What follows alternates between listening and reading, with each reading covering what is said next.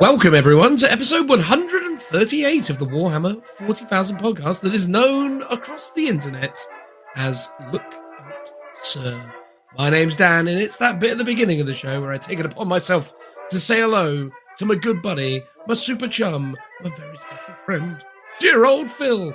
How's it going, pal? Having a lovely time? Hello. Good evening, good morning, good afternoon, wherever you may be across the world. Or good night. There you go. I imagine a great deal of our listeners fall asleep listening to us. I hope not, because I think a great deal of our listeners, as I've said many a time, listen to us while commuting on a long drive. So those people, let's be wide awake. There you go. Was that you attempting to be loud while also not being loud? Yes, I didn't want to blow people's eardrums or speakers. That's fair. I'll tell you something very fun and exciting that happened to me while at Warhammer World.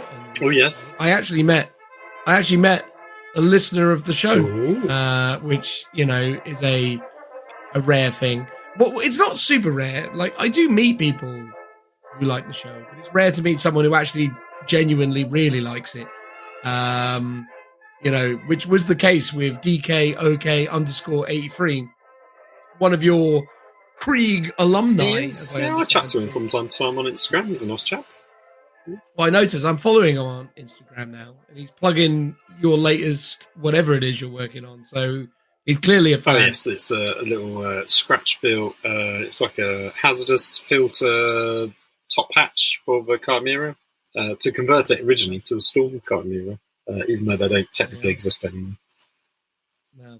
You know, it's a nice looking upgrade that you're working on there. But no, it was super lovely to meet him, and I said I would shout him out at the start of the pod. So this is me doing that. Thank you very much for taking the time to randomly chat to me at Warhammer World, and then obviously disclose your general appreciation for the nonsense that myself and Phil. Do you think he was slightly disappointed that he got to meet you and not me? Yeah, 100%, 100%. Meeting me is. Phil? Is he around? Yeah, where is he? Where is he? No, oh, God. He was like, no. Again, he's doing something with his relations this weekend. He doesn't really love you like you think he does. You know, this is it. DKOK_83 needs to, discard you now, Phil, and focus exclusively on whatever I can contribute to his day-to-day life. But no, sincerely, it was really nice meeting him. So I just figured I would do the thing that I said I was going to do and shout him out at this point. So yeah, was he actually participating in the Crusade event, or did he just happen to be there? No, he was just randomly there, and I randomly was chatting to him at the bar as I was getting a drink, and he talked about how he was a big Krieg fan, and I made a statement about whether or not he thought that plastic Krieg were real Krieg. And he said no, and I said, "Oh, that's very similar to my friend Phil's outlook." And he was like, "Oh, is that beyond the tabletop?" And then it went from there. No, fair enough. And then I very immediately asked him whether he listened to the podcast and was, very, very obviously, fishing for compliments. Do you listen to the Look Out, Sir? Yeah, exactly. Do you not recognise my booming voice? How dare you? Exactly. That was basically how it went. Anyway, what are we talking about in this week's episode, Phil, now that we got that out of the way? Oh, well, remember? I can actually, even though I'm engaging my memory. They're whirring. Can you hear it?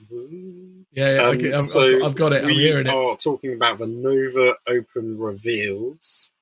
We did that, yes. And then as part of the Nova Open Reveals was the Leagues of Votann. And then as soon as that happened, the Leagues of Votann rules were leaked out onto the internet. So we've got a whole section talking about leaks. Are they good for the hobby? How Games Workshop could maybe resolve or solve them, or maybe not. So we've got a section all about that. And then on top of that, you are going to be telling us all about your lovely time playing Crusade at the Warhammer World weekend that you literally just talked about. That's true. We literally just talked about, even though it's the last thing that will appear within the running order. I meant more as meeting DKOK_83. Oh, I see. There you go. You just mentioned you're at Warhammer World for the Crusade event. I understand. It's those kind of continuity errors that result in these 5-star reviews.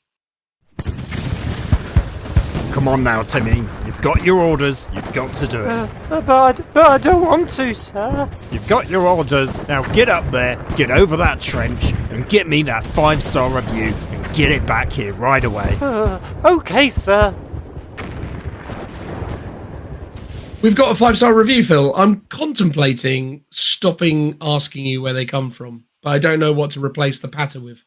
Just read it out, I guess. Yeah, but it's kind of, I don't know, it's kind of feels like it's necessary now. It sort of feels like we've kind of created a monster that we have to sort of just continue to... Yeah, we've sort of lost the opportunity to just... Be different. Be different. No, that's it. We've sort of found our voice, and even though there are aspects of it that we don't enjoy, we're sort of just locked in. So where do you reckon I've randomly picked this one from, Phil? Apple Podcasts of America. No, it's Facebook on this occasion. There you go. What a terrible turn of events for you. I'm sure you're licking your wounds. Yeah. You didn't necessarily need to do a weird kind of cat symbolism thing Yes, that you did there. I was licking at the back of my hands like a kitty. Exactly. Yeah. There you go. I can't pretend it wasn't arousing. Let's talk about a 5-star review, though. Moving swiftly along. This comes from Marc, surname withheld. They have reviewed us on our Facebook page, and obviously that's greatly appreciated.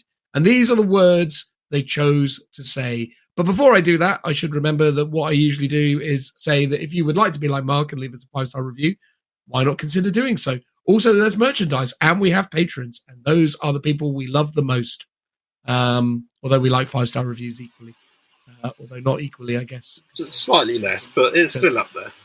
Exactly. We love all our children equally, but some are more equal than others, I guess. Yeah, exactly. That's how it goes. All right, good. Anyway, Marc left us a 5-star review, and it reads, 5 stars. Love the podcast and listen while at work every Tuesday. This was, by the way, Phil, left in December of 2021, which was the year where we were able to put out content on a weekly basis. Oh my God. So I'm already going to... over a year and a half behind on our Facebook reviews. 2021, Phil. That's only half a year ago. Well, technically, when did you say it was? December 2021. Oh, okay, right. I'm with you. Yeah. My maths is finally gotten there. Yeah. There you go. You caught it up. Words. Anyway, the point is this review is from a time where we did weekly episodes, which obviously we've not been doing. True. And I like how basically as soon as he left it, we stopped doing it. So basically we were like, great, we've got a review that mentions we do it weekly. Now we're cutting our losses and not doing it anymore. That's how it went. This is how we operate. We wait for people to state things as facts in reviews and then alter accordingly. So is that nothing that anyone says is ever accurate. Well, you can still listen to it every Tuesday, but you just got to listen to half of it. That's basically how it goes, yeah. Or he could go back through our incredible back catalogue and, hear our thoughts on 8th edition Imperial Knights or whatever it was we were talking about way back when. Oh, yeah, it's all still relevant. Definitely. Anyway, it is like candy for the ears! Exclamation mark. Obviously, we here in the Great Britons don't necessarily know what candy is, but I hear it's similar to sweets, so I'm sure that will work out. Plus, great guys. Spoke to Phil many times on Instagram. Oh, God, you know what they've done? They've only gone and left us an Instagram account. Tomos_troops. You familiar with Thomas? Yes, yeah. _troops. Now he dropped me a message a while ago. So he said he left us his Instagram, but his Instagram's since changed because I now believe it's Space Vampires. After we did, the episode infamous Blood Angels review because he's a Blood Angels player. Okay. So, are we certain of this? Does it still go to an Instagram? Well, no, because it didn't leave any hyperlinks. He just left the name. But I'm now looking at Space Vampires, and there's no kind of, distinguishing information that would make it clear that this individual was originally Tomos_troops. But let's assume he is, and in which case, yes, I'm familiar with Space Vampires. Space Vampires are...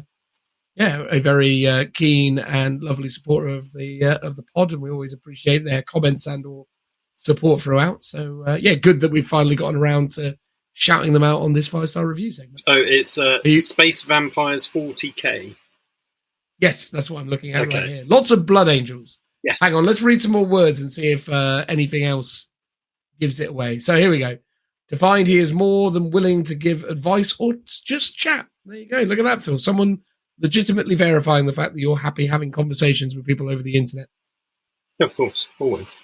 Yeah, just don't come to his house. That would not go over well, would it?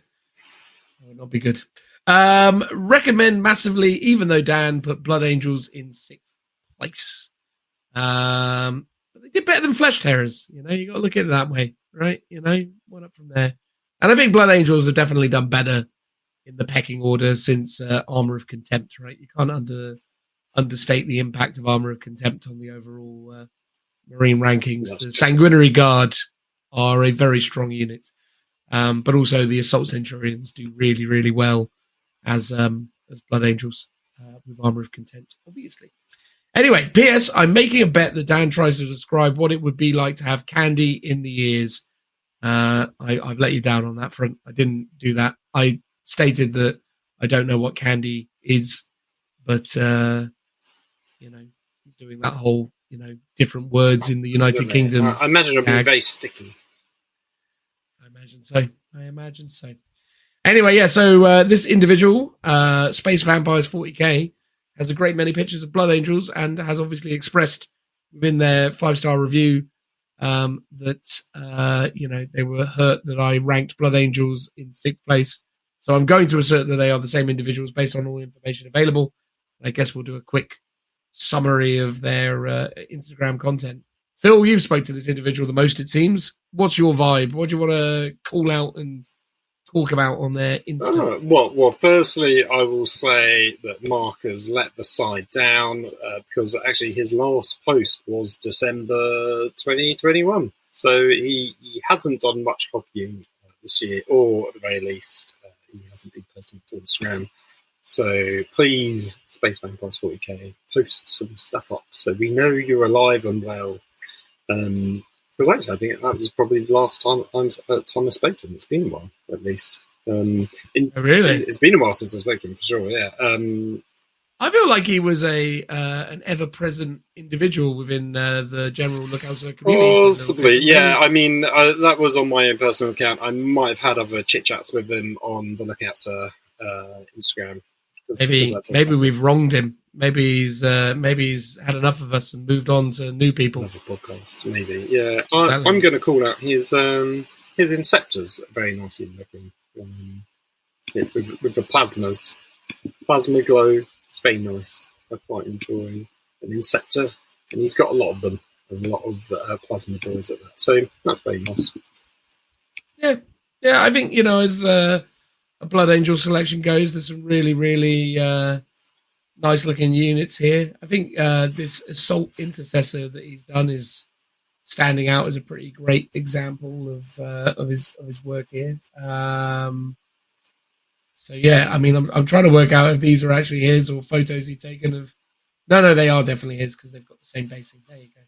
So yeah, no, those are pretty fantastic. I mean, there's some really nice looking stuff there. Clearly a fan of the Blood Angels. Yeah, you've got tons of Blade Guard as well. They look nice as well. Yeah. That looks pretty decent. So there you go. Thank you very much, Marc, or Space Vampires 40k. It really is awesome that you left us that 5-star review, and apologies that it's taken us so long to get around to calling it out. But as we say, really appreciate the support. And to elaborate on that in greater detail is dear old Phil. Well, thank you, Space Vampires 40k / Marc. Yeah, appreciate the 5-star review. Glad you are still enjoying the show, even if Blood Angels is poorly ranked. I'm sure it's coming up to that time of year again. We may be doing another ranking at some point soon. Maybe when supplements might come out or 10th edition comes along. Who knows? It's not that far away, to be honest. So maybe they will do better next time. So keep your ears peeled if they're not already full of MD. There you go. Well, thank you very much, as everyone. Thank you as much, everybody, for all the support. It's always super appreciated, but obviously specifically thanks, Marc, on this occasion. We're going to move on now to whatever it is we decided to do for God, the words today are all leaving me. Words, transitional noise.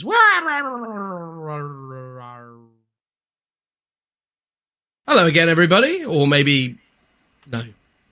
Well, it'll always be hello because we would have done an intro at the very least.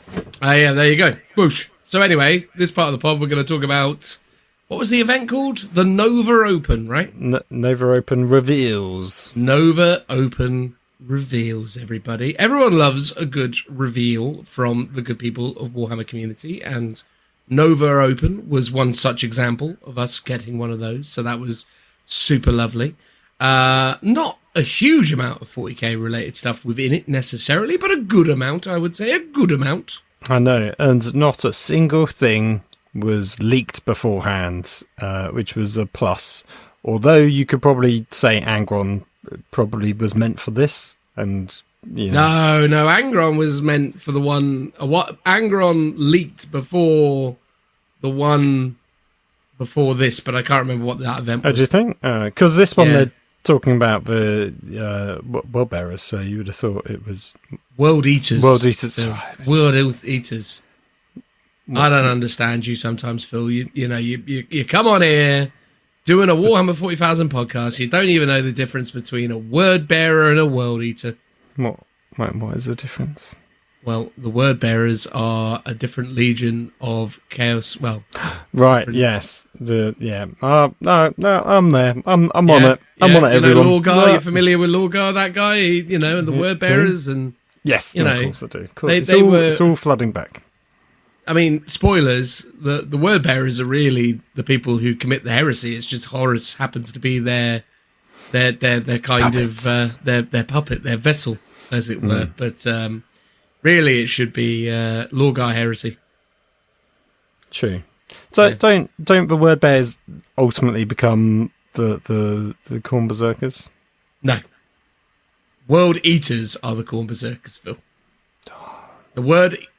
I actually am shocked that you're not getting this. This is incredible. I mean, are you winding me up? I mean, let's just pretend I am to save face. Yes. Yeah. No, the World Eaters, who are led by the that's Primarch who I was Angron, thinking of. Yes. Yeah, they become the Berserkers because when Angron joins the ranks of the World Eaters, first of all, they become the World Eaters. I think beforehand they were called something else. Although I don't remember exactly what, but he basically goes, I got these nails in my head. Everyone else needs those too. And they all go a little bit angry. I think they were called like war dogs before or something like that. Anyway, I don't remember. The point is though, Phil, is that they did previews. There was some Age of Sigmar stuff. Slaves to Darkness, King Brood, Bloodpout Hunters, and a little bit of Gore Chosen of Drome. But I don't necessarily think we need to talk about any of those unless any of those are particularly appealing to you. I suppose Slaves to Darkness has a 40k aspect to it because here we see the lovely new Demon Prince mini, which will also be a 40k mini, right? So yeah. But we talked about that it. in the previous reveal where they talked about that. So I feel like we've got that one covered. I would agree with you. I mean, the Slaves to Darkness look like an okay looking range. No real complaints there. I mean, I think all the AOS stuff and the Underworlds by proxy are all pretty cool minis. Like, there's nothing where you're crying out in shame whether you think they're ugly. They're all good solid minis. Yeah. The King Brood, which is the new Mega Gargant character fella, do we know if this is a new upgrade sprue for the existing Mega Gargant? Because he looks like he's got the same knobbly legs. I mean, that would be really disappointing if it was. I mean, possibly they haven't said. I would hope it would be a standalone mini. But you would hope so, but I don't think it is. If it's anything like the Knights in 40k, which is obviously what they're loosely modelled on, let's say, it would just be an upgrade kit. Yeah, I hope not. You'd have to check the pose of the legs, as you say. But considering you're going to have him plus a bunch of other models, it would make sense that he would have a completely different pose and therefore its own sprue. Frustratingly, I've just gone on to the Games Workshop website and typed in the Sons of Behemoth, the thing that these big boys belong to, and the listing for the Gargants isn't there anymore. So I can't actually find images of the old original creature that that this is an edition of. No, so I can't even sense check. That is very odd. And I have no idea what they're actually called to be able to check them in reality. I think they're mega looked Gargants, on the left-hand side on like the actual menu on the army listing? Yeah, no, when they're... Oh, there you go. I managed to find a generic mega Gargant image. And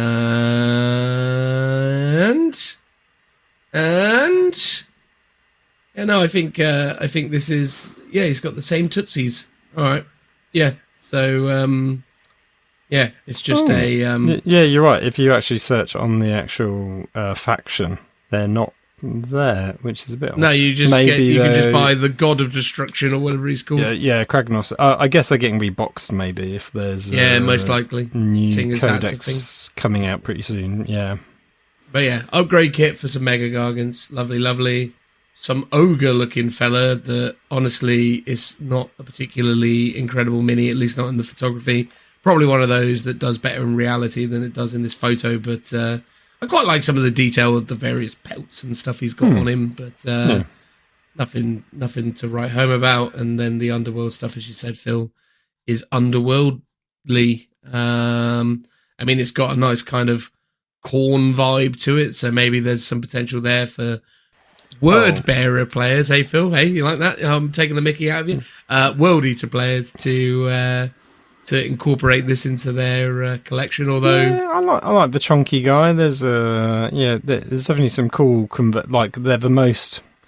I don't want to use the term generic, but the ones that you could most easily convert into something for 40k or Necromunda, I reckon, out of all the AOS stuff that they've got going on, because it's big boy humans basically. Have you noticed yet another moment of Games Workshop IP infringement in this particular kit? No. The Glory and Skulls, the Gore Chosen of Drom. Come on, what does the sorcerer looking fella remind you of? All right, I'm going to say some words and put my hand out in a shape like that. Right. Caliber. Oh, the guy from Indiana Jones. I mean, that would have been my guess. Mate, it's a complete rip. It's like literally Indiana Jones guy. Okay, yeah, because I think he had lots of horny. He bits. Was horny. Yeah.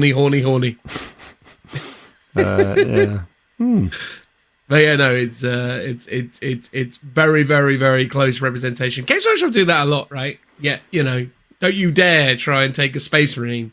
They'll come for you. It's That's true. I think they do lots of. I think they toe a very good line of taking something as inspiration and making it unique to them, but the callback is sometimes quite obvious what it is, right? Yeah, which is very similar to what the people who make upgrade kits for Space Marines would say also. To be honest, I would say that those are most of the time like for like copies of something. Not always. Not always. I mean, if someone was to do a sort of I'm just trying to think. Yeah, it's a fine line. It's a fine line on both sides. I think one tends to be more of a direct copy of something than taking inspiration and creating something new out of it. Fair. But each their own.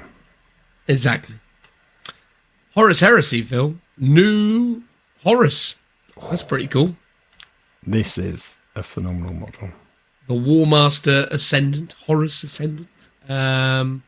This is apparently the Horus that you would have experienced within the world of actual Horus heresy. The moment where Horus has essentially been started to be manipulated by the ruinous powers, starting to effectively form his allegiance with the gods of chaos, and thus become just a little bit more unhinged in his general day-to-day demeanor.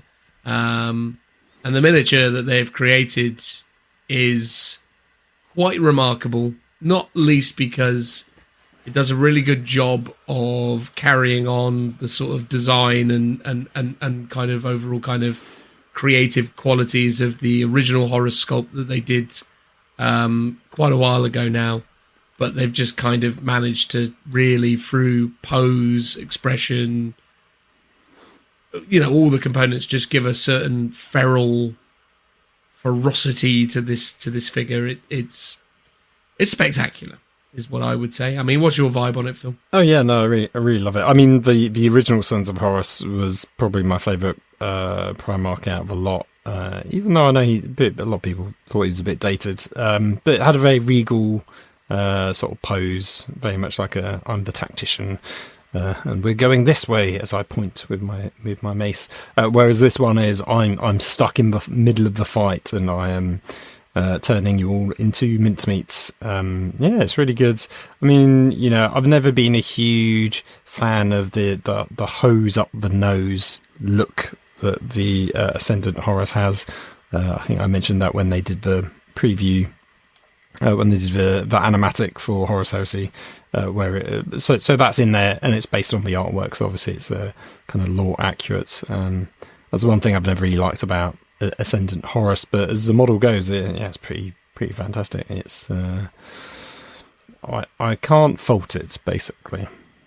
Is the hose up the nose, you think, representative of something that was done during his healing process, right? Like, essentially, yeah, we got to get some oxygen up there, or whatever it is. Got to sort you out. Maybe he's to the brain. Maybe he's got a runny nose constantly. He's got a permanent cold, so they need a little tube bit of drainage to drain it out. Yeah, that's maybe a little touch of Nurgle there. Maybe he's got.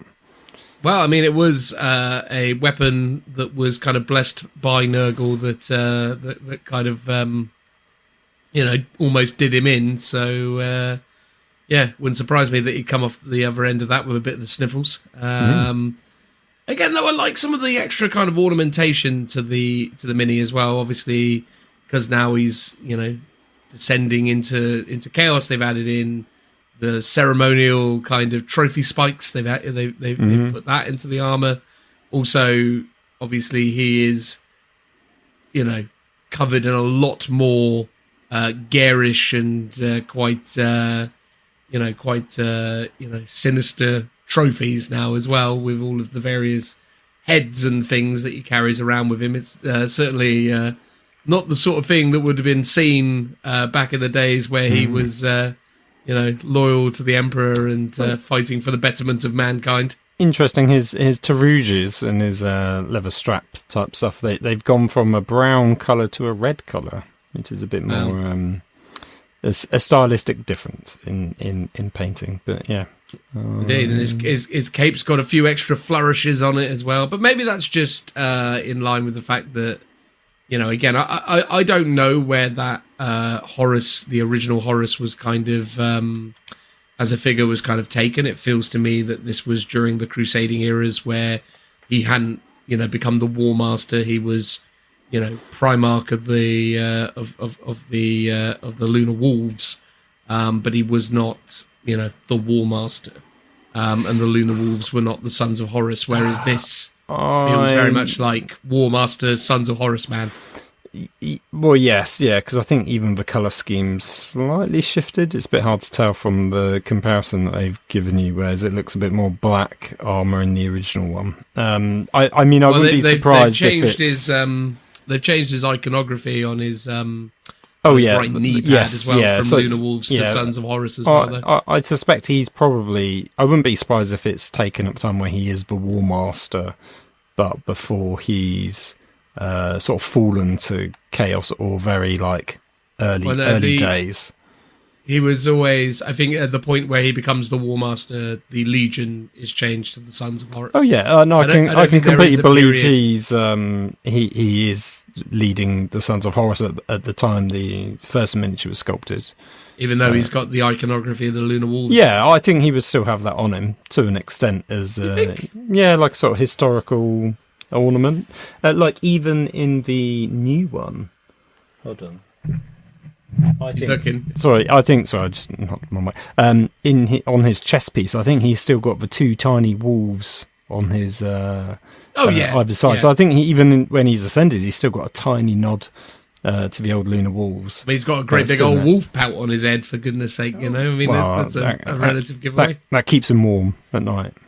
Exactly, you got to keep warm. I mean, obviously, I think, the wolf ornamentation, the wolf kind of patterns in his armour are probably a little bit more difficult to kind of buff out. We need more eyes. Put more eyes of Horus on him there, But yeah. Still, look, I think what's really beautiful about this is just, I think it's amazing, obviously, how much the kind of sculpting and the general kind of production process of GW has progressed.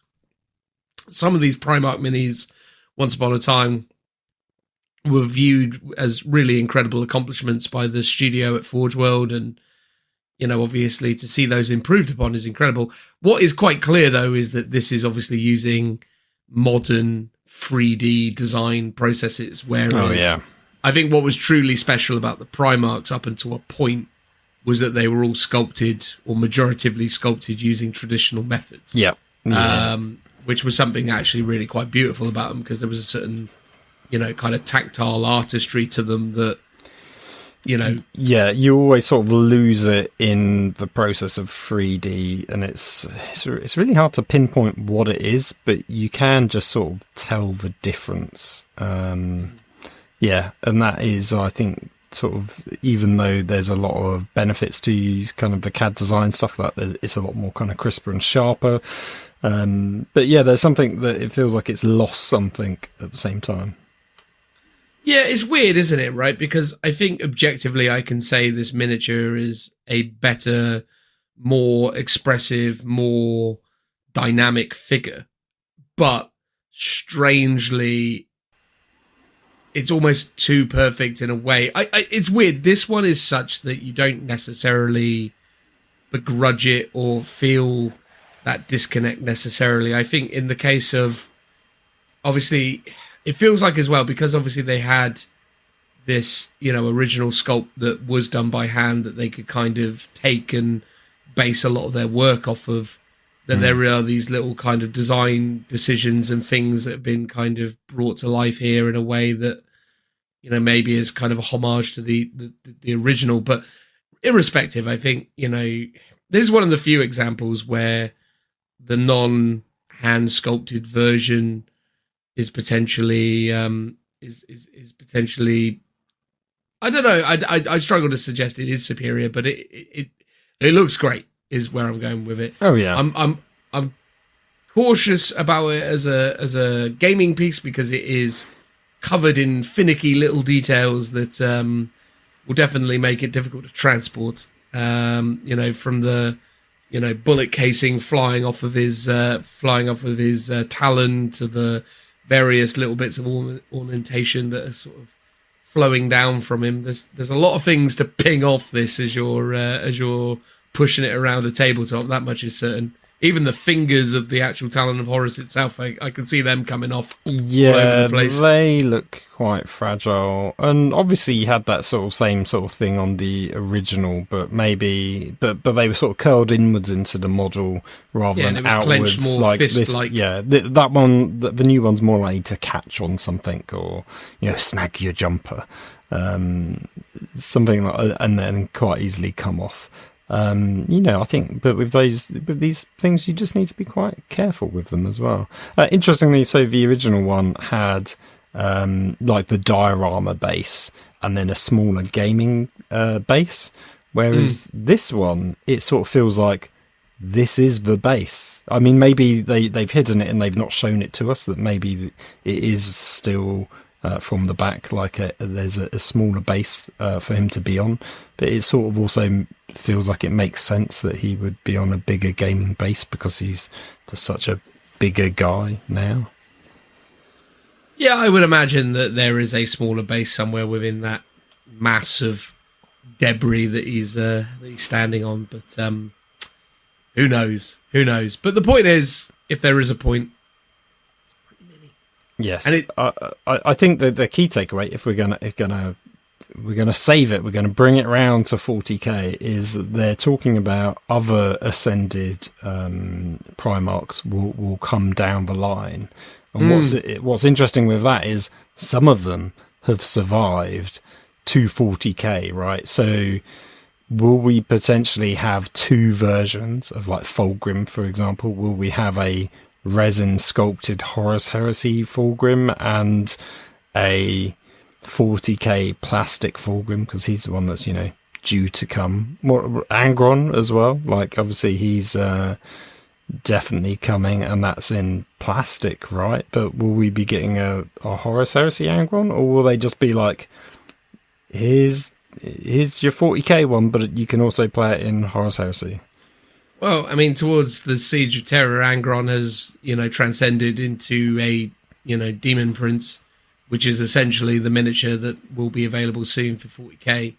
So that's exactly what I mean. But do you think that they'll also go? But no, we're also going to do a kind of Horus Heresy specific, like resin character mini, like they've done with Horus here, or would they just go, no, that you've got the plastic one now? Just use that one. On one of the Siege of Terror book covers, there's a image of Mortarion, and Mortarion just basically appears as he is in 40k. And same with based on Magnus as well, right? Yes, yeah. So I think this is the thing. I think in the case of where they've ascended to demons, then maybe you just use those miniatures. The only issue is, I would say, is there's a scale issue. And I think realistically, you probably don't need characters of that size within the confines of Heresy.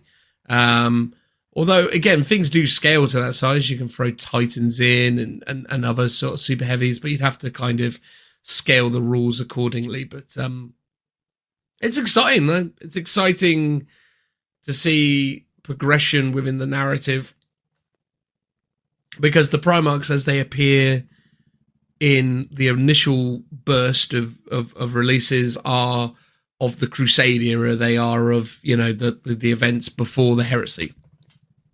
They're kind of fixed in a moment before all the events of the Heresy unfold. Whereas is evident now, we're going to start to get miniatures that are more in line with how they appear in the Heresy. And what would be super exciting one day is if we get some insane Horus versus the Emperor diorama. And that we actually see an actual Emperor sculpt at some point would be absolutely crazy. Yeah, I mean, that's one that I was going to actually ask you is, do you think they're ever going to do the Emperor? Because that is going to be the highest bar that they're going to ever have to do. It's like, it's going to have to be a flawless mini.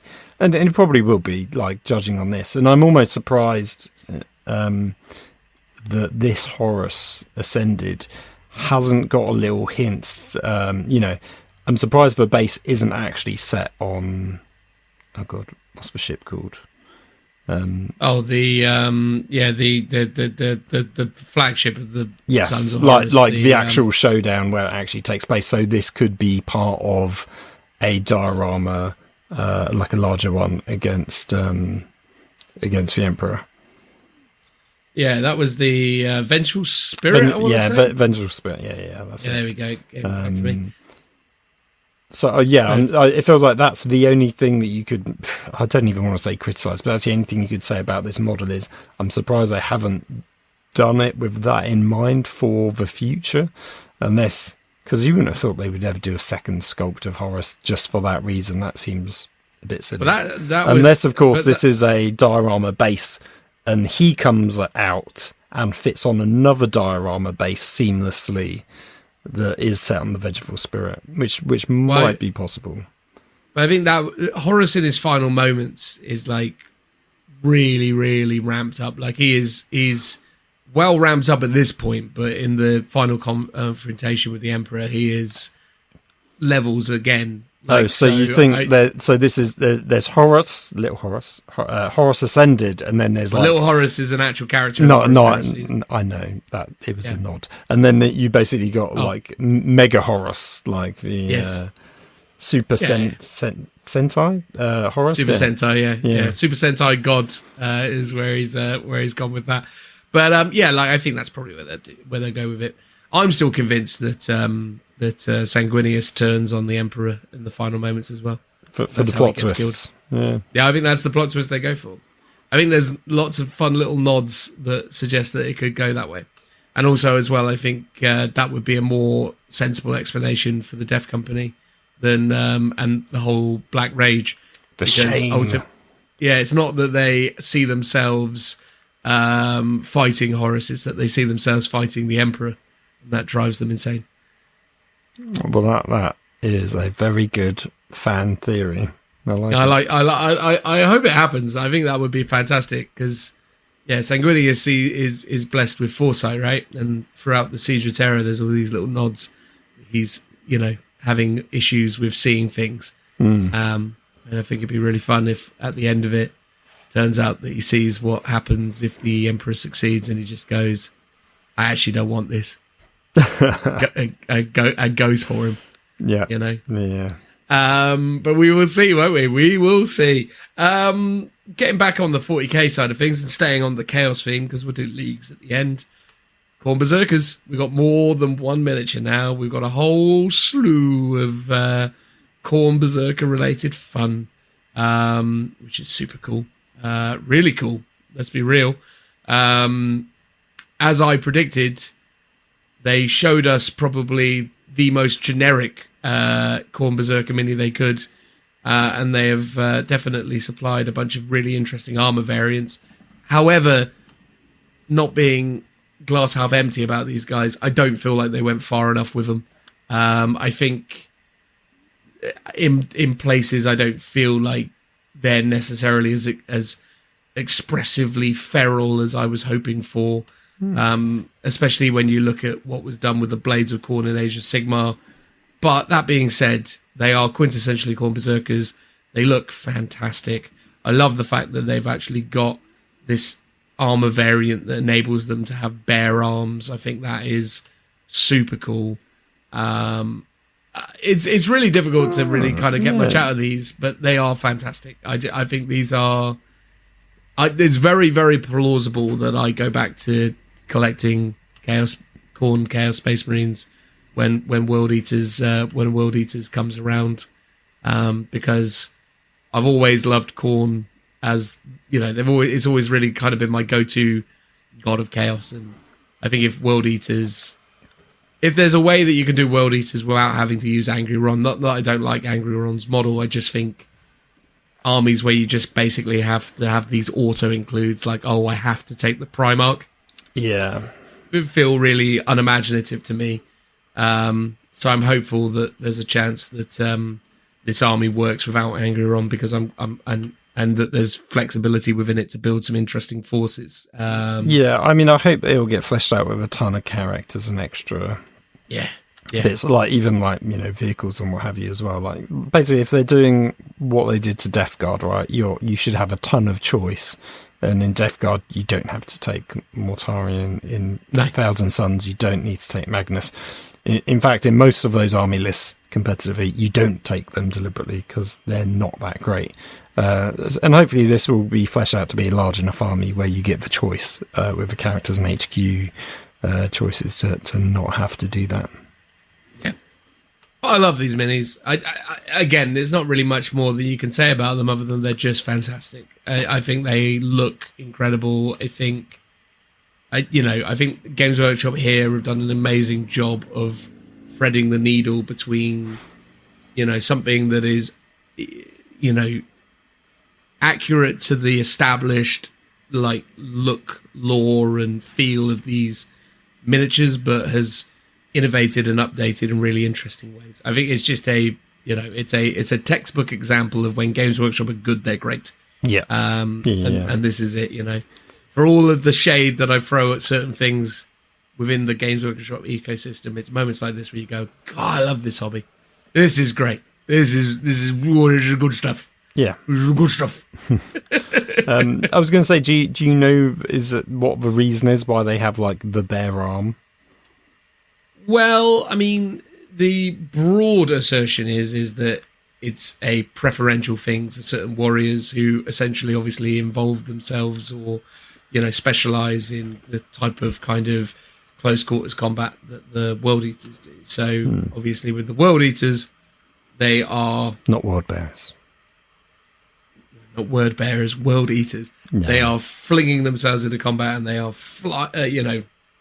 throwing axes and, spinning whirlwinds of gore around them. And I think they just appreciate the freedom of movement that they're able to achieve.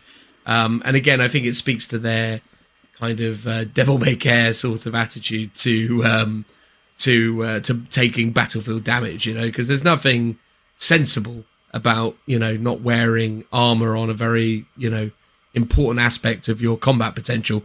If you lose an arm, you're probably not doing as much as if you've got it. My father can attest to that. Not that he got it chopped off. He's just got like a weird post-stroke thing that means that he can't use it. Okay. Yeah.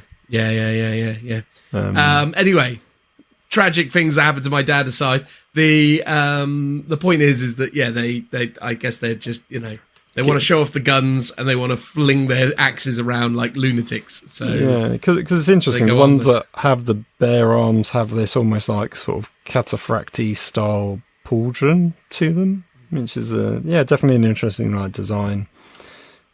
But again, I think it speaks to the fact that I think it speaks to the fact that warriors within the Eye of Terror, not the Eye of Terror anymore, but within the Great Rift, within the Warp, they're just taking bits from all over the place. So maybe it is that they just went, oh, this cataphracte plate, just smash it on here and that'll do, and then that'll cover me. I like all the helmet variants and stuff that they've got on here. That's cool. Yeah, some really beautiful character. There's one dude that sort of sticks out as being a little bit too, at least in the example images that they've got. And there's one guy who's, wearing all the armor and is kind of sensibly posed and a sort of like this kind of thing. And, he sticks out as being a little bit too kind of, a bit too sensible for this lot. But, no, I just love them. I think this is a really beautiful squad. And I'm excited to potentially collect this army in the future, even though 9th edition is a bit of a madhouse. I think this is one of those things where it's like, oh god, these are really cool. Whether I do them right away, I don't know, because I got too many projects on the go at the minute, but I'm excited about them. What do you think, Phil? Yeah, I like them. I think they're a strong look. I think, if you were to criticise anything, it would be the paint job's a little bit too clean cut for what should be sort of hulking, rusting, blooded warriors. But that's for heavy metal paint style, so obviously it's going to look like that. And they are phenomenally painted, so you can't fault it for that. I think they're pretty cool. I've never been a huge fan of the overly like baroque vibes that a lot of the spiky chaos guys have. But I think this toes it pretty well. These are definitely some of my favourite kind of, dare I say, use the term generic Chaos Space Marines. But as they go, they're pretty cool, right? And I think they're nice. I like them. There's not a lot that I can say to them other than that. Yeah, I think once in the hands of some really great painters, I think we'll see so much character come through in these guys, and I can easily imagine, people kind of painting certain kind of, undercoats and then just going to town with like the blood technical paints and just having them just literally just crimson. With, yeah. I think actually they've done a pretty good job. So obviously because I've always thought, and I quite enjoyed it, but the backpacks as a kid, I always thought were kind of cool. As an adult, I've been like, oh, they kind of look a bit silly how like the vent bits stick out so much. But they've done a really good job sort of hiding it almost on some of them, where the main piece of the backpack is red, but then they've used like a very dark metallic silver for the exhaust bits. So that sort of, they're still visible, but they're not as quite eye-catching as the ones that they've got where they have painted them in red. So I think that's like a really nice touch, like the way they've treated them slightly differently in terms of how they've painted them up. Yeah, totally agree with you. No, look, great looking unit. No complaints. I think they're fantastic. So well done them. Before we hit the Leagues of Votan, though, is the elephant in the room, which is the roadmap on the same part of the World Eaters. I really article. find it hilarious how much you struggle with that, but that's fine. Carry on. I'm gonna. Yes, I'm blame my creative dyslexia, I guess. I don't know. Who knows? But yes, so basically summer is Chaos Demons, which is going to be our next podcast episode, most likely. Might even be this one, depending on how generous we feel. I mean, that would be a mad long episode, so maybe that would be not. crazy long. We're long overdue, a crazy long one though. Well, it feels. I mean, that is also true. Then what would we do the week after next? You know, exactly. We've got months off until another Codex review. The next one being Leagues of Votan, and then lastly in winter, so October, November time probably. We've got Astra Militarum and World Eaters. Well, winter spans into like February, March, though, right? So... Well, I mean, technically, yes, but this is, and interestingly, it does say 2022/23. So you're right. Yeah. I mean, technically, winter doesn't really start till December, right, and goes into Jan and Feb, and nothing gets released in December beyond, you know, the slightly odd-looking paint Christmas handles bundles and Christmas goodies. Yeah, everything else comes before that in October, November time, and then that's like your Christmas release basically, because people need to buy them in advance for Christmas, which seems like that is effectively Leagues of Votan, right, is their big this year's Christmas release. I can't remember if they actually said the Astra Militarum was definitely coming this year, but maybe it's not. If Astra Militarum is coming this year, it's coming in November. If it doesn't hit November, that's not happening this year, then it will come January. End of January, early February, and then we'll probably get World Eaters in March, and then everything pivots into 10th edition land, because obviously that needs to come out in June.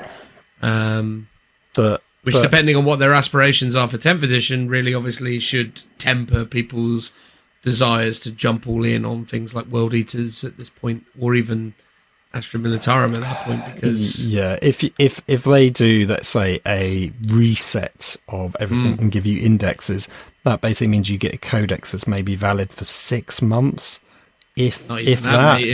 If it comes out in end of January, February time, it'll be 4 months.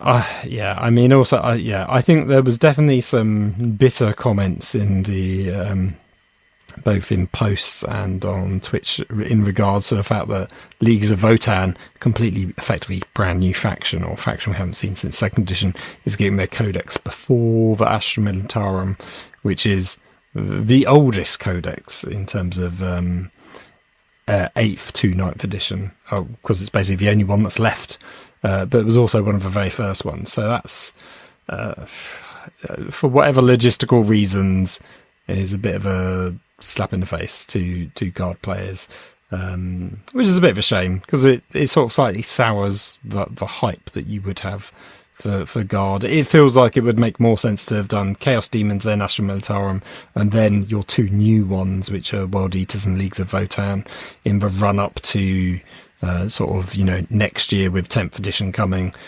That's, to me, how I would have done it, and I think, obviously, if you're a Guard player, that's what you would have preferred. Yeah, but I imagine following how Sisters went, right? Like, Sisters came out end of 8th edition, so they came out arse end of 2019, and then literally a year and a bit later, they had their 9th edition release. So they're probably thinking similar things with leagues where they're like, oh, we got to give them more stuff. So there's like probably an even greater pipeline of stuff that they're going to do in 10th edition, which again makes the whole thing even more ridiculous. Sure. Yeah, because Leagues of Votann will probably be one of the earlier codexes released in 10th, which means that, best case scenario, you're going to get a year and a half of this codex being valid, assuming that, that's, carrying over. Yeah, because I think Sisters came out around November time, which was their limited edition box set, right? Then they had a full-on release January, but then they had their second release, I think, wasn't it January the following year? So basically in a year's time. Like that. So I imagine they'll do a similar thing for leagues, as you say. So full release, I say full release, limited edition box followed by full release, which I think they basically said is October, November. Then in a year's time, they get another update with, a metric ton of new models, which would be cool. Yeah, I mean, sure. I mean, again, I just think it's that thing, though, isn't it? It's like, it's one of the unfortunate issues with where the game is at the moment and where GW's quite evident release cycle kind of leads you, which is that it's actually really difficult to sort of want to invest in new things right away, I think. I actually genuinely believe that obviously people who love this stuff and just want to collect the minis and want to paint them to put in cabinets, that's great. But people who are looking at it with any kind of like, I suppose that's the thing, though. I suppose it comes down to a question of your mentality, because at the end of the day, collecting and painting these things doesn't stop them from being yours and doesn't stop you from having them to access in the future, I guess. So it's a question of mentality. But so I suppose if you're excited for Leagues of Votann, you're going to buy some kits and you're going to paint them on a kind of, consistent basis over the next couple of years. Eventually, at some point, you'll have enough stuff to start playing games with and you'll be like, oh, that's cool. Then great. If you're that kind of hobbyist, the rare, example of hobbyist, then fantastic. But I think for those of us who like to buy whole armies and get games in and all the rest of it, I think they're going to be a really interesting... I think Games Workshop has created a really interesting dilemma for itself with the way that it's kind of behaved recently with these sorts of releases. But again, at the same time, I think people get excited and they just want this stuff anyway, don't they? So I don't think it's going to massively negatively impact them, but it's interesting all the same. Yeah, no, I think it's, and this to an extent talks slightly about the whole concept of leaks, right? Games Workshop tends not to tell you when something's coming out. So you will buy the existing products. So, I bet even now you can still buy the Ashram Codex because they want people who want to start getting into Ashram to buy that codex pretty much up until the week before they release a new one and completely invalidates it. Likewise, obviously, the Sentinel got leaked a while back. And if you were so inclined, and then they obviously previewed the new Sentinel model that's coming out. So you might go, oh, cool, I know that a new Sentinel model's coming out, so I won't buy the old one because I'd rather the new one. Although, I think, as I've already mentioned, I'll be more likely to buy the old one because I stylistically like it more than the new one. So yeah, I think that says something about the dilemma that you have knowing that 10th edition is coming, especially when it comes to codexes, because they're the things that might not be valid in 10th edition, whereas the models obviously will be, right? With the exception of times when they are literally going to update a model range with newer models. Yeah, no, you're absolutely right, mate. Should we talk about the Leagues of Votann? Yes. Let's talk about the Leagues of Votann. So, big part of the reveal was Leagues of Votann. Myself and Phil, maybe more me than Phil, but I don't necessarily think you've been super positive on the range as a whole. Have had our ups and downs with it. Definitely, most recently, we've had more hits than we've had misses. But the misses have been pretty severe. Overall, I would say that the range is still not something that I am absolutely in love with. But there's some new minis, and we're going to talk through them, and we're going to see what our perspective is of them.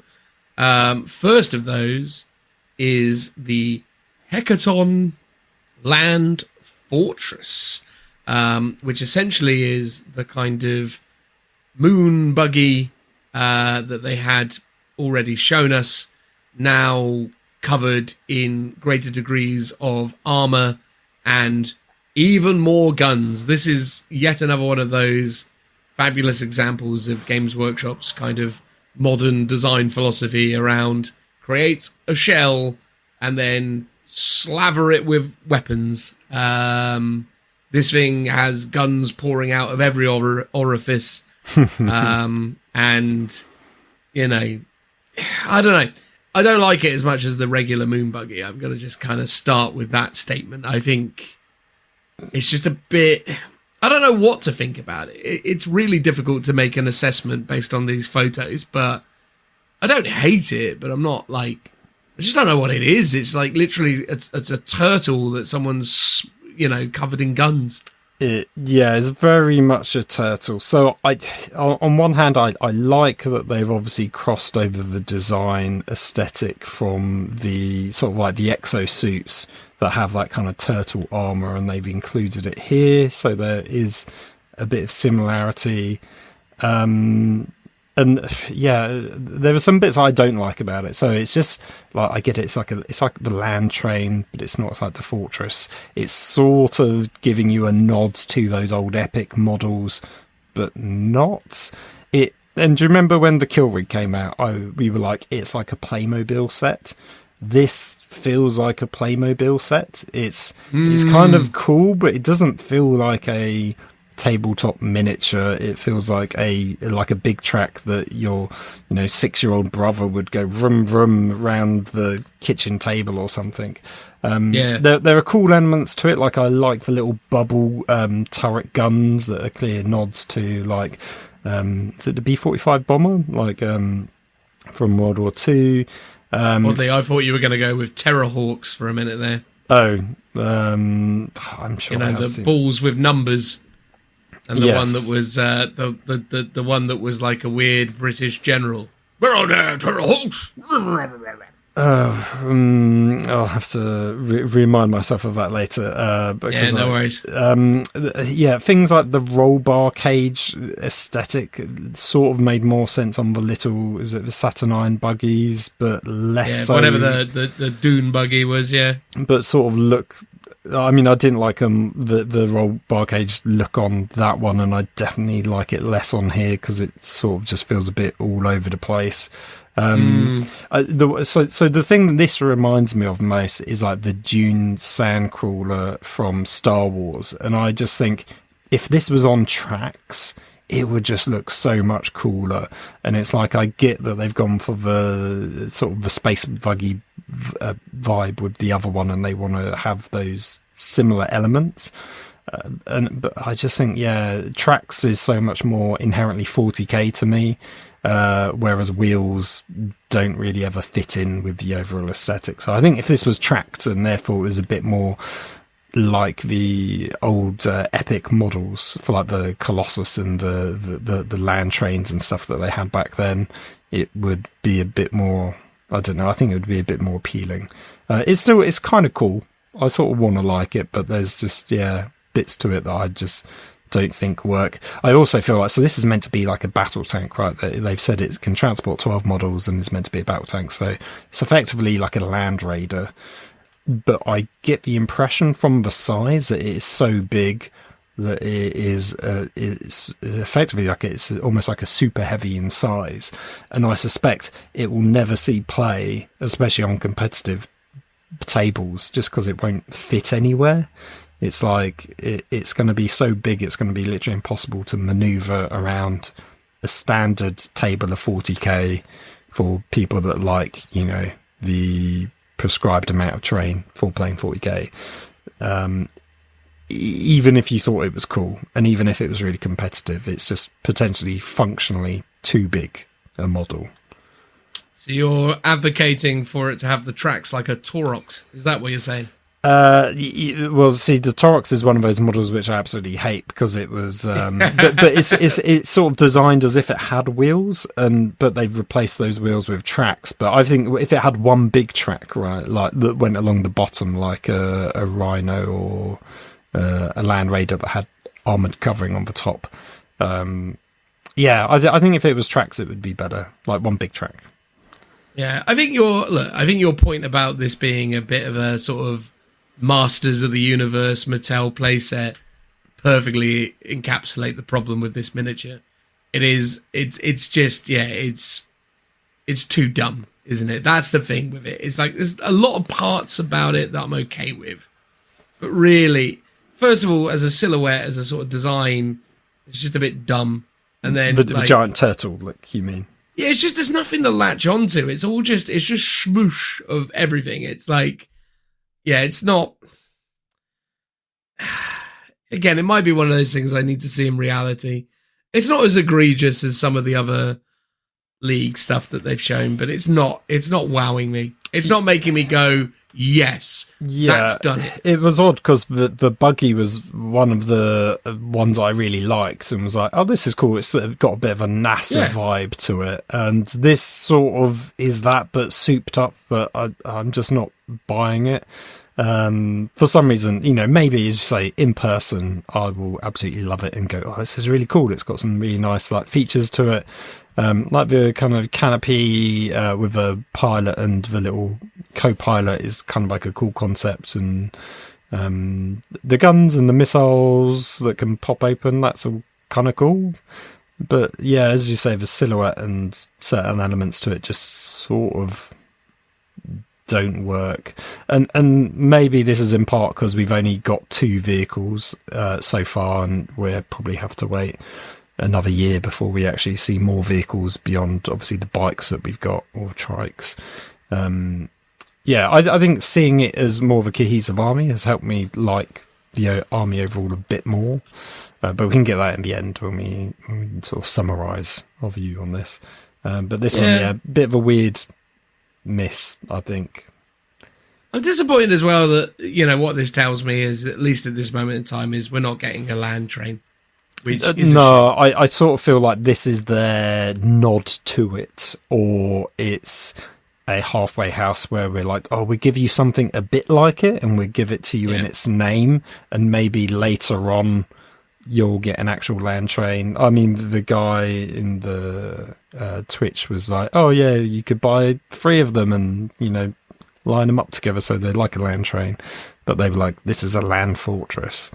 So we're like, okay. Yeah. No, not huge into it. Not the worst, but not huge into it. Next is the guy we've already seen, but with a different head and weapon, I guess. So. Oh yeah, it was the same model. Because the bit I noticed is because I remember the artwork and saying how I liked the horizontal style. And they've got it backpack, and here he's got it. I still don't think it's as good as the artwork, and I think that is my overall summary of the range. Like every time I see the artwork, I'm like, oh, this is cool. And then you see the model and you're like, it's just not as cool as the artwork, and that is maybe always inherent. But I think it's just almost like scaling, like it's so like heroic proportioned. The weapons and the backpack bit are just like too big in comparison to how they appear on the artwork, where they're a bit more realistically proportioned. But yeah, it's like a cool-ish model. I think the helmeted version looks better. Agreed. Looks all right. Cool. The next one is the Fear Champion, or whatever it's called. Slightly less worse than the armor as used by the like the generic unit. Yeah. Yeah, I forget what they're actually called, but like those guys. Is it? It doesn't say here because they're not in the. They're not in the preview. In the army set, yeah. But it's slightly less worse than that. The armor looks a bit better in that kind of running pose. It's all right.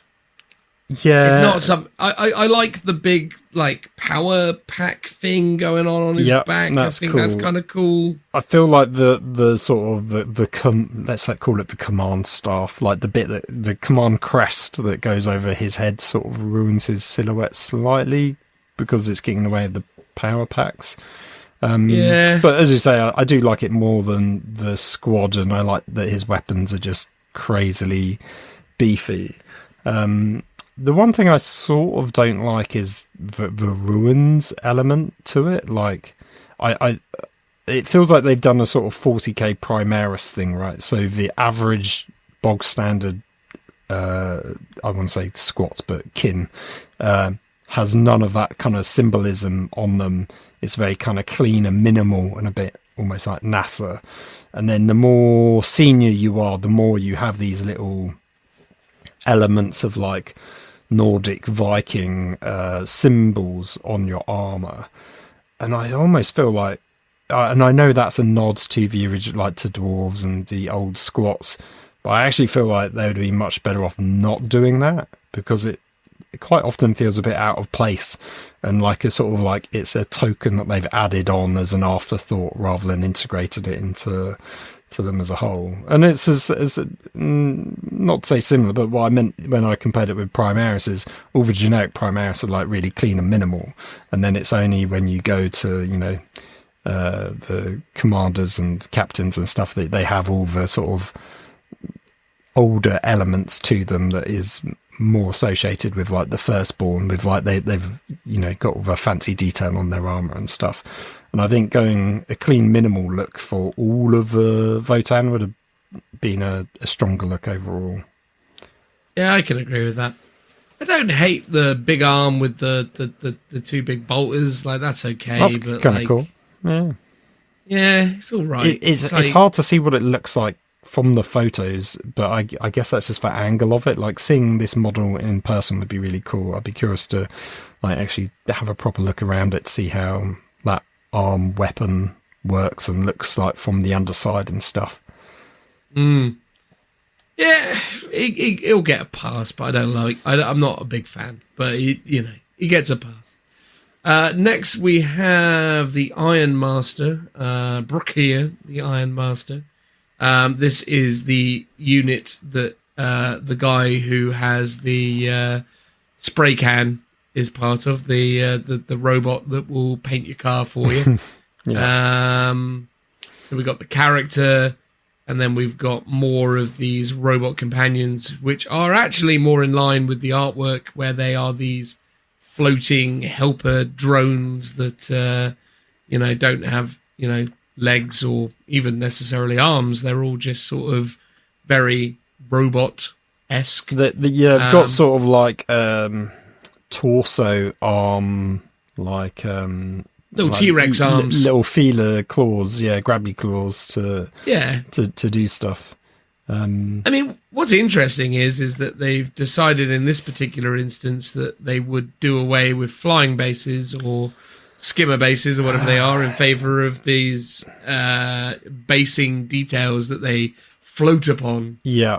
But then inconsistently with the next one, where they also have floaty robots, they've given them flying bases, and that little inconsistency kind of bugs me. I sort of get it with these guys because they've got lots of things hanging down off of them that they can then join like a scenic base to, so they are actually just floating, and I think that's cool and well done. But I sort of just wish they'd done that with the others for like consistency, because you'll have some with flying bases and some without, admittedly in different units. And I think the floaty robots, right, are some of my favourite bits in this whole range. I think they're kind of cool as a concept. The artwork for them was really amazing. These guys, it's a bit hard to see what they look like because all the details crammed in the front and it's sort of hidden. You almost need to see a slightly side profile to see what the little arm stuff looks like. But overall, I think those three little robot guys are really cool. And I prefer them way more than the guy and the spray can robot. Well, it's weird, isn't it? Because I think the problem is with this photo is it's very two-dimensional, as all photos are. But except for the 3D ones, obviously. But the point is that, you know, the posing of the figures, how they've got them positioned, it really emphasizes a kind of 2D visual. So it's difficult to kind of appreciate how they look as, you know, three-dimensional objects. And I imagine they'll be stronger when you see them in that way. Because weirdly, it's really difficult to even kind of, as with this picture, understand where those kind of bits on the base kind of start and where the figures end and where, you know what I mean? Like it all sort of looks like it resides on this kind of two-dimensional plane and everything is sort of just there. Whereas obviously when you see the miniature in reality, those little details will preside within like a specific space, and the actual model and the bit hanging down might be much more further forwards than the basing elements, so it might feel like it is more floating than the photo can convey. And that's all. I mean, because often we're quite hard on these models and the designs. And although we always caveat it with, once we see it in person, we might change our minds. And that is because, a photo can't convey half of what a model can contain just by the very nature of photos are 2D. Models are 3D, and you view them in 3D with your two eyes, and you get depth looking at it and stuff, and you just don't get that in a photo. So, so even these ones where we might not like them, not to say, because like I said, I like the robots, I don't like the other two, but even the stuff I don't like, I could see in person and, wildly fall in love with and want to marry because it just looks that darn cool in person. I don't mind the actual squat, the guy with the grav cannon or whatever he's got there, and the hammer. I think the pose is fine. I like the mustache and the kind of over the top goggles that he's got going on. Ghostbuster Recto goggles, yeah, they're cool. Yeah. So I'm kind of again, this isn't a terrible example of a squad. This is okay. This isn't hurting my feelings too much. This unit is one of the better units of the leagues. Yeah, in my opinion. Yeah, I don't like the guy purely because he's wearing a coat over the top of a spacesuit, and but I know it's 40k, and 40k is not meant to make sense, but to me that it's just a bit stupid. And I know it's a nod to like old models and old drawings and stuff, but it was one of the things I didn't like with the was it the prospectors, the guys on the bikes, because they have that same kind of look to them.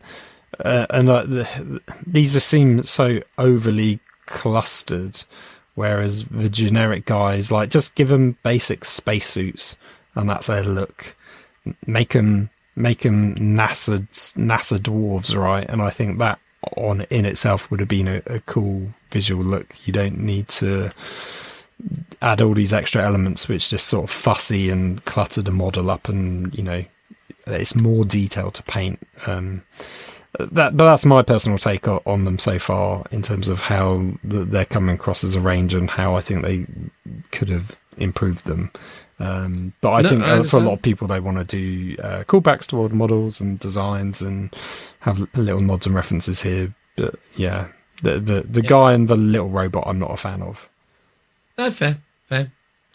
Next is Griminier. I'll say it from the outset. The best model in the Leagues of Votann, in my opinion. Really cool priest character. Speaks to what this could have potentially been. Again, feels more like an Age of Sigmar model stuck in the world of 40k. But a cool mini, a cool dwarf mini, undeniably dwarfy. A little bit strange that essentially they're saying that it can use the raw power of the Immaterium, because that's a bit like, oh, okay, cool, so it's a Psyker.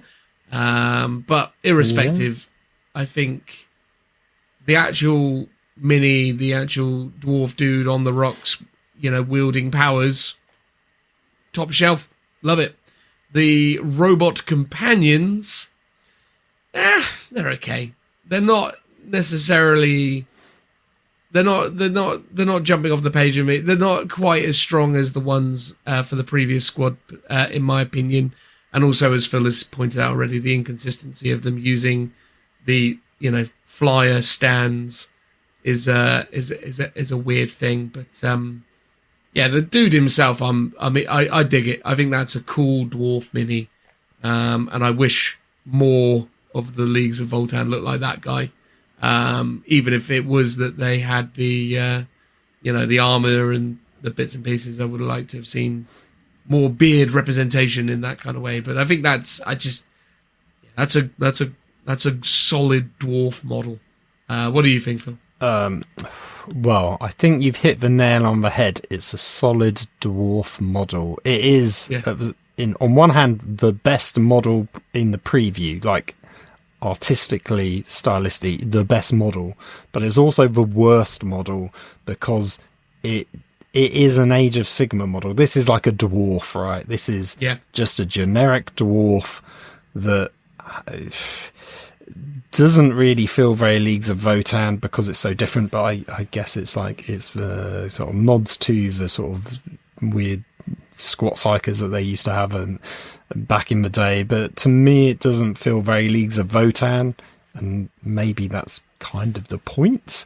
But it just goes. Do you think, Phil, they were like, oh, we need some more minis? And then we got any dwarf sculpts they've come up with recently? All right, chuck that one in. Slap some Votann on it and call it a day. Almost, yeah. With the exception of like the backpack and maybe the staff that look a bit, and obviously the feet, right? It could have been an AOS model, and they've added some bits to it. I mean, it's a cool model. I like it. It looks cool.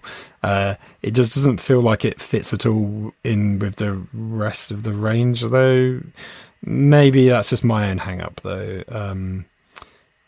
But it's cool. And then with the floaty guys, it's sort of what I said before. It's all this extra gumph on it, like because he's a special character. They're much more detailed and ornate and have all these runic symbols on them. Clip that off, fill it in. It would look 10 times better. Totally agree. That's what I would. If I was to do squats, that's exactly what I'd be literally shaving off every kind of little runic detail on everything, and I think it would be a better model for it. I think the weird golden wings that they've almost got just sort of make them look a bit rubbish. I love the underslung bolter, like heavy bolter type thing that it's got. Like that's a cool concept as like a gun drone. Like awesome, but the crest and the weird wing bits just I'm not a fan of. So it's a weird. I think it's almost like a solid 5 out of 5 because it's so good, but so like missed potential of it could have been even better. I don't know how you would do psychers without putting a robe on them, and it's the same with like the librarians, right? In 40k, like I kind of don't like them because it's like they're armored, but then they're wearing robes on top of their armor, and it just makes them look more fantasy rather than 40k. And I think this model suffers from that similar kind of. Well, it speaks to the visual language of the game, though, isn't it? Right? Like we've got these sci-fi warriors. Captains all have capes. Lieutenants have slightly more ornate features, but are essentially just regular models. So, like the second in command one is regular model with a few extra little bits. Captains always have capes, so the ones in charge always wear capes. The ones that are second in command look a little bit more ornate. And then the wizards all have to wear cloaks. Yes, but space wizards have robes. Yeah. Yeah. The only place where that doesn't apply is Nids and orcs. Maybe I think because orcs just get bigger, so that's how they kind of deal with that whole thing. You don't see too many orcs wearing capes, but almost everything else, if it's in charge, it's got a cape. That's basically the nice little visual cue that we get to understand the pecking order. But yeah, you're absolutely right. The reason why I like this mini the most, the reason why I think it's the best mini in the range, is it's the one that looks like it doesn't belong in the range. I mean, he's very dwarfish. He's got the biggest beard out of all of them. I actually really like the design of the staff. I think that's really cool. The expression on the face, that it's just really, it's a great looking mini. Great. Even the fact that it's walking across stones that are seemingly floating up to meet his feet. It's a really nice mini. I've got a lot of time for that, which is funny because the next one is again awful because it involves the awful thing that is the flipping Cataphren Berserker mole grenade the Chthonian, yeah. So Chthonian, sorry. Yeah, it's awful. So this is because mole launchers were a thing in the past for squats, and they've redone them here. But in between that, you had Krieg effectively took on those elements, and this was sort of half the problem with the squat rangers. All of their ideas have been reused and recycled by other factions, like, you know. And I think this is why they shouldn't have done the ruins thing, because that's now been done and so like iconic to Space Wolves now. It feels like they're sort of now copying Space Wolves, even though they sort of started it. And likewise, the mole launcher belongs to Krieg, and Krieg has a very similar pose and a two-man heavy weapons style diorama base, where you've got one person holding the gun that shoots into the ground with a little targeter, and then you've got the other person behind it, like carrying the ammo, which is what this is doing. The one cool thing, the one bit of detail that they pointed out was that obviously they've got a plasma axe that's like on the back, and actually when it's powered down, the blade doesn't exist because the blade is like made of pure plasma that like lights up like almost like a lightsaber, but like as an axe blade. And seeing that detail on there and having that explained makes me go, oh, that's really cool. That's really interesting. That's like a cool concept of how their weapons are different, where when you just see them painted up, you just go, you've just painted a power axe red instead of blue. So it was nice to know that there's like sort of, you know, different lore mechanics wise. But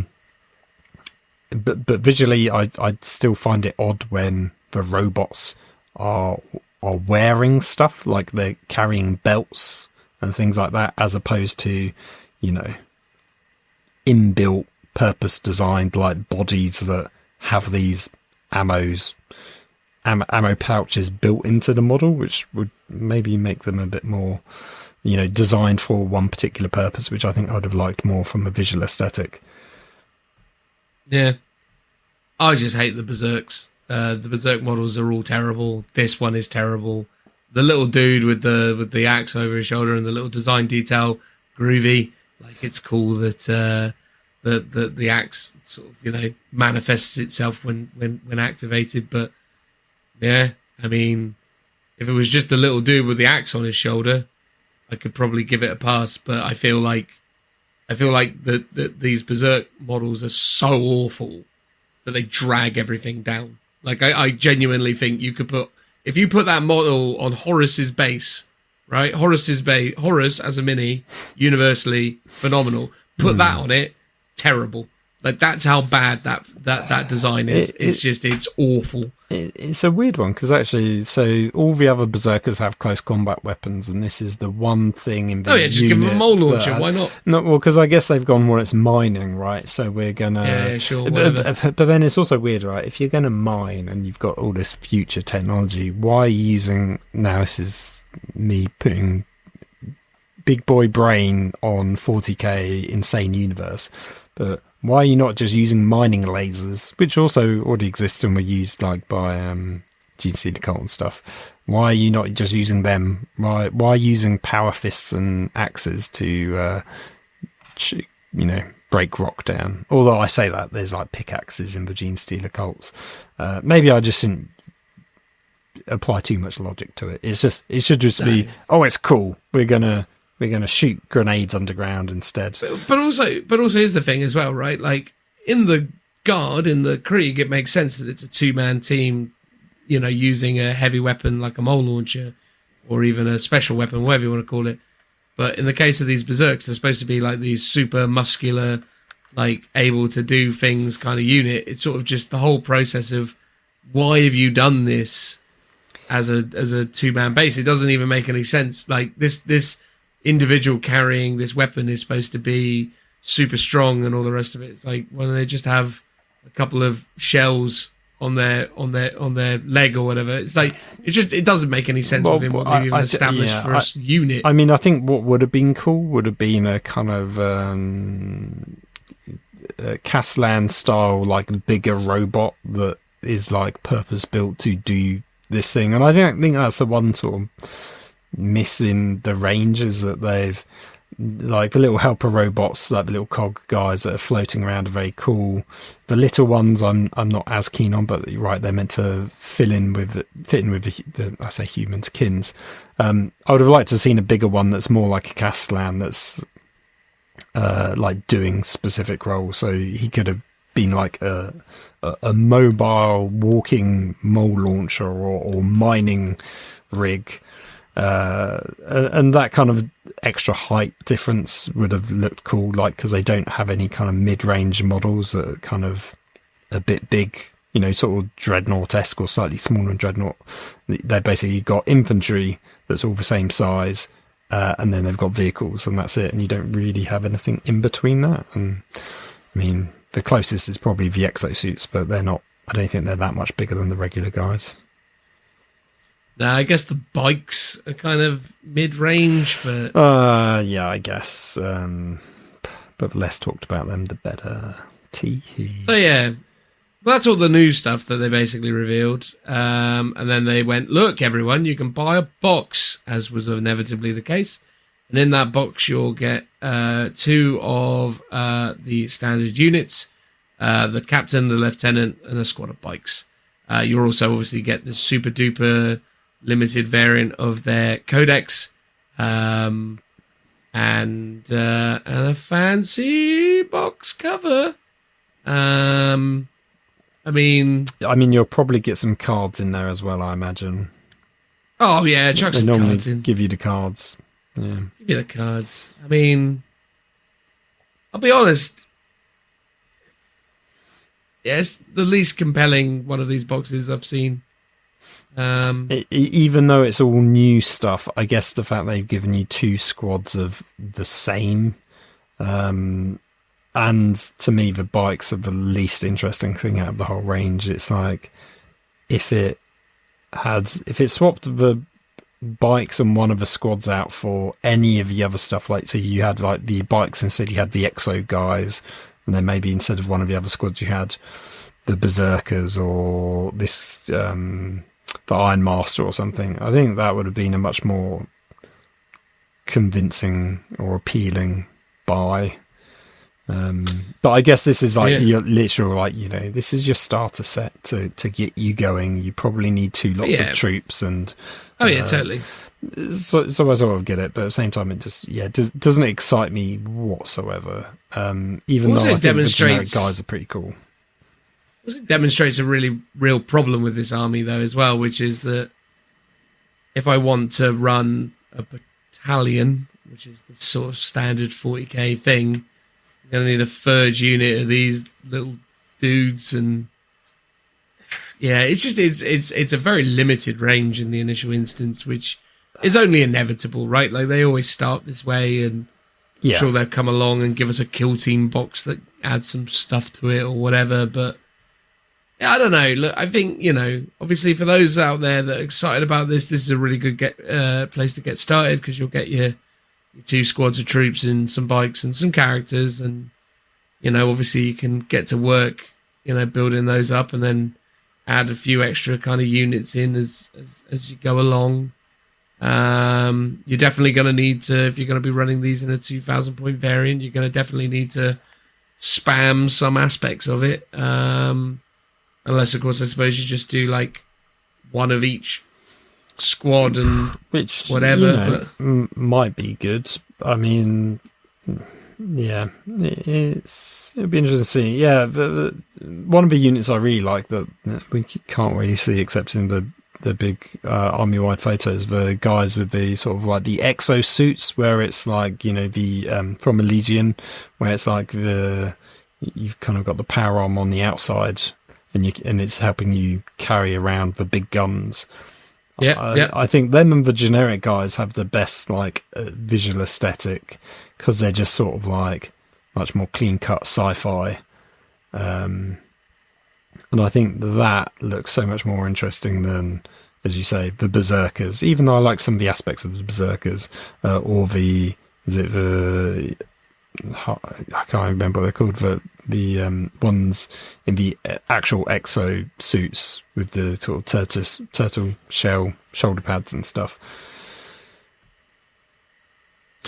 Yeah, I just think, for me, Games Workshop now have kind of concluded their marketing push, their hype for this release, and it's just sort of left me wanting. I'm just like, yeah, it's all right. It's not.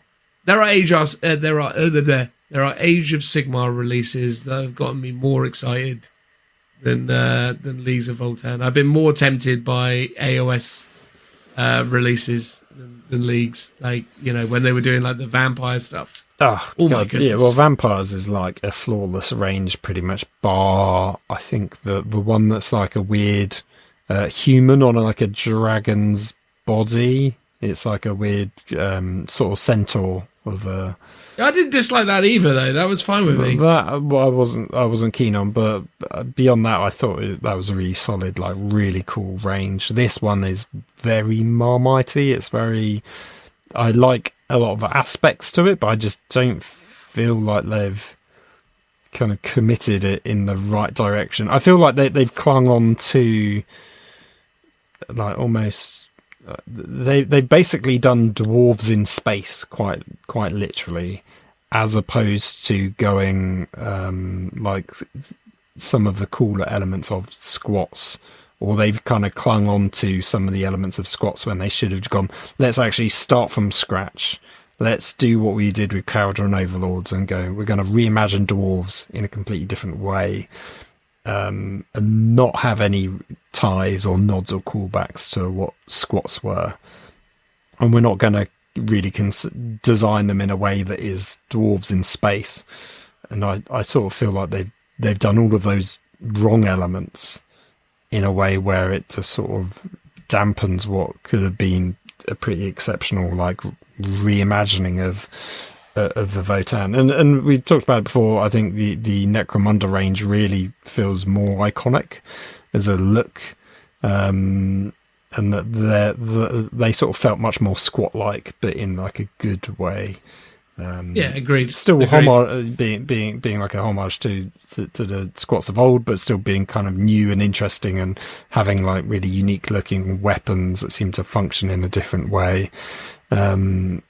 And yeah, it feels like these ones just have a couple of misses in there, like baked in. There's a couple of good things that are really cool, and a couple of things that were really clever ideas, like the sort of space buggy element is like really interesting, even though I don't necessarily buy all the bits to it. But yeah, I mean, and as I you know, have a little asterisk next to this, and underneath in small print it says, until I see the models and I see other people paint them up and stuff. And you know, it might be the photography, it might be the fact that it is photography and you're not seeing it in person. It also might be like the paint job and the heavy metal style, and that when you start seeing other people paint them up, you might I might really like them.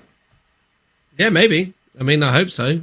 It'd be cool for them to be cool. I think even if they are better, I'm still pretty confident that these Berserkers are going to be underwhelming the whole way through. But beyond them, I mean, maybe. But yeah, I wanted to be more excited for this release, and I hope that, you know, people who listen to this understand that, you know, a lot of the time I am really excited about this stuff. You know, I mean, obviously we talked about the World Eaters, well into those. They look great, you know. Loving some of the new stuff they're doing for Guard.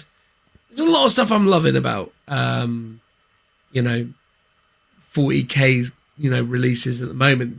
These just aren't there. Yeah, I remember when Gene Stealer Cult first came out, and I was pretty much convinced I was going to do a Gene Stealer Cult army. In fact, I bought the dual box set with I had the Death Watch in, and I you know, pretty much even have that still upstairs in the attic. But I bought it because I was like, I love these models. I think they're all gorgeous. They're stunning.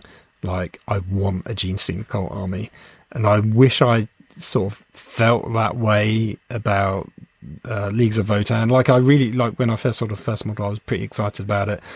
I wanted almost the dilemma of, oh my god, I've got so much on already, but I just have to buy these because they're so cool.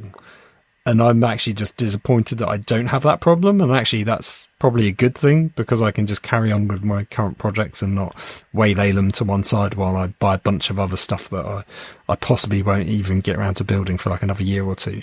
But I wanted that pull because I love squats of old so much. Yeah, we wanted squats to be cool. And I think that's the problem, isn't it? It comes from a place of relative disappointment because you have high expectations. Oh, yeah. But I don't think unrealistic expectations based on Games Workshop's form. Like, it's rare that they drop the ball when it comes to the miniatures.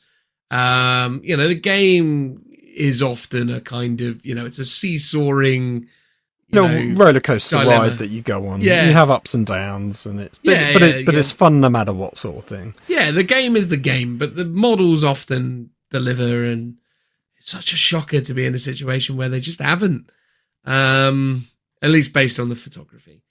Sincerely hope that when I start seeing these things out in the wilds, I'll start to be like, oh man, I was wrong about these. And I'll freely admit it when that day comes, if it comes. I know. Well, I'm tempted, because now they've said if you go down to a Games Workshop, you can get a free League of Votan model. That's probably also in a little asterisk that probably says you've got to spend 50 quid or something to then get it. Yeah, I don't know what the Games deal Workshop is. after all. But I'm tempted, because I think I'll be in town on Saturday. I might pop into my local shop and see what the deal is. And if I can get one without having to buy anything, I will pick it up, because I kind of want to see one in the flesh. And maybe they'll actually have a squad out or something. Maybe they've got some miniatures in display, so it'd be cool to see. So I might do that, just to check it out. I mean, I'm up at Warhammer World this weekend. Oh yeah, you will be. Yeah. Not the weekend where we released this episode, but the weekend before the weekend we released this episode, and they might have some. If I see him there, I'll tell you what. If I do see him, right, here we go. If I see him, I'm going to edit in a bit here where I've seen them, right? So I'll do the Wayne's World transitional woo thing to transition to Dan of the Future, having maybe seen the Leagues of Votan. I don't think you'll have time. I think the episode will be out. No, it won't be. Woo! Woo! Woo! Woo! Woo! Woo! Woo! Woo! So I went there. I didn't see nothing.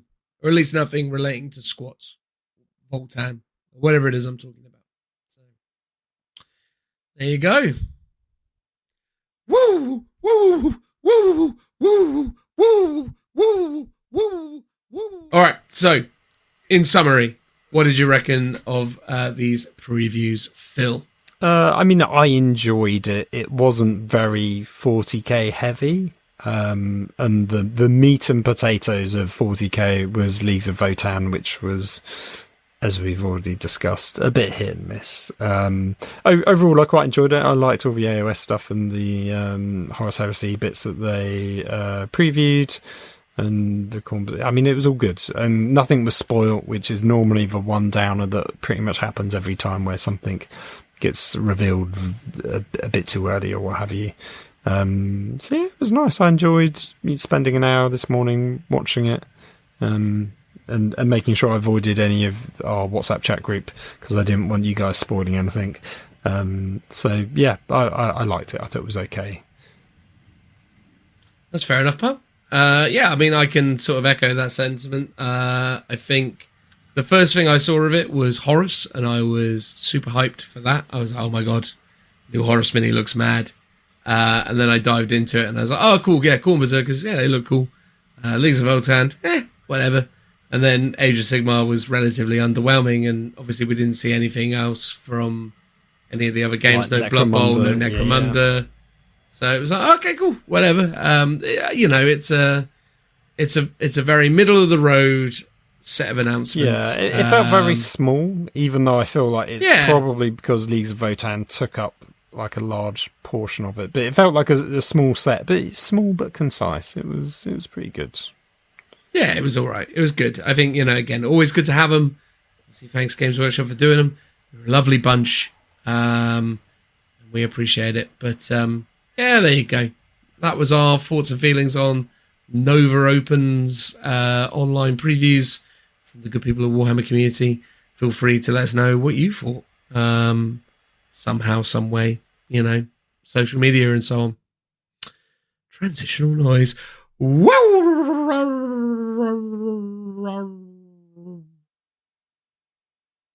Hey ho! In this part of the podcast, myself and Phil are going to talk about leaks because they're happening a lot at the moment. We actually did try and record a segment where we talked about leaks when leaks were happening with NIDS back in the day, but we had a few technical issues and just had to chuck that on the cutting room floor. Such is the way, isn't it, Phil? I know, because that wasn't just a segment. That was the main topic of a whole episode that we recorded and then canned. Yeah. So we're trying to still, given that leaks are happening at the moment, we'll distill the essence of what was a lot of conversation into maybe 20 minutes or so. Exactly. Cliff notes. Depends how it goes. Exactly. But seems like Games Workshop have a pretty bad issue when it comes to leaks. And that's after, as I understand it, them taking steps to fix those leaks. So I think after the NID leak occurred, and that was quite a severe leak, so literally the whole codex leaked to the point that you could access the codex. What was it like? A month, 2 months before it came out? It was probably something like that. It was crazy. And basically we're facing the same reality now with Leagues of Voltan. So the entire Leagues of Voltan codex is downloadable. The literally the same day as the Nova Open previews. Let's give them one piece of credit, whoever leaked this, that they at least didn't do it before the previews and ruined the previews for everyone, because obviously all the units that are in the previews are obviously going to be in the codex. So they obviously timed it to be like, oh look, people have finally seen these models, I'm going to chuck this out on the internet. People are always going to have issues or be for and against leaks. And I guess we're not really here to discuss that. It's more the practicalities of it, are we? Is that what we're going to be talking about? Yeah, look, I think the leaks, whether they're bad or good, isn't really for us to say. Although I lean towards them being bad side of things, more from a broader business and general kind of perception perspective. I think, ultimately, it's not a good look for Games Workshop if they can't contain or control their IP, their information. Like if the Leagues of Voltan are supposed to be, an exciting new release, despite what myself and Phil have said about the range up till now. Although we do like certain elements of it, let's not be unnecessarily unfair. But it's supposed to be a big release. So having the book leak what could be as much as 2 months before they're due to come out. A month before the box set, because that's due September, and then I think October is when the regular codex and the rest of the model range will be out. So you're right, 1 to 2 months, depending on how eager you are to buy the limited edition box set. Well, indeed. So a ways before, certainly not an insubstantial amount of time before the thing comes out. Although maybe in this instance, right, just to throw it out there as a hypothetical, given our, and I'm not saying they're doing this just for our benefit when I make this statement, Phil, I'm not that self-centered, but what I'm saying is given that we've had a very lukewarm reception to the range, and I've heard those sentiments echoed by many other gamers. I know there are people who are very, very excited for the Leagues of Voltan, but I feel like, at least based on the relatively limited straw polls that I'm involved in amongst my friends and those that I talk to over the internet, leagues is not necessarily something that is blowing people away.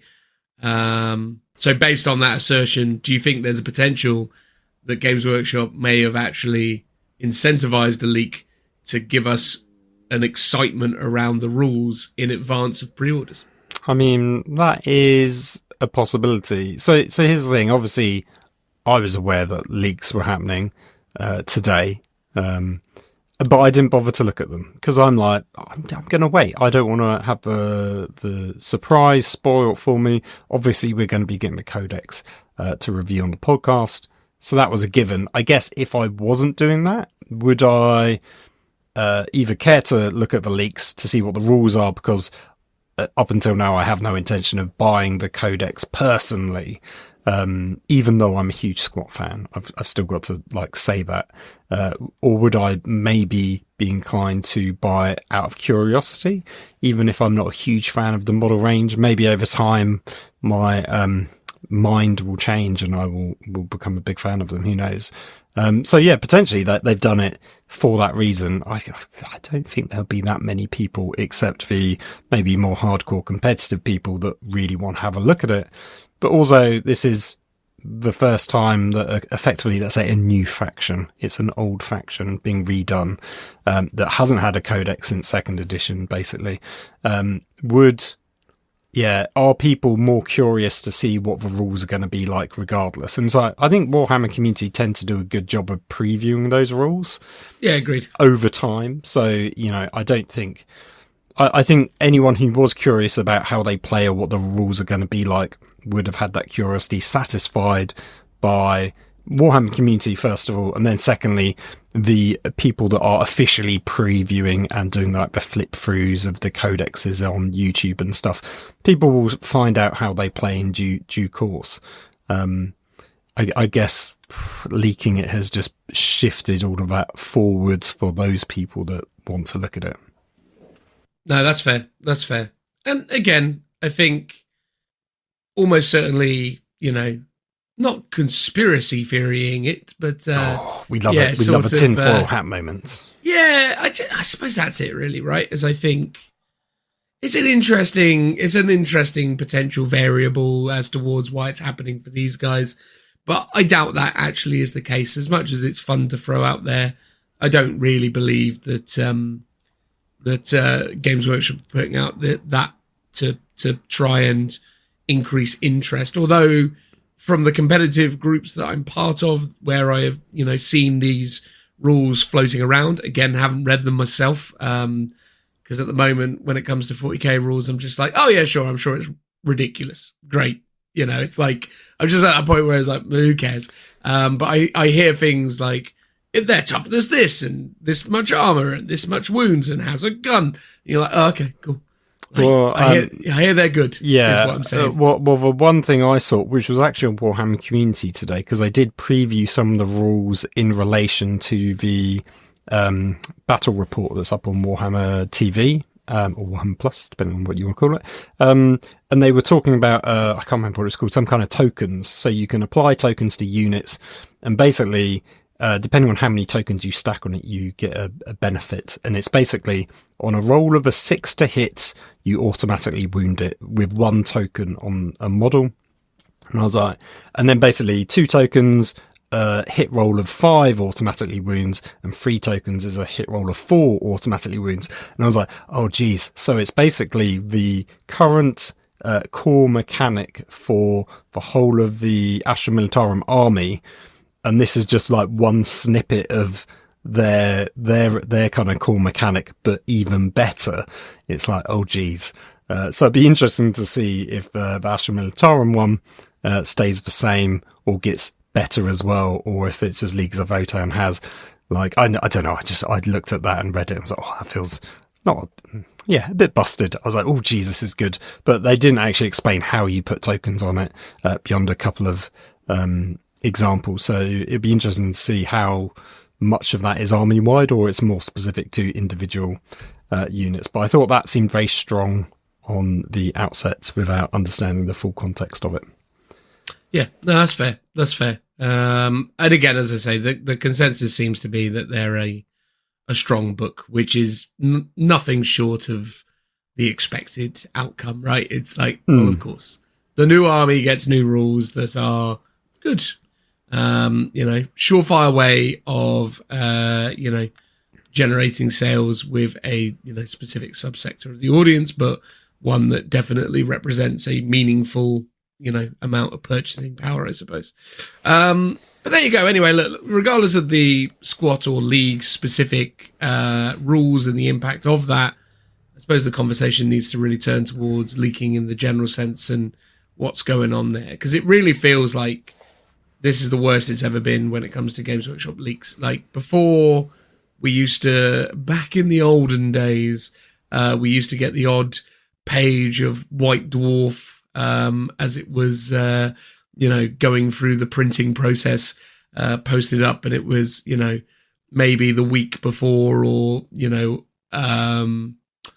we'd get like maybe some announcements or model leaks or things of that nature. But, never before have we been in a situation where we've been able to consistently get full rule sets. I mean, we got the Nid book, we got the Horus Heresy books. I mean, they came out in their entirety. Oh, yes. So what was interesting about them, they were digital PDFs that were unfinished because they were the playtest rules.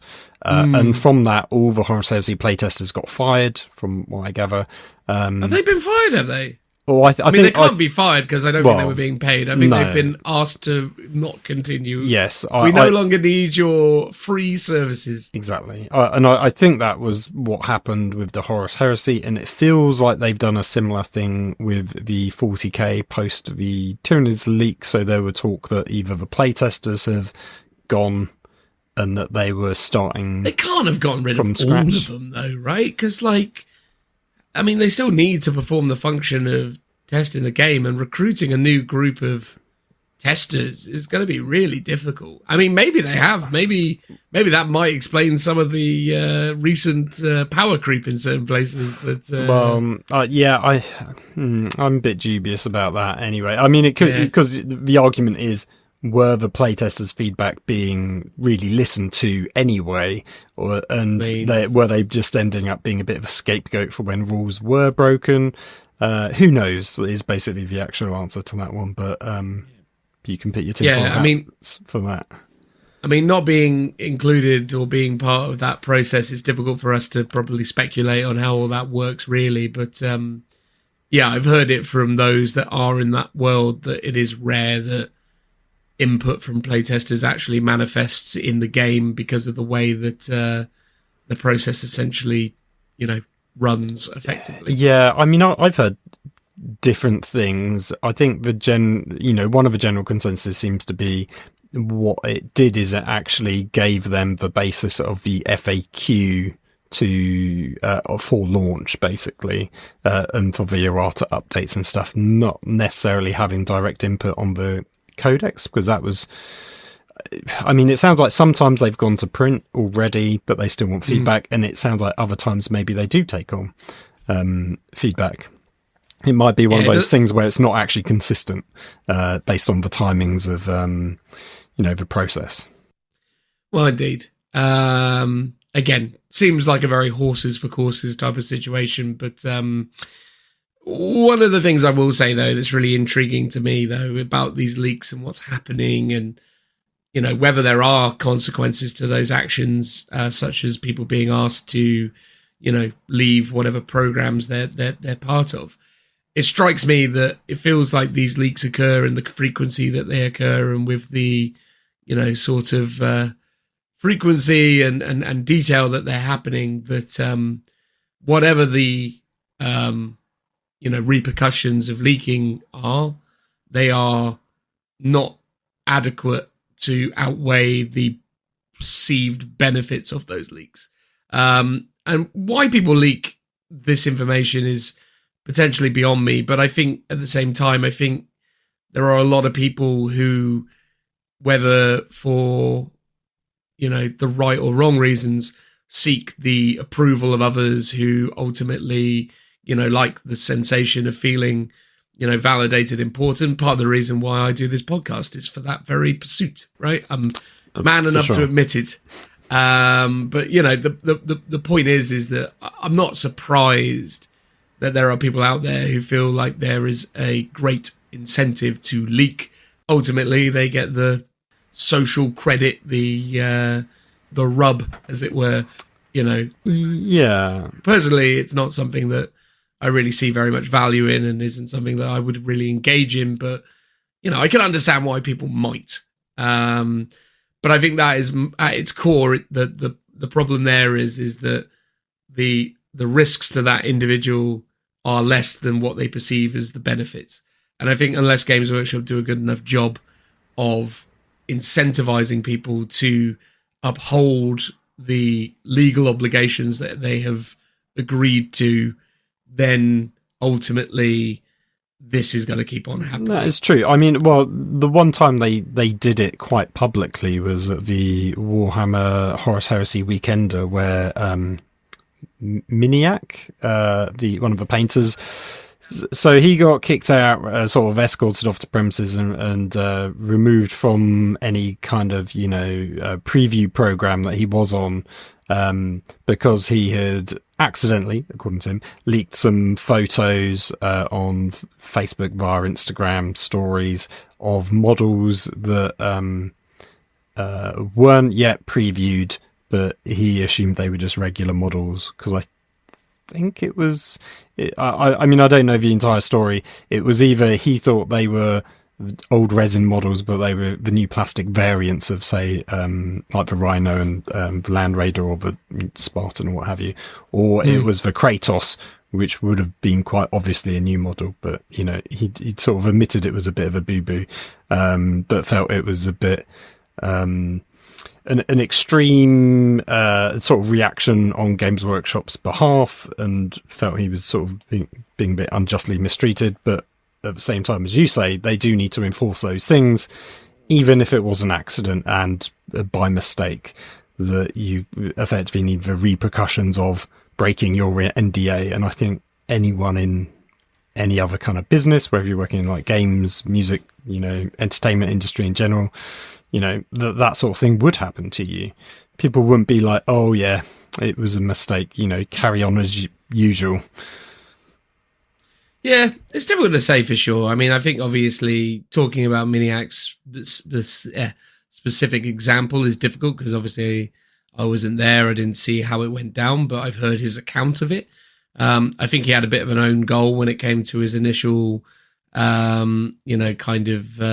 social media post or statement on the situation. I think where he effectively came out and said, well, I don't really like Horus Heresy anyway, so, whatever. It was a bit like, cool, thanks for that. But, since then, actually, I think he's done a pretty good job of addressing the, dare I call it, controversy, and effectively has actually done a really good job of kind of putting himself out there and making his thoughts on the situation clear. So, I think at the end of the day, it's a sad, unfortunate thing that happened to him. But I think, at the end of the day, that is a consequence of what he did. And I think he's actually come to a good place with that and accepting that part of it. And, obviously he stands out now as an example of, what can happen when you leak Games Workshop's information. But again, seemingly it isn't impacting whomever felt that it was, cool to put out Leagues of Votann this week. So yeah, it's interesting. It's an interesting problem.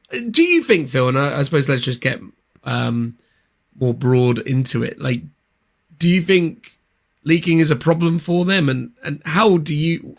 3 questions for you, Phil. Right, okay. Is it a problem? Where do you think it's coming from?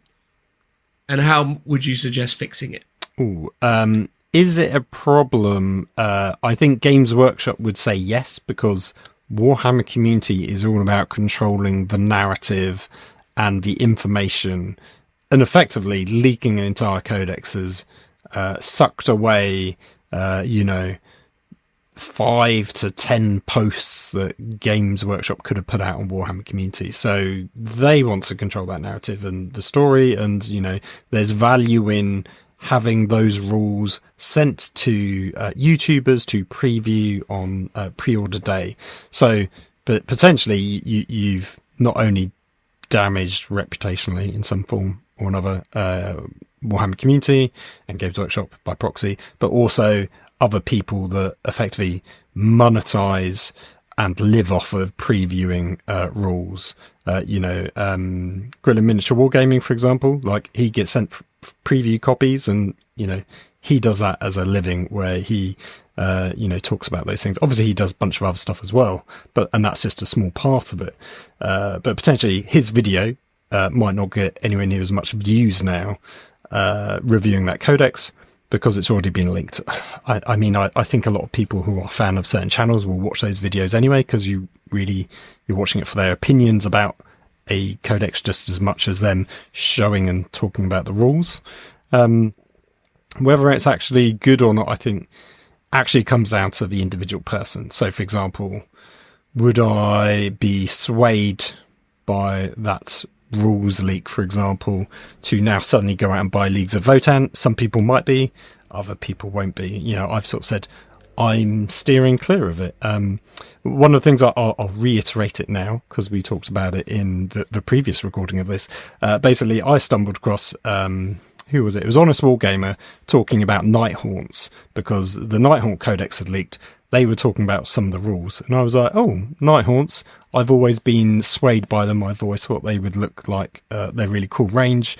So I watched his video of it, and they were talking about the rules and stuff, and I basically got fascinated by Nighthaunts for a good couple of months, and I ended up buying a bunch of the models when they came out, and finding some of the old Mortal Realms issues to buy some on for cheap and stuff. So I effectively have a Nighthaunt army that admittedly I haven't done much more with since that initial thrust of desire to play them, but that was purely based on his video, like, about the leaks. So in theory, if he hadn't have done that video, maybe I wouldn't have bought a ton of Nighthaunts.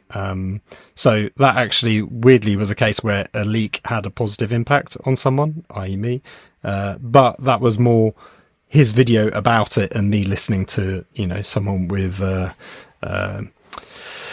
someone who I credit with a decent reputation in AOS, and listening to their thoughts and feelings about the Codex, and actually hearing about them finally having good rules, because it's one of those things where I've always wanted a Nighthaunt army, but I've always known that they've effectively been like a junk tier army, so what's the point in ever playing them? And then hearing that they've suddenly got a decent army was one of the reasons what basically made me want to go out and buy it. So maybe for Leagues of Votann, other people will have a similar thing, where they'll just be like, oh, I've read the rules, oh, they seem amazing. Or you're a competitive player and you're like, oh, great, they're going to be broken. I'm going to pre-order them straight away because I want to get on that hotness straight away. What was the next one? It was, where do you think it's happening? Yeah, although, again, though, I do think you're right, though. I think, as is evident by your own behaviour, you can influence people with the release of these rules, and it can have a positive impact on people's perceptions of it. So yeah, no, that's obviously is the case, because that's what happened to you. And possibly is happening for some of these people out there checking out Leagues of Votann right now. Yeah, for sure. Yeah, where is it coming from, you think? Like, where do you think the most likely places are that these leaks are occurring? I mean, ultimately, as far as I'm concerned, it feels like it's it feels like realistically there's infinite possibilities, right? But it's the most unlikely to me seems like it would be someone internal to Games Workshop, right? So someone from the graphic design or rules writing department, the people who will be involved in the process of production of this content. Yeah, ultimately, it feels like they would have too much invested into a product to diminish it by leaking it, and also too much on the line, because it might be much more obvious if it came from them. I mean, maybe it's not, but... And culturally, Games Workshop seems to do a really good job of, getting their, employees to, kind of be invested in the company ethos. And every time I met a Games Workshop employee, they seem really like they love what they Yeah, do, they're and super they're grateful passionate. to be part of the company. So, like, I can't see that being where it comes from, but it could be. And then you just sort of follow it from there, right? So, on their route to market, as it were, what they've done, they've got to basically go and produce stuff. So, is it coming from the people that they're sending it to print these documents? Well, some are definitely from there. So, for example, do you remember, God, it was probably well over a year ago now, there was a very pixelated piece of artwork that had some Space Marines in, and that was the first image of the Primaris Gladiator tank. I think it also had the Land Speeder Storms, or whatever the speeders now called. Storm Speeder. Storm Speeders, that's it. Had a bunch of those in, super pixelated, like proper like mosaic pixels. Now, from what I can tell, that is an effect of when you have preview artwork in InDesign, which is a publishing tool for, you know, when you're actually designing the pages. You don't often render the pages at high res. So it basically by default pixelates a lot of the artwork. So when I saw that, I was like, oh, this looks like it's a screenshot, at least a screenshot anyway, of an InDesign file, which you could argue implies that actually is someone within Games Workshop, because they're the ones with the InDesign files. Maybe it's a sort of rendered out, because I think there was also some similar pixel art in the Horus Heresy leaked documents. I can't remember because I literally skimmed that just to see what on earth it was about and didn't actually look at any of it properly. So it might be that they've rendered out a PDF that they've either then given to playtesters or to... it doesn't feel like they would ever give it a unfinished piece to the printers, but definitely at some point printers will have access to those files, or at least more finished files. And that is a third-party company that Games Workshop is working with. So they have no illusions to, you know, oh, yes, we do have an NDA, but someone in that company could quite easily go, I'm taking a photo or I'm taking a screenshot of this document, or the printed book. So, for example, the Leagues of Votan leak is photographs of physical pages from a printed document. So that could be from someone at the printers where they've got some proofs, or they've got actual, you know, the final printed product. Or I guess down the line a bit further where it's gone out to shops or been sent to pre-orders, previewers for, you know, pre-order day sort of thing. So those two seem quite likely. And I guess the further away you get from Games Workshop, kind of their core business in terms of Nottingham, people feel more safe and more likely to do it. So maybe, because I think we have seen versions of it where it's like in French or something, because, you know, it's been sent to a shop there and they've had no bones about leaking it because they feel very safe being on, not the other side of the world, but, you know, in a different country from where Games Workshop reside. Yeah, totally. So yeah, I think from a production side of things, there seems like obviously there's some problems there, which is, you know, I guess what it is. And then I think probably the other area is going to be the testers and the influencers, right? And often the two are the same, which is a really interesting piece of kind of duality, I suppose, to these individuals, because as has been kind of demonstrated by a number of influencers who are playtesters, there is a lot of benefit in leveraging your status as a playtester to improve your social standing, as it were. A great many of the biggest influencers happen also to be playtesters. Now, whether that correlation is, you know, understandable given the fact that ultimately the best players or the, you know, people most invested in the hobby are also going to be the ones best positioned to playtest. You know, obviously there's some nuance to that, but there are definitely examples of people who have used their status as playtesters to gain more traction within the community. And there is an interesting dilemma as well, because ultimately, what is the kind of incentive for these people to not utilize their kind of privileged position to, improve their position within the broader community, right? Because I think if I was an influencer, which I don't know, am I? I don't know. I do this podcast. This is not. No. Let's put that down. No. But the point is that like if I was in a position where I was doing this as my full-time gig, and I wanted to really aggressively monetize what I'm doing and really kind of push it, you probably find that leak content does really well, and because it does really well, and I make money from doing the content about the leaks. What's the incentive? And if I can get away with it, right? Like, this is the thing. Like, I'm trying to... It's a really interesting scenario, but do you think it's them? Because weirdly, all the biggest influencers, like your Tabletop Titans, Tabletop Tactics, mini wargaming, I think they are completely above board because they got too much skin in the game. Yes, that's what I was going to say. It's... Yeah. I think... If they were, let's say they were all playtesters, for example. Which I think they are. Yeah, probably. Almost certainly. Mini war Did you say mini wargaming or mini wargaming? I don't think they're playtesters, but I mean maybe. I don't think so. They've got a gaming facility, loads of staff. I thought they cut ties with Games Workshop years ago. I mean, yeah, but things have changed since the dark days of 2013, 2014. Yeah. As you say, I think they've got too much to lose for leaking content, and they don't talk about leaks. I think so. Like Tabletop Tactics, for example, they're very particular about the message that they put out. They're amazing. They don't ever discuss leaks or ever really talk about it. They've talked briefly about them being playtesters and them giving back feedback to Games Workshop and being surprised by some of the results either of that feedback or that feedback being ignored.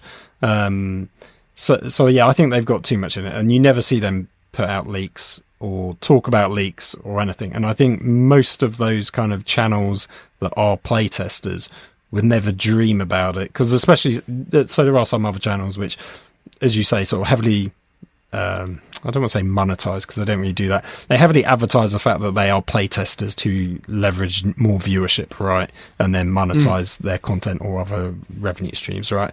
So for them, that is like the golden egg, the goose that lays a golden egg for them, being a playtester. So they would never want to do anything that would lose that, because then that potentially has a negative impact on their overall business model. Other people, for example, like Auspex Tactics, who aren't playtesters, they don't get preview copies, they have no affiliation with Games Workshop whatsoever, happily leak content. And he's one person that is on YouTube that will sort of does stuff very similar to Varric, but Varric will talk about it and sort of say it's out there, whereas Auspex Tactics will do a video on it and show it. And I imagine that is the sort of person where, he's either, maybe he's been given the content. He's not like the leaker, but he is either a source that the leakers will go to, or he's once again reiterating content found elsewhere, like on Reddit and stuff. So he's not like a prime source, but he is definitely one of those faucets that is spreading the message of that leaked content, and that is for him easy content, right? And it's similar with Varric, like they almost have a very mirrored output, you'll notice. So it's like, Leagues of Votann has leaked, Varric will say, and then Auspex Tactics will do a video almost exactly the same time, because that is easy content that they effectively monetize. So yeah, so those people will do it, but they're not the people actually doing the leaking, if that makes sense. Yeah, I agree with you. And I think that's the thing then, really. It's the mid-tier people, the people that I suppose that have been able to get in, but they don't necessarily have the same amount of pressure upon them. And again, I don't know if that's true or not.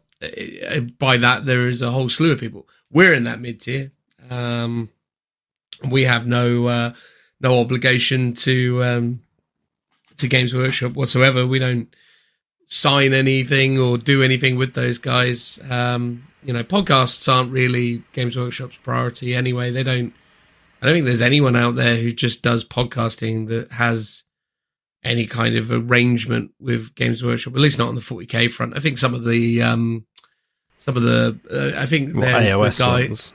No, Blood Bowl. I think there's a really popular Blood Bowl podcast that I've just forgotten the name of. That has some affiliation with Games Workshop, but again, that's a sort of niche within a niche, right? So I guess that's where that goes. But yeah, look, I think this is the thing. It's interesting, isn't it? Is what I was kind of curious about, and then who knows how many other ways that this stuff can kind of find its way out there.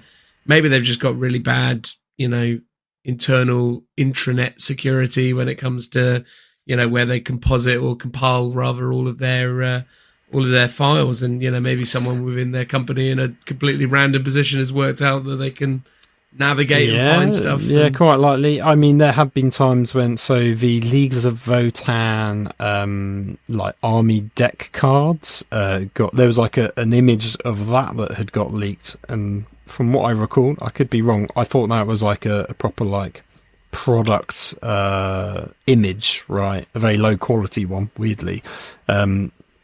But that wasn't, I don't think that was like a photo of a physical deck. It was like a digital image like that would be on the Games Workshop web store eventually, and that was leaked. So maybe they do like an internal memo every so often, go, here's some products coming up, and then it gets taken from there or something, which seems a bit mad because you'd have thought Games Workshop would be quite secretive and not do stuff like that, but maybe you're right. And there has been sort of bizarre leaks when they did the like a campaign map or something, and people would work out how to find images on the website, and that has happened a few times when it comes to Warhammer community, like accidentally sort of posting something up too early, or people able to and then obviously being taken down again, but people taking screenshots, or people working out where the files are stored on the Warhammer community website and managing to find a couple of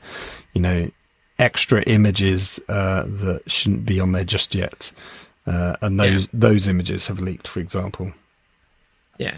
And that's the thing. I want to sort of state as well, just because obviously we went through a few different variables there. I don't want to throw any kind of shade, as it were, at anyone in particular or any one particular group. I just was curious in terms of the thought exercise of where these things could be coming from, and ultimately try and understand the different places that all of this could happen. There's one other source, and this is like a weird one that has happened on multiple occasions, where someone has ordered a model from Games Workshop or Forge World and been sent a brand new model that isn't even out yet. So I think there was some kind of Horus Heresy, was it like a Praetor or some kind of new model like last year that came out. Or maybe it was it the two new character ones? I can't remember what it was now. There was an Orc model that got sent to people, so the limited Orc, which was based off of the old Gorka Morka cover, he got sent to people. Yes, yeah. And the Sons of Horus Praetor got sent to people. That was it, Sons of Horus Praetor. Yeah, and people are like, oh wow, like how's this happened? And then they've obviously photographed it and uploaded it for the world to see. There was another one where one of the Gene Stealer cult characters was on display in the exhibition at Warhammer World. Oh. That's interesting. The free armed bandit, as he were. Right. Yes. Yeah. He was just amongst the GSC stuff. They're like, oh, whoops! He's not supposed to be there. He's not out yet. Bit too early. Whoopsie daisy. Yeah. But yeah, so that's how that went. But I don't really necessarily feel like that is something worthy of necessarily state. I don't think people are leaking at that point. I think people are just showing. Yes, they've been sort of unintentionally given something, and it's in their hands by mistake. So it is a leak, but it's not a consistent one, whereas things like the Codex leaks are consistently happening every single time. I mean, I don't know if it is, but it'd be interesting to know, and we never will know, if it is literally one source leaking all the codexes, or if it is just opportunists every single time. You know, the person that leaked the Tyranids, the person that leaked Votan, all completely different people, different parts of the world, different parts of the Crusade pipeline. Or if it is literally just one person always going, yeah, I've got it now, boys, right, here we go, take photos, turn it into a PDF or what have you, and is always doing it. But it does, there's a very similar pattern in terms of a lot of them are photographs of codexes. They've been compiled into a PDF, which, you know, not everyone has access to do that, although saying that there might be freebies online that can do it for you. I think now. you can use like PowerPoint, mate. You can literally just. Well, normally you would use like Adobe Acrobat Reader, and you can create PDFs that way. But there might be other sources. But I mean, you can literally sometimes you can save a Word document as a PDF, mate. True. I was thinking it's interesting that they're always PDFs, right? Because sometimes it's like a bunch of Imager files and they're just individual photos. Other times it's PDFs, and it feels like those ones are a bit more consistent, so maybe they're from the same person. But I mean, who knows? Exactly. Who knows, mate? And that's the interesting thing about it, isn't it? And I don't know, it creates debate. But how do you fix it, Phil? Give us the closing thoughts on what would you do if you're now in charge, Phil. Your job is stop these bloody leaks. How'd you do it? I mean, that is an almost impossible task. I think that, you know, they've done probably the right thing in terms of if you've got a bunch of playtesters, and there definitely have been playtester leaks, to get rid of those playtesters and sort of start again. Another option would have been to literally digitally watermark every single document that goes out to a playtester with a unique identifier for that playtester. Ideally one that can't easily be cropped out, or maybe they don't even know it's there. So it's sort of digitally hidden, like digital fingerprints and stuff. So that way, when they do leak it, you can immediately identify who that leak or leaker was.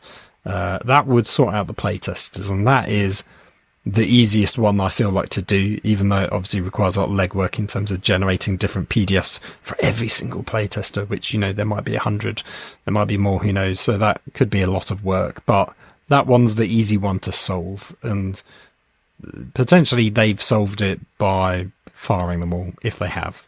And I'd use air quotes for firing. Unvolunteering maybe is the correct terminology. When it comes to people having physical items, right? Let's say Leagues of Votan, right, is in a shop now, even though it might not be out for a few more weeks. Let's say it's in a shop and someone's literally cracked open their store copy early because they work at Games Workshop maybe, and they photographed it. How can you stop that from happening? Like, those books need to go there when they get there, right? Unless you're doing something where you're not letting them actually open up the box, and you do some kind of digital, I don't know, some locking mechanism on a box so they don't open it until the pre-order date. I mean, who knows? That seems like a very complicated problem to solve. It feels like the issues with printers and maybe third-party companies that Games Workshop work with, you could sort of trace those leaks down. But when it comes to photographing a physical item, that just feels like an impossible task, because, you know, let's say Leagues of Votan Codex is already in every single Games Workshop store.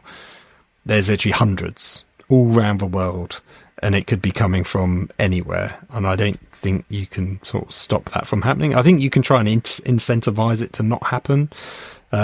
So you've got to make people feel valued at their company and have a positive attitude towards Games Workshop, because I think a lot of people that are leaking it are probably feel like they're sticking it to the man, so to speak. So if you can make them not feel like that and feel invested within the company, assuming they work there, that might be one way to stop it. But that's, again, not an easy task either.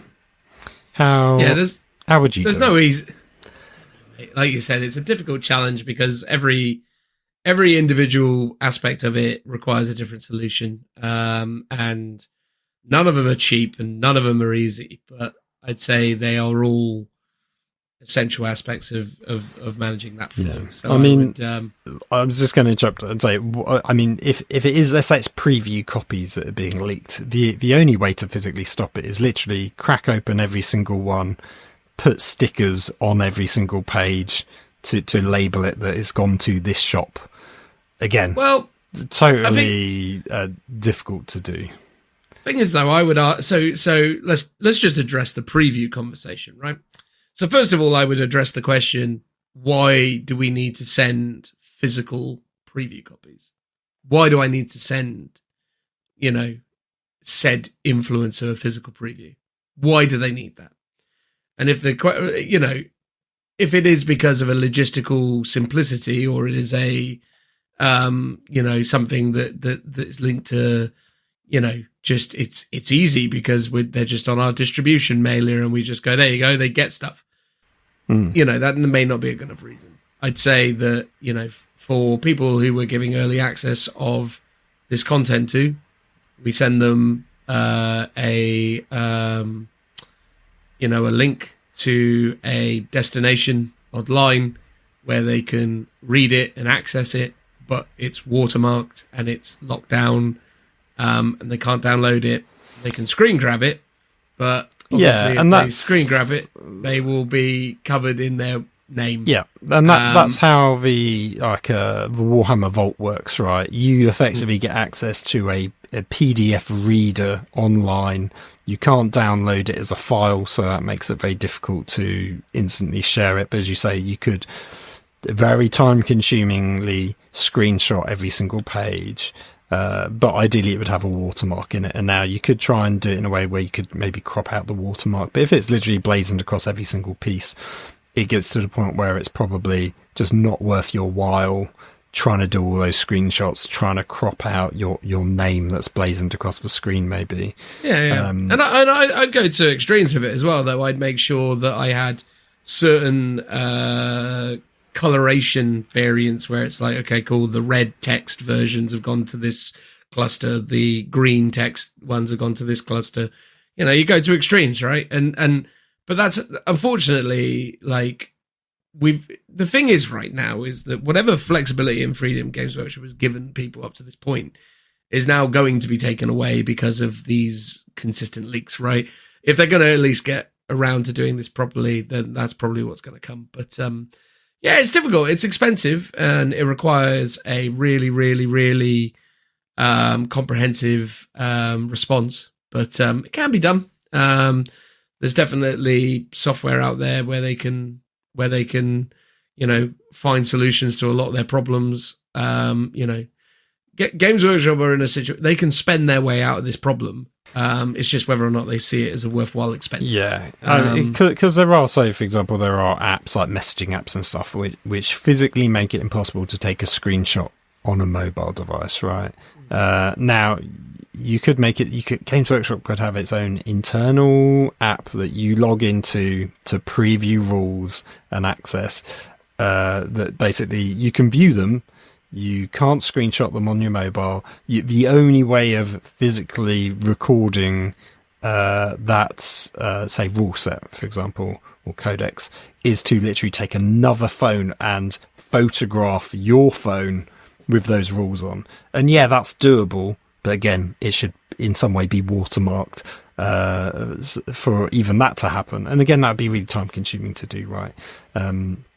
So I'm sure there are ways, very lengthy and, as you say, time consuming or expensive ways where they could go about some of those issues. But it doesn't stop, let's say a Games Workshop store has a physical item because it's about to go on launch. Once it's out in the distribution network, once it's out in retail channels, fine. Because again, if you've synced everything up, if you're shipping things out to store the week before launch, then if stock's arriving on, say, Monday for a product that's releasing on Saturday, but you've given the go ahead to your influencers and to your press and your media to release articles on the Saturday, as they do currently, in order to drive the pre-orders, you accept the fact that, in the week leading up to it, you will have some leaks, but that's much less damaging potentially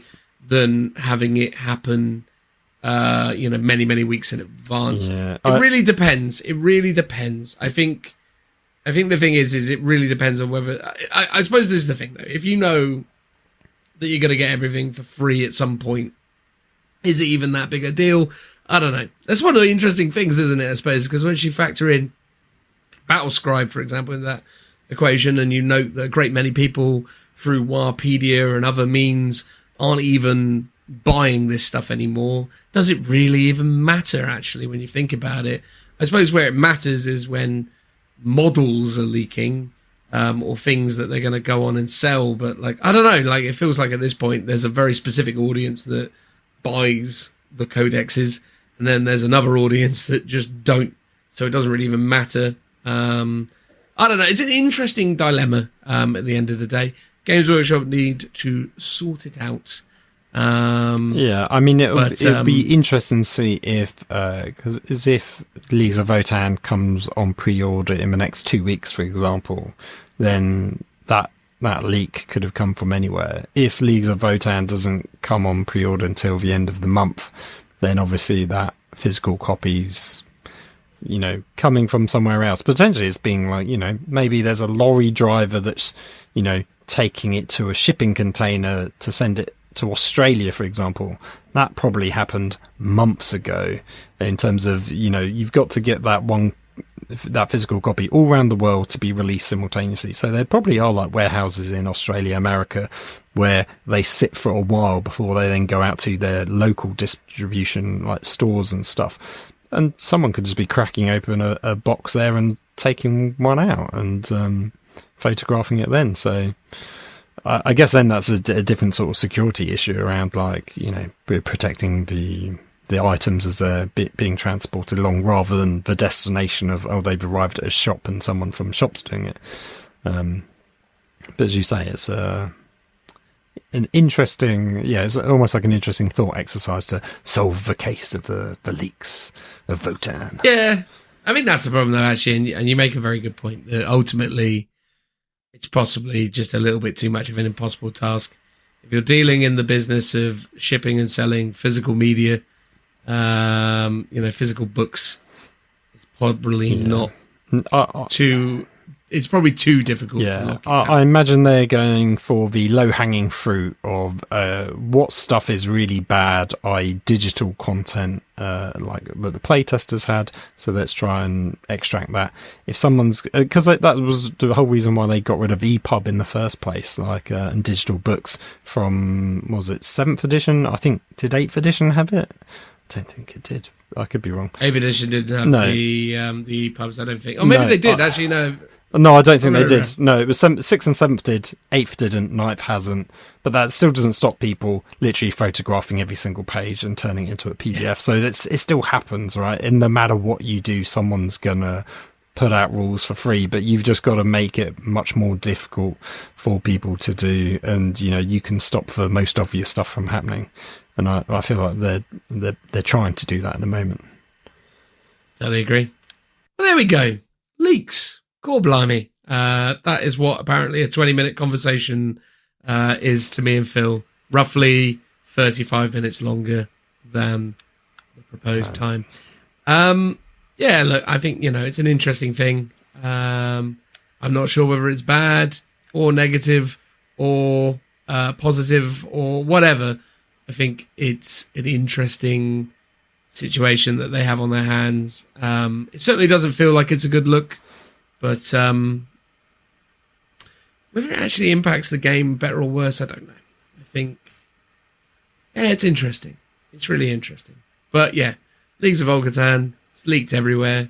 We won't tell you where because we actually probably don't really even know. We've just seen it about, so I'm sure you have as well.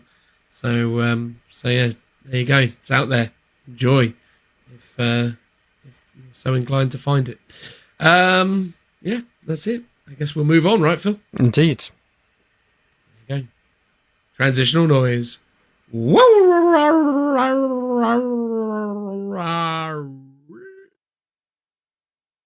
Hello again, everybody. In this part of the podcast, myself and Phil are going to talk about the recent events that took place during, I can't remember what it was called, Crusade event at Warhammer World. Rise of Tomb or something like that. Do you remember, Phil? I don't know what you would remember. You weren't there. No, I know. It probably something like Rise of Tomb or the... Rising a Tomb, Raising a Tomb. Warzone Nephilim, maybe? something like that? No, it had very little to do with the Warzone Nephilim, although some people did get confused about how missions worked.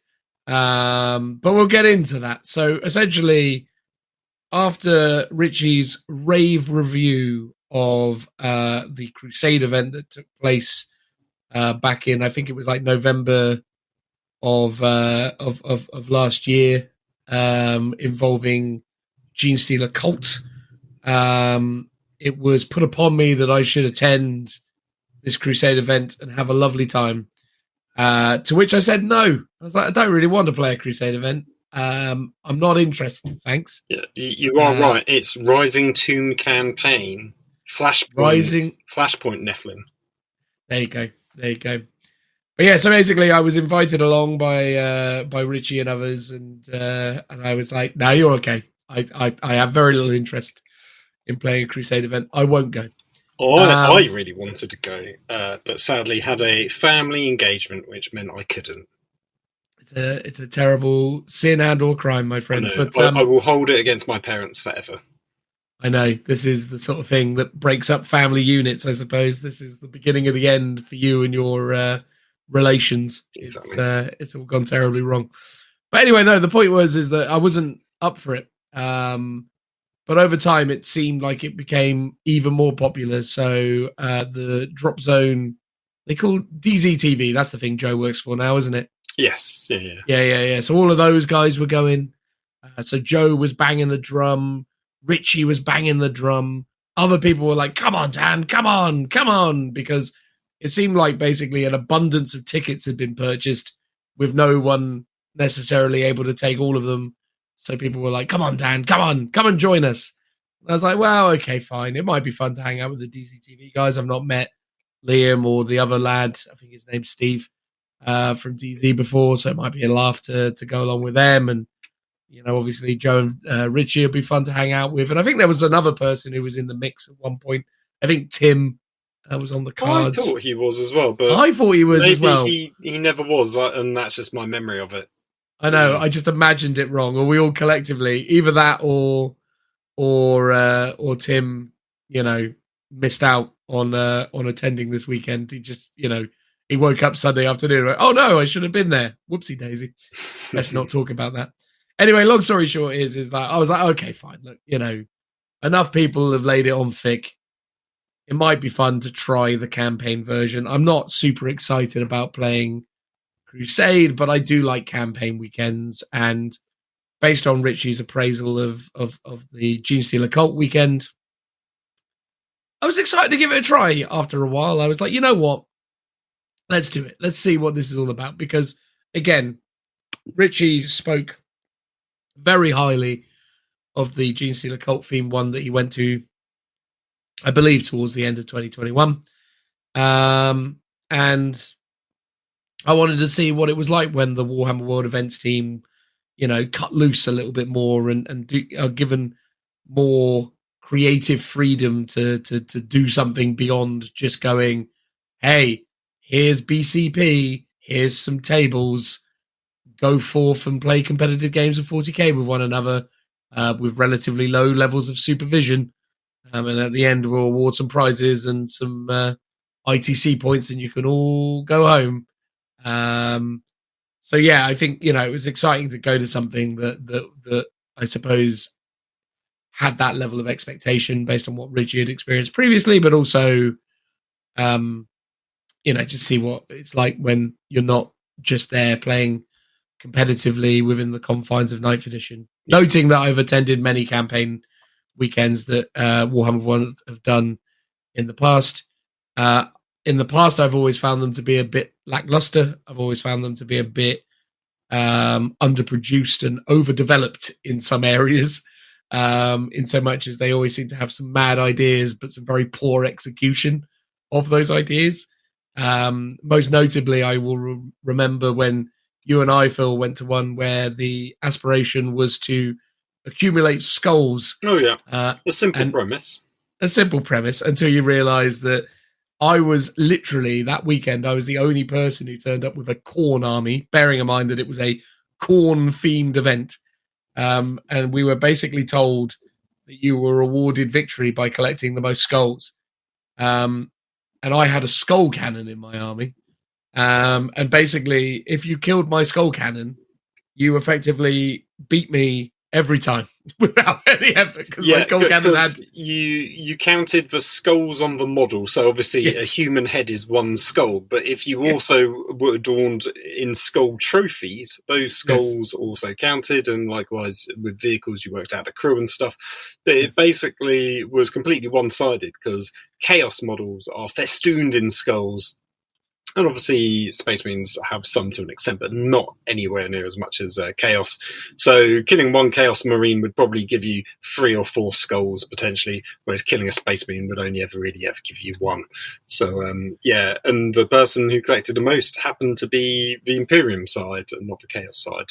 What a surprise. Yes. And the other thing that was always hilarious to those systems is I never necessarily felt like I was that engaged in it, or that anything was actually happening legitimately. It just felt like they were just plucking numbers out of the air and just going, oh, the Imperium have this many skulls, and Chaos somehow miraculously have similar to, or are only just lagging behind. It always sort of felt like they were doing some like rubber banding, as it were, to make sure that one side just didn't run away with it completely. And inevitably at the end, but inevitably at the end of the event, the final round, it all came down to, oh no, it's really close. It's really close. It's like shock horror, the Imperium one. It was like, okay. But those are the things I find with these Crusade systems. And I think it's not Crusade systems, sorry, the campaign systems. I think campaign systems that focus more on these kind of overarching ideas of accumulating a resource, which is separate to standard 40k game design, is always an interesting one, where it's like, oh, we're going to use the map system, and you're going to migrate around a campaign map and accumulate resources based on your movement around a map, or we're going to do skulls, or we're going to do, in the case of the Crusade event that Richie went to, they had like this card system where there was like an infection mechanic that they were playing, which sounded really interesting. So like, there's all these different ways they do it, but none of it is necessarily innately linked to the games that you're playing. And also none of it really necessarily has very strong narrative themes for all armies. It's sort of, I find with the way that the Warhammer World team do campaign events, is they try and create broad concepts and broad mechanics that will enable all armies to come and participate. I also find that I think there is an expectation from the Warhammer World events team that you as a player going along to these campaign events, for the most part, need to kind of come with your own narrative or come with your own kind of reason. You're supposed to sort of look at the premise and be like, well, why are you here? It's kind of, there is an overarching kind of sense of a necessity to create your own fun, as it were, or your own narrative. I can get that, because you're, especially when it comes to Crusade, it's your crusading army. Yes, So it's like you've got to come up with your own narrative and stuff. That can't necessarily be prescribed to you by the event holder. I mean, if they did, and I would love to do an event where you give everyone an individual narrative, or at least a faction specific narrative at the very least, but that's a lot of legwork for one organizer for a, let's say, 50-man plus event. I mean, a 10 or 20-man event, maybe it's a bit more doable to go that more granular. I mean, I've seen it done in the past, is all I'll say. I've been to campaign weekends where it's all been faction focused, and it's difficult, right? Because they, didn't always get an equal spread of players. Obviously, there was the Imperium side that was very well supported, the Chaos side that was pretty well supported, and then all the Xenos factions didn't really necessarily align perfectly. So it ended up with Craftworlds, Dark Elder, Nids, Orcs, Necrons, it was a Tau, and all of those teams comprised of maybe 2 or 3 players, and it became a really weird thing where you have all these resources from a events team perspective, where you've got these guys who are kind of like doing GMing for, say, the Elder, but the Elder faction is made up of 6 people, whereas like the Space Marines are like 50. And it was a very weird dynamic in that respect. But I respect their hustle. I thought I thought those old events were really great. They definitely informed my own ideas of what I think is important when it comes to these sorts of styles of events and the things that I would like to see. And the things that I was told that, sort of happened in the Genestealer one that came earlier. So it kind of did, inform my thinking as I was entering the event. But so the way I'd like to break it down, I think the first thing I'd like to talk about is the event itself, the organization of it, and the system that we used. Then I reckon it'd probably be nice just to talk about the games that I played. I won't go into extensive detail. Your list? Talk about that? Yeah, I'll talk about the list. I'll tell you what, I'll start with the list. I'll talk about the event. I'll do the games. And then, I should probably go event, list, games. And then I'll close with my evolved thinking concerning Crusade as a system now that I've kind of intimately played it. I know. It is ironic that out of the two of us, you have played a Crusade kind of campaign weekend before I have. Yeah. Much to my frustration. I think it's a good thing in a lot of ways, though, mate. I think, if nothing else, it gives a... You never know, right? I mean, I might have, over the course of the weekend, come to love it. I might be like, oh, man, I know. I'm so wrong. I'm looking forward to you eating that humble pie. Yes. Will you be eating it or not? Let's see. Well, I mean, who could say? I mean, it's anyone's guess. So let's talk about the event, right? So for the event, Rising Tomb, the Rising of the Tomb, Necron MacGuffin, basically you arrived at the event, and first of all, and I accept that this is a issue that Games Workshop have, right? Because they can't assert a level of certainty that players will attend, right? They don't really know who's bought all the tickets. Some, people buy in bulk. Do you mean in terms of faction sort of splits? Yeah, all that kind of stuff. But innately within the construct of what they created, it feels that there needed to be some work done in advance of arrival. So for context, the system that we used was a board-based campaign map. So upon arrival at the event, we were asked to join factions. Now, at the time that me and Richie arrived, we had a choice of two. There was one spot left on the Defilers, which I believe Richie joined, and there was one slot left on the Invaders, which I had to join because I had to join. Was there three sides or four? Just 4 sides? Okay, 4 sides. So there was now I can't remember all the names of them.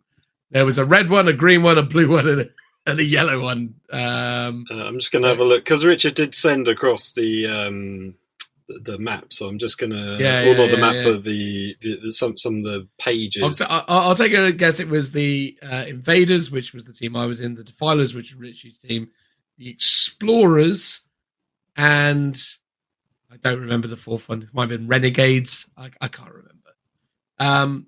But from the outset, right, these teams, there was no real discernible reason why these teams were different from each other or what they actually represented, or at least not based on my experience of the event, nor Richie's either, right? So maybe individuals who joined teams beyond what me and Richie joined had a better kind of narrative premise presented to them for why they were part of this team and what this team was there to do. But in my case, it was all very loose. It was very much a case of you are part of Green Team and we're Invaders. It's like, cool, what are we doing as Invaders? I'll get back to you. I was like, oh, okay. All right, fair enough. Yeah, I mean, you would maybe think that it's broken down via, as you say, normally like the generic factions. So you get Imperium, you get Chaos, and then you get Xenos. But maybe they've done 4 teams that are sort of agnostic, and it's more to do with they did. A play style. But as you say, that then makes it very difficult to have a narrative thread for why a Necron player is on the same team as a Tyranid and some Space Marines. Because they are as you said, like the Defilers or whatever the team might be. And I'll get into some of the specifics about my team leader, and which was a member of the Warhammer World events team, and how all that worked, right? In a moment, but I'll just go over the system, right? So upon arrival, you're told, hey, you join a team. Okay, cool, I'm an invader. Yay, me. And then they gave me a binder. Now, initially, they gave me a binder that I was confused about because it was all the same page on repeat. And then I looked at Richie's and went, I seem to have a printing error.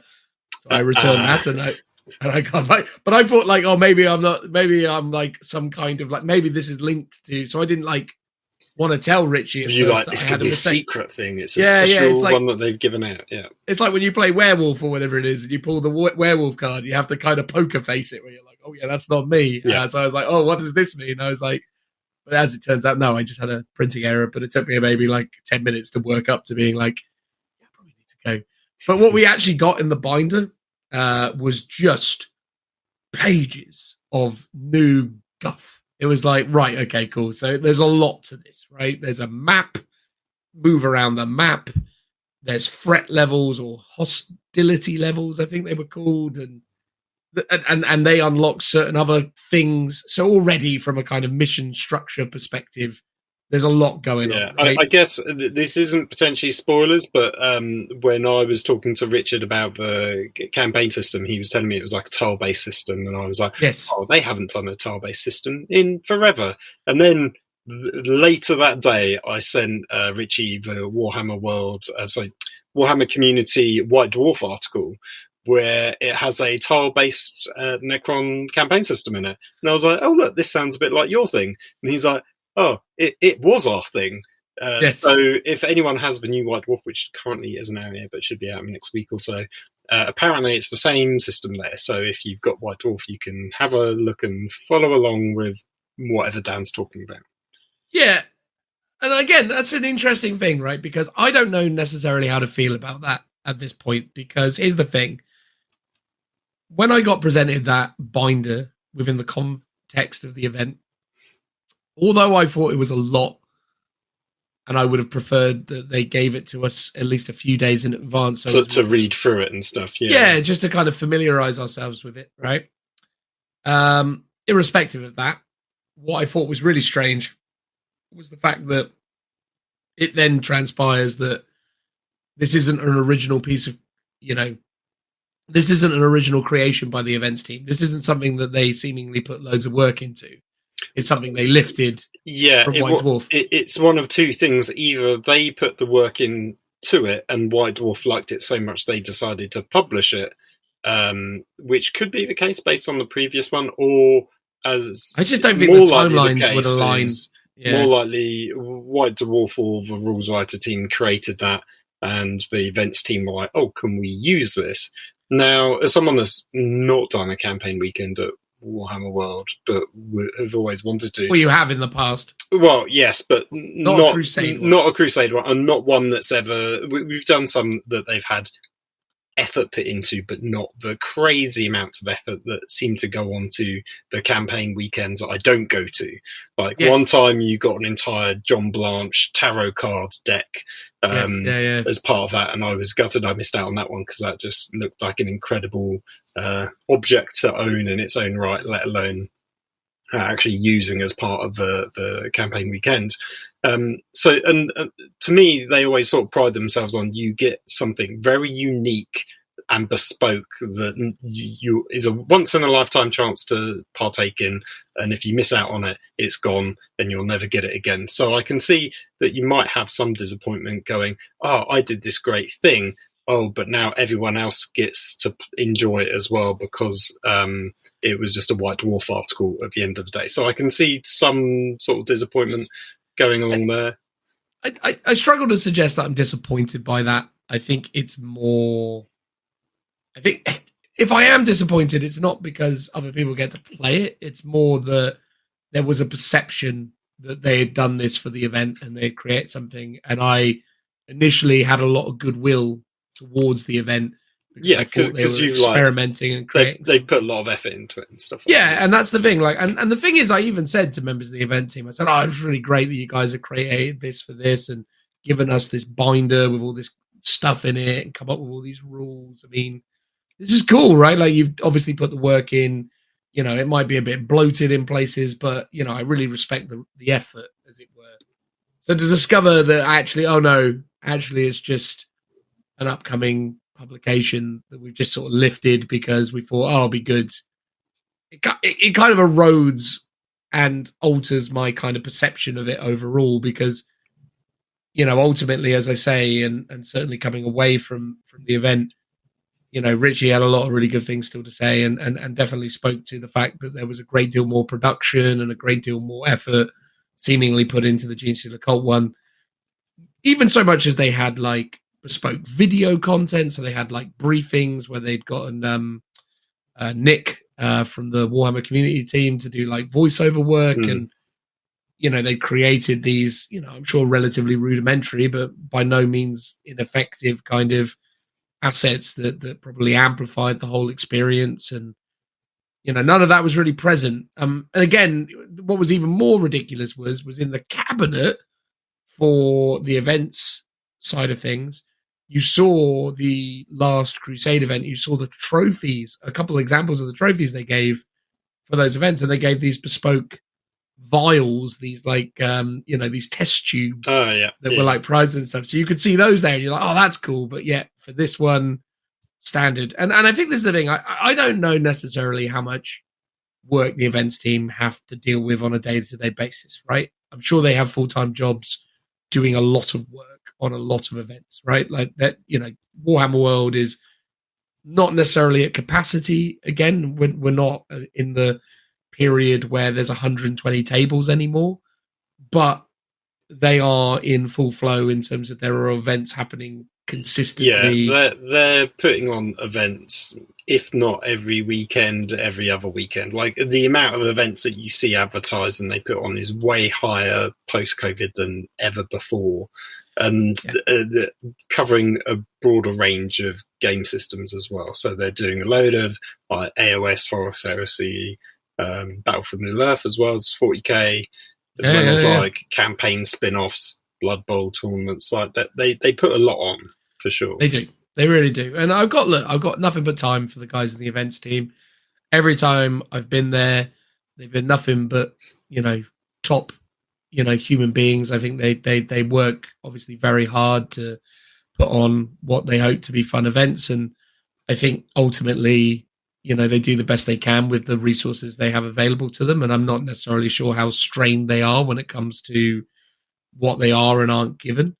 But I think what was slightly frustrating, I suppose, is that I've at least had a first-hand account of what the last Crusade event was.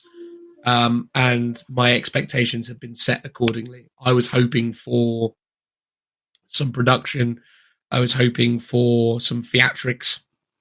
I was hoping for a set of fun narrative mechanics that made me feel like my games had meaning, you know? Yeah, because the Gene Stealer Cult Infestation one, you had effectively like secret hidden agendas where you could be infected or defend against the infection, and you often didn't know about it until it had happened. And you would then go off and sort of be given a secret thing to like, oh, okay, now this is your secret mission you've joined the cult and now your job is to infect other people. So, and I guess to an extent that was one of the things we raised as it's very cool, but potentially a bit clunky in terms of it's another mini game within a game. And maybe they got feedback from that and were like, oh, this is too much. We need to roll it back and simplify it. So I presume there was nothing like that at this one. In so much as, there was like, I mean, obviously there was the core system that they had created, right? Which, or I say they created, that they'd taken from this upcoming White Dwarf release. So they had this grid system and it was all about unlocking vaults, right? Like, so everything was about, okay, cool, get keys, unlock vaults, unlock loot.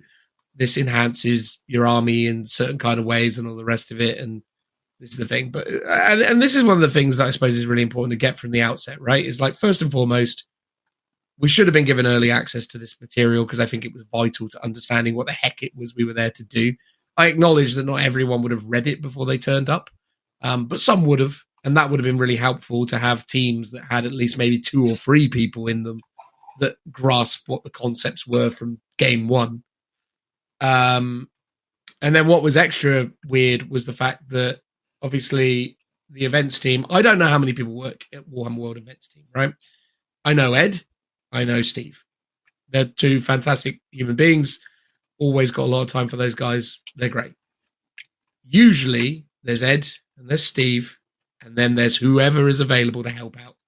And normally they're people from like, you know, the studio team, or they're people from the retail side, or they're people, you know, working, I don't know, security even maybe, you know, like they're just people within the company that are known to have a good kind of attitude and can perform well in a kind of public facing role doing events work. And that was the case of this one, right? You had two legit events staff, which were Ed and Steve. And then you had two volunteers. And my team got one of the volunteers. I feel really bad because I've just forgotten his name. I think it was Adam. Could have been Anthony. Could have been any number of A's. Really good guy, though. Like, I mean, again, like as a person, brilliant. But here's the problem. He didn't know what he was doing because he'd just been brought in like that morning. He thought he was turning up to be the ringer. He was like, oh, in case there's no one around, can you just play some extra games? Sure. Yeah, no worries. But now he gets there and they're like, cool, you're in charge of this team. And it's like, okay, cool. And, you know, he's not consumed the mission structures. He doesn't really understand what's going on. So he comes up to us in game one. And look, here's the problem with me, right? Is that I'm a bit of a nuisance when it comes to group moments, right? Because do you like to take over and tell people what to do? It's not that I like to take over because I know my place, right? Like it's not for me to take over, but I'm not shy at speaking my mind in those situations, right? Like I don't suffer the initial anxieties around public speaking that a lot of people do, right? And in the early instances of it, right, he's saying stuff and I'm just asking him questions. I'm just like, okay, well, what does that mean? And his response is, oh, I don't know. Okay, cool. But it kind of feels like we should know. And he was like, yeah. And I said to him, like, I said to him, like, okay, can you explain what this is? He's like, I'll get back to you. And then I was like, okay, cool. So are you adopting some kind of in-world persona? I mean, what is this team? What are we doing? Why are we the invaders? What's going on? Who are you?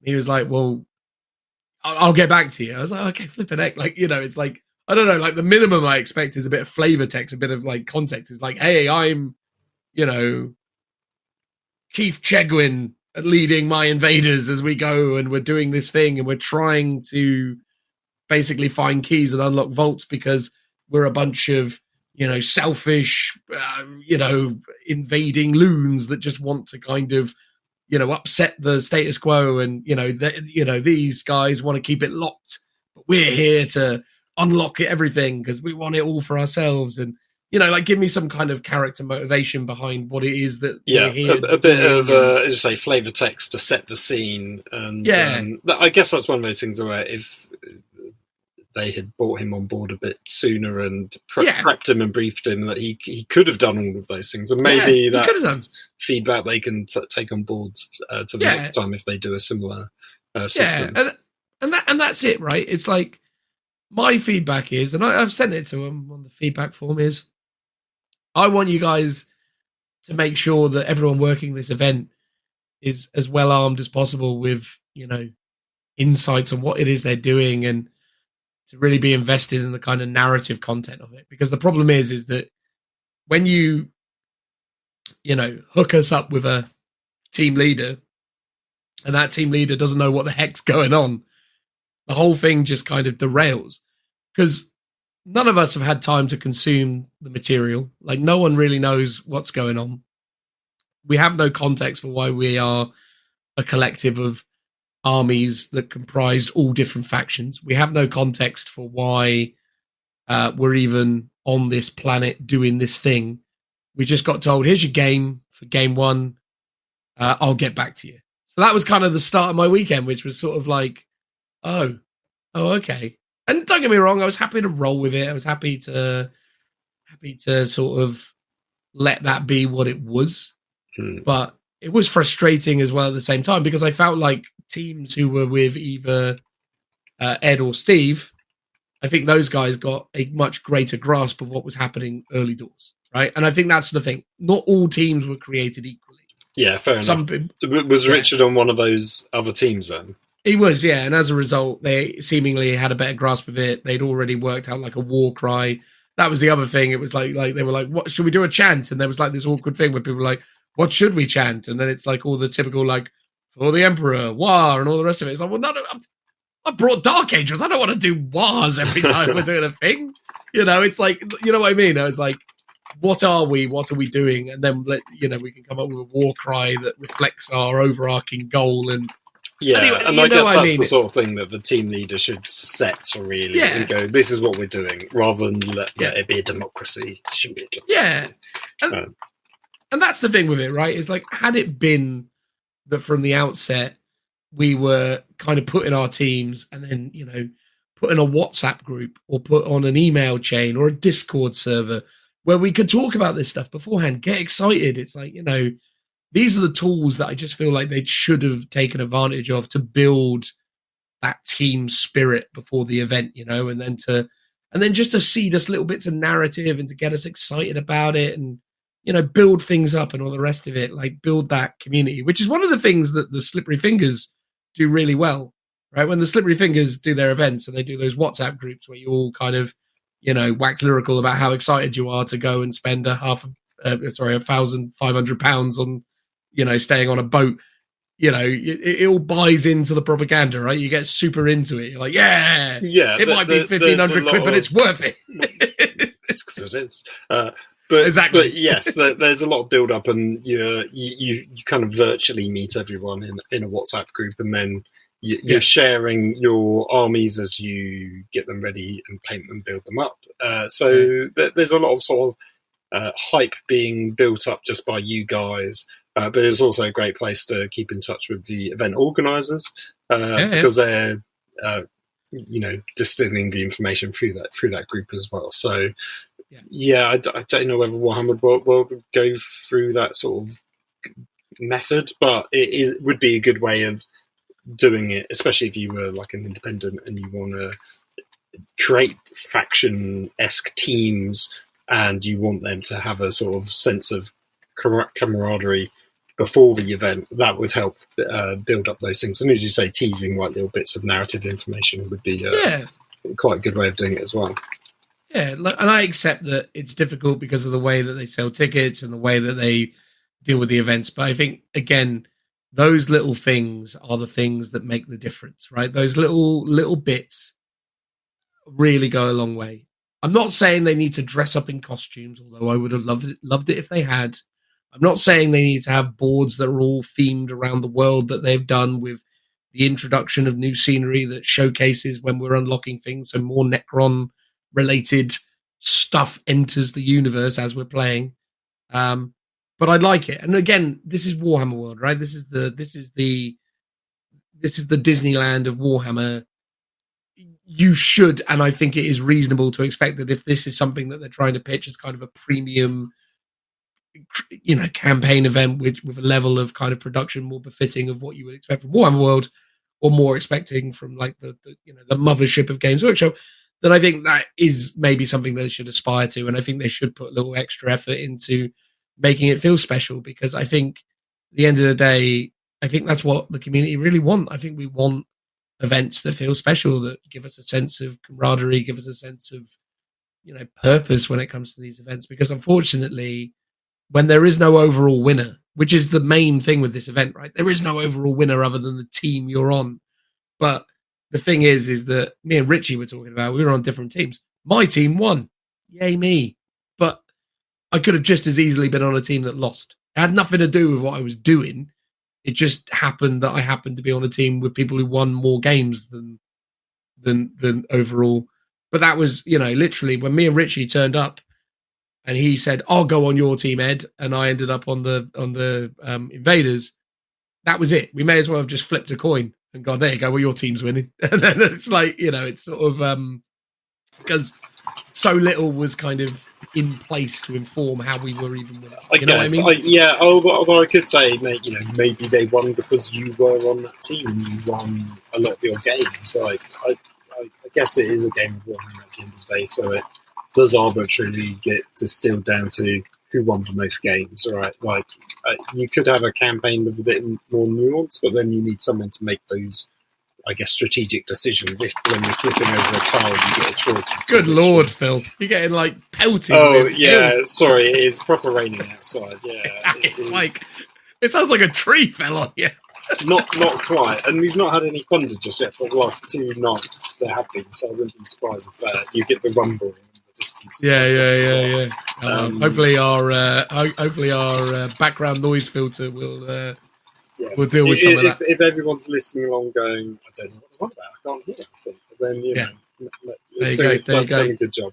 Well, here's the thing, Phil. Hopefully I will have edited this out if they can't hear it, but then at the same time, I will have interrupted what you were just saying, and that would have been very rude. Keep it in. Yeah, exactly. We'll keep it in. It'll be fine. But anyway, sorry, you were saying, mate. If they had a mechanic where if the decisions of say which tiles you flipped over to claim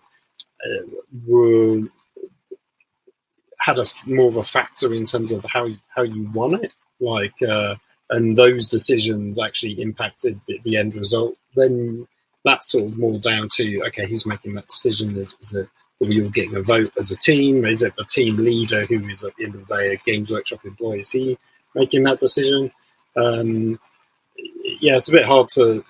Yeah, it's a bit harder to make a game that isn't just about, okay, which team won the most games. I'm sure you could do it a bit more thematically. The skulls concept, for example, although that has its own inherent problems as well. But I know what you mean about, like, you want each game to feel like it's having an impact on the overall team. And I think what you said about the having more terrain, like, evolve through the course. So, Warhammer World has an abundant access to a load of Necron plastic sprues.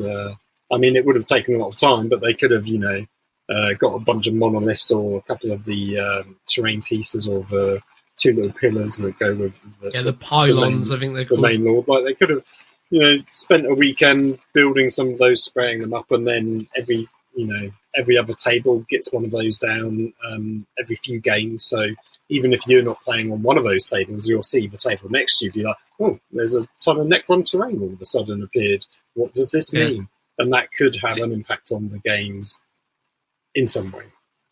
See, here's the thing, right? What I would have loved was so me and Richie were talking about this, but again, these are the things I would have loved to have seen. This is my wish list, right? So the event was what it was. We played on standard Warhammer World boards, which are those neoprene mats with the 60 by 44 section and the nice little bit of sideboard. I'm still not a big fan of the mats, but I accept that is what it is now. I do like the fact there's a sideboard, though. That's super handy. That's really good. Practically speaking, it's cool, but it's not my favorite. But anyway, be that as it may. So we played on standard Warhammer World terrain. And here's a funny story. There were no Necron players there. One Necron player. That's embracing the theme. Yeah. So that was interesting in and of itself. But here's the thing. Here's the things. If they're listening, I hope they're listening. If the Warhammer World events team are listening, here are my 3 ideas to improve the overall way that it went. First of all, is video production and scene setting, right? So I desperately would have loved it had we had this kind of overarching narrative that was created around certain key characters, and those key characters were played by members of the events team doing a bit of amateur dramatics.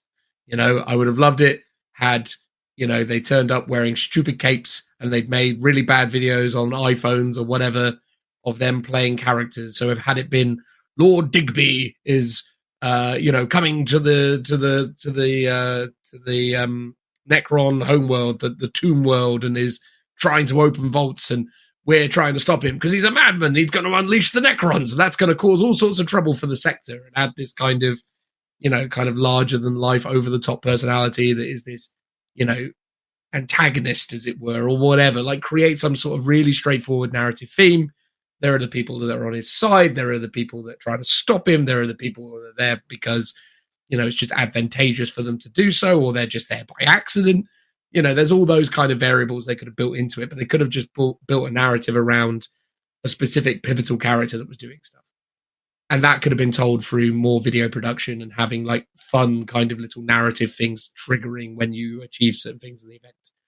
It involves a little bit of extra work, I grant you, but I think it would go a long way to making people feel more immersed in the world that they're trying to immerse you in. Number 2 is they definitely needed Necron terrain, and they definitely needed to introduce mechanics where Necron terrain was appearing more frequently as the game went on, as more vaults opened. We were adding more Necron stuff, and the Necron stuff had impacts on the game. Like, I would have liked it if all these pillars had started coming up, and maybe it's a case of like, in place of objectives, you have to place 3 pillars, and you have to try and shut them down, or you have to try and ignite them, but they have in-game effects, so they have like profiles, and they will shoot you and do stuff and muck around with you, but you have to deal with the fact that there are those pillars there, and there's an ebb and flow to how that works. And that would have been cool, but they didn't do that. And then the last thing I would have really loved is if they'd had sort of ringers or people who were part of the events team who brought a really, really over-the-top, super tooled-up Necron army, and that they were kind of like a challenge that you had to overcome. So if it was like, we've done something and we've upset the Necrons, so now we have to pick 2 members of our team to become a double. So they take their 50 power level, and they create a 100 power level, 2,000 point army, but they double up and they have to play doubles against one GW employee that's just got this really kick-ass, Necron army with loads of Crusade things, and they've got Catans and it's all mad, and it's like you have to try and overcome this really difficult challenge by partnering with someone in your team and doing a doubles game because it's like it's this thing that you now need to overcome. I think that would have been phenomenal if they'd done that. That's a pretty cool concept, and there are enough games that sort of every team could have done that in one of the matches, and you'd have still had one spare, I think, as well. I've always liked the idea of that there's a sort of central battle happening, because I think there was one event where it was like Chaos Demons versus Grey Knights. That might be the Skull one, and it was like that they could have had like literally a battle, some Chaos Demons, some Grey Knight players battling it out, and the results of each round of missions that you played had some kind of impact on that game that was being played very slowly over the course of the weekend. So you could see you having some impact in that in some way. That could have been something that was happening within the warp, right? And then like one turn of that game would happen during one full game. So like, in the span of the 2.5 hours where you play one game, they will have completed one turn, but they'll complete that turn based on upgrades and things that are being unlocked by the performance of their, so if the forces of Chaos are doing better, then the Chaos get a bunch of buffs. If the forces of the Imperium are doing better, then they're taking away from, that kind of thing. But yeah, I would have just loved it. Those are the things, right? A bit of production, a bit of, which also really kind of goes to the terrain thing. But the production's more about the character-based like the narrative. presentation and stuff. Just world building. Give me a reason to be there. Yeah, and there's enough sort of humanoid characters that people can dress up as quite easily. Like you could have an Inquisitor, a rogue trader, a captain, like a generic. On. Yeah, or like Admech, just exactly wear a cloak or something. You can do characters that aren't necessarily. You don't need to have them cosplaying as a Space Marine or anything ridiculous. Just do, as you say, sort of minimum effort, like a cloak or cape or something. Yeah. And here's the thing, though. That will do. Legitimately, if the Warhammer World events team put out a call to the cosplayers out there that they know because they go to their events. And just were like, hey, I need a Death Watch Space Marine and I need a Guardsman cosplayer. They could get those with relatively low effort and then just do some amateur dramatics with them. And it'd just be like, oh, yeah, that'll be fun. Just slap that together. you know what I mean? Like it's not completely ridiculous to assert that they could do that stuff because they've got the props, they've got the facilities, they've got, and I appreciate there are business needs for all of those things, right? Like, you know, you can't just go, hey, can I use the studio for 5 minutes because I want to film a dumb thing for our event? It's like, well, no, because I'm filming battle reports all day, or I'm doing this, or I'm doing that. Like, people need to, you know, I appreciate business resources can't just be divvied out like, you know, like sweets. You can't just fling it around any old way. True, but you are right that there could be some cross compatible like uses. Because for the first one, which was the gene signal infection, I suspect that was designed by one of the actual game designers and like physically designed by someone that designs the books, because it had a very nice book presentation and was printed internally or externally with one of the printers. And they could do more. They could do faction-specific T-shirts and get those made, or as you said, they could even get some animation clips, very short ones, done by the animation team specifically for Warhammer events teams. But like they completely recycle them, right? They do some generic clips of some talking heads that they can then just change for audio for each time. Don't necessarily worry about lip syncing and what have you.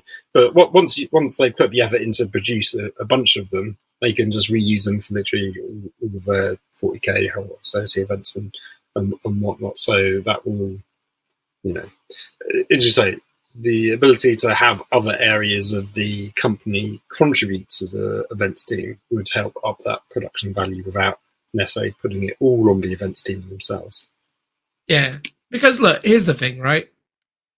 What we got in the end, really, as it turned out, all we got was 5 games played in Warhammer World using a campaign map that is being published in White Dwarf this month. That's what we ended up with, right? When I went there, I thought, oh, this is a unique thing that's specific to this.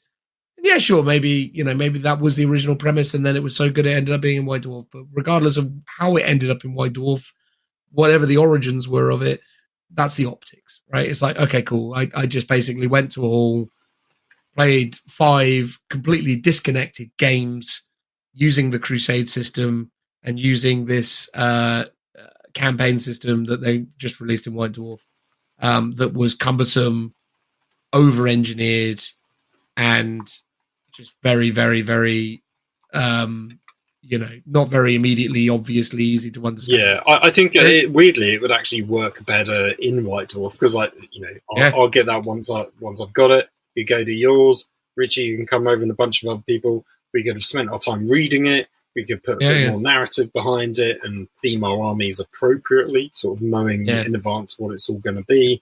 And then we could, spend a couple of weekends actually playing that campaign system. And probably have more enjoyment out of it than the Crusade event, maybe. Yeah, because they would just say stuff like, oh, you're now in threat level, blah, blah, blah, blah, or whatever it was, and now we're in this war zone. And it was all referenced within the thing, but just... It's all it had to be was like literally like they just go on the tannoy and go, so and so has opened a vault. Now you all have -1 movement for the next game. Cheers. That's all I needed. I just need a couple universal things that are broadly announced to everyone, and then members of the events team go around and say, hey, did you hear the announcement for this game? This is the stipulation. Everything's -1 movement. And we all go, okay, cool, yeah, cool, got it. And then none of us can kind of just go, oh, I'll just choose to ignore that, or I didn't have time to read it, or it's just something. Because that's the problem, right? I don't know whether this was uniquely just my problem or whether it was universally felt. But I know, at least from talking to Richie, and I know based on all my opponents I had after game 3 or from game 3 onwards, no one used any of the extra stuff that was going on. I got given like keys and was told, oh, if you do these stratagems on a 4+, you can get them refunded. I was told that there's these extra stratagems and there's these... Basically, rules were thrown at me like crazy. But I just got to the point where it's like individually someone coming up to you telling you, or no, it was all just based from the book. They were just like, there you go, in the book, blah blah blah. You got a separate, really cruddy, color printout of these keys where they just ticked the boxes to say you've got these keys, and those keys gave you 4+ refunds on certain stratagem types. Which was fine, but you just forgot about it every time. You never thought about it ever. No one I played I honestly, from probably game 2 onwards, paid any attention to the extra rules that were in the book, because it was just so bloated. On top of Crusade, which is also quite bloated, but we'll talk about that in a moment. I'll talk about my army. I'll talk about my games because I appreciate, and this won't need to take too long. Look, I'll close with the overarching event first. My army was Deathwing. So much Death in 40k. I always forget whether it's Death Company, Death Watch, Death Guard, Death. You know how it goes. But in this instance, it was Death Wing. I took Death Wing because I thought, you know what, Terminators, groovy granules, going to enjoy that. Bring that to the fun. Terminators can be good. They're not broken in the sense that a lot of the time when you run that Terminator army in any kind of competitive setting, they don't do very well because they're not very good in the very kind of high-end competitive. Were they potentially a bit too strong for the opponents that I had last weekend at this Crusade event? Maybe. I don't think necessarily they would have been had my opponents had a better grasp of some of the kind of core concepts of the game. I think my finding was with playing the guys that I played last weekend was that the majority of them didn't necessarily approach the game with too much tactical nuance. They were very easy to kind of predict and manage and control on the battlefield. And obviously I'm someone who's played a lot of games and innately do things or behave in certain ways that are advantageous to me in terms of winning games. And ultimately I found that my opponents didn't really ever do anything that surprised me. And as a result, I won the greater majority of my games. I won 4 out of 5, with my only loss coming to a NID player who just happened to have enough zone ropes that I could do nothing about. Because I'll tell you what, my army doesn't enjoy is 15 mortal wounds a psychic phase. That is not a fun time. But then I don't think too many people enjoy that. So no, it is what it is. But yeah, game 1 I played Chaos Space Marines. Was an amazing game. Really lovely guy, beautiful looking army. Really got things off on a great sort of start. I'd say he was probably one of the more tactically capable opponents that I'd come up against. He had a real good kind of approach. I just managed to lock him down with a very jammy dreadnought that managed to engage 3 kind of key components of his army. So my dreadnought inevitably ended up in combat with his squad of 10 legionnaires, his squad of obliterators, and his sorcerer in turn 2. So I managed to tag all 3 units with 1 dreadnought, which he failed to kill until the end of it was the very last thing he did in his shooting phase was get rid of that dreadnought, which basically meant that I'd locked them there and removed a lot of their kind of shooting and stuff. And then on my turn 3, I just sort of cleaned up. So that was cool. Game 2, I played against a Black Templar player who, again, really, really fun guy. Had a lot of time for him on a kind of personal level, but massively mismatched in terms of what his army could do and what my army could do in response. To put it in context, he went first, ran at me, was in combat turn 1. He went first with his Emperor's Champion to try and kill my Interrogator Chaplain, failed to do so. I interrupted with my Deathwing Knights, who then proceeded to kill the Crusade squad that had just charged into me. And the Crusade squad was the thing that had all the buffs on it. So he'd like buffed his Crusade squad up with like the exploding 6s that do mortal wounds, which would have wiped my Deathwing Knights straight away. But because I was able to interrupt because he prioritized the champion, because he didn't want to lose the champion to the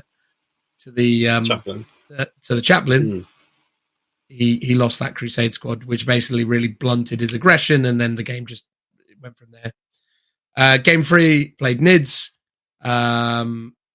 Again, nice guy, but just an army that I just couldn't do anything against because it does 15 mortal wounds a turn, and I just go, cool. So literally after 3 turns, everything in my army was dead because it couldn't withstand mortal wounds at all. So yeah, it was like, okay, cool. But again, nice guy. Game 4 was against Blood Angels. Really good guy again. I mean, that's the thing. You're the consistent theme, right? They're all nice guys. He had brought a Land Raider Spartan, and he put pretty much everything from his army inside the Spartan, but then proceeded to maneuver the Spartan in the most defensive way possible. which essentially just allowed me to just pin it down in a corner of the board, smash it to smithereens, and then lock down his army for the entire game. So I just won because all of his stuff was in a Spartan that for some reason he just didn't ram forwards. He snuck it into a corner. I then destroyed it, and then all his army was just sort of stuck trying to chew through Terminators. Yeah, I've definitely had the odd game where you look at your opponent's army and you're like, oh dear God, like, they're going to mince me. And then they're super defensive with them and don't charge it. You turn one, basically. Yeah. And when they don't do that, you're like, oh, that's odd. Yeah. And then by turn 2 or 3, you're like, oh, I'm winning this now. I wasn't expecting that at all. Yeah, I mean, I wasn't either, right? There's a Blood Angel army that should have absolutely battered me. It should have just ran in and done me over, and then I would never have been able to have done anything about the Spartan, which would have just been consistently dropping Terminators every turn. Maybe only 1, 2, maybe 3 Terminators a turn, but that's consistent damage when my army is as small as it is, relatively speaking. So, yeah, he just played it wrong. He didn't really understand that he needed to be more aggressive, and, you know, there's... Even though I was sort of saying to him, I was like, you sure you actually want to put it there? And he's like, yeah, because I want to get shots off. And I was like, yeah, but you've got like your whole army in there. He was like, oh, whatever. I did also have the opportunity to, there was the opportunity available to me to wrap the Land Raider to kill everything in it. But I was like, I can't do that to him because that would have been so ridiculous. That would have been a bit much, Crusade, I think. Yeah, but it was very, very, very available to me. Was it tempting? You the little itch in the back of your brain going, "Go on, Dan, go on, do it." I knew I could do it, and obviously, as a result, there was a temptation. But I took the what I feel was you took the Knight of the Inner Circle award mentality. Yeah, exactly. I had my I put on my fake persona where I'm like, oh, I'm just a fun guy. I like playing for fun. Yeah. You know me, I'm a good time guy. Yeah, no, that was that. What else was it? And then the last game I played against Sisters, and they tried to meet my aggression with aggression. I basically positioned all of my objectives I could on one side, and he responded in kind, and essentially all of our stuff just ended up clumped on the left side of the board, or my left side of the board, their right side of the board. We just smushed into each other. And then he learned what the flail of absolution, or whatever it's called, does, or the flail of the unforgiven, which against one wound Sisters of Battle is hilariously entertaining. So anyway, those were the games. Like I said, I think genuinely, really, really nice people with really good attitude towards the game, but definitely people who don't play a lot of games and don't really kind of understand aspects of the matchups or really how to kind of, you know, maximize their potentials within the mission. So these weren't games that really perplexed me tactically. They weren't pushing me in terms of like needing to but again, in a way that was super fun because it's nice to not really have to think all that much. You know, it was a lot of it was kind of autopilot. You know, it was more about the relationships with the players, the conversations, the moments, the fun. So, you know, I don't necessarily dislike it because of that, but it is something that's worth stating that these players were definitely a great deal more casual than the players that I'm used to playing on a regular basis. Even yourself, mate, you know, like, you know, I think maybe it's one of the unfortunate aspects you have of playing against people like myself on a semi-regular basis or being involved in conversations with me. But, you know, your kind of technical competency within the game is probably a bit better than your aspirations necessarily. I do imagine going to a Crusade event, you will get the more casual gamers, and not say that in a disparaging or bad way, because it's not. But the people that aren't taking it seriously and they're just there to have fun, and they don't, you know, probably don't necessarily care whether they win or lose. They're just there to tell some nice thematic stories. And but there will be some people like yourself who are, not to say you're trying hard, Dan, but you're competitively minded and you know how to go about winning, basically. And yeah. you will always get that mix. And, you know, even when we've done the rapid fire wargaming events, you get that complete sort of spectrum of players at those events. I think there are some that are very competitive, but then you get a lot of people there just to have fun and just sort of roll some dice and not take it too seriously, which is I think a good way of doing it, really. Yeah, I agree. And I don't want to besmirch anyone that I played against. I think they were all really good people, and I think we had some really great games, but not great games in the sense that they were, when I make it's a different type of game to what I'm normally playing, right? Like, it's not the same as what I'm used to when I'm playing, in match play events and so on and so forth. But at the same time, I'm grateful for the fact that people were a lot more chilled out, a lot nicer, a lot happier.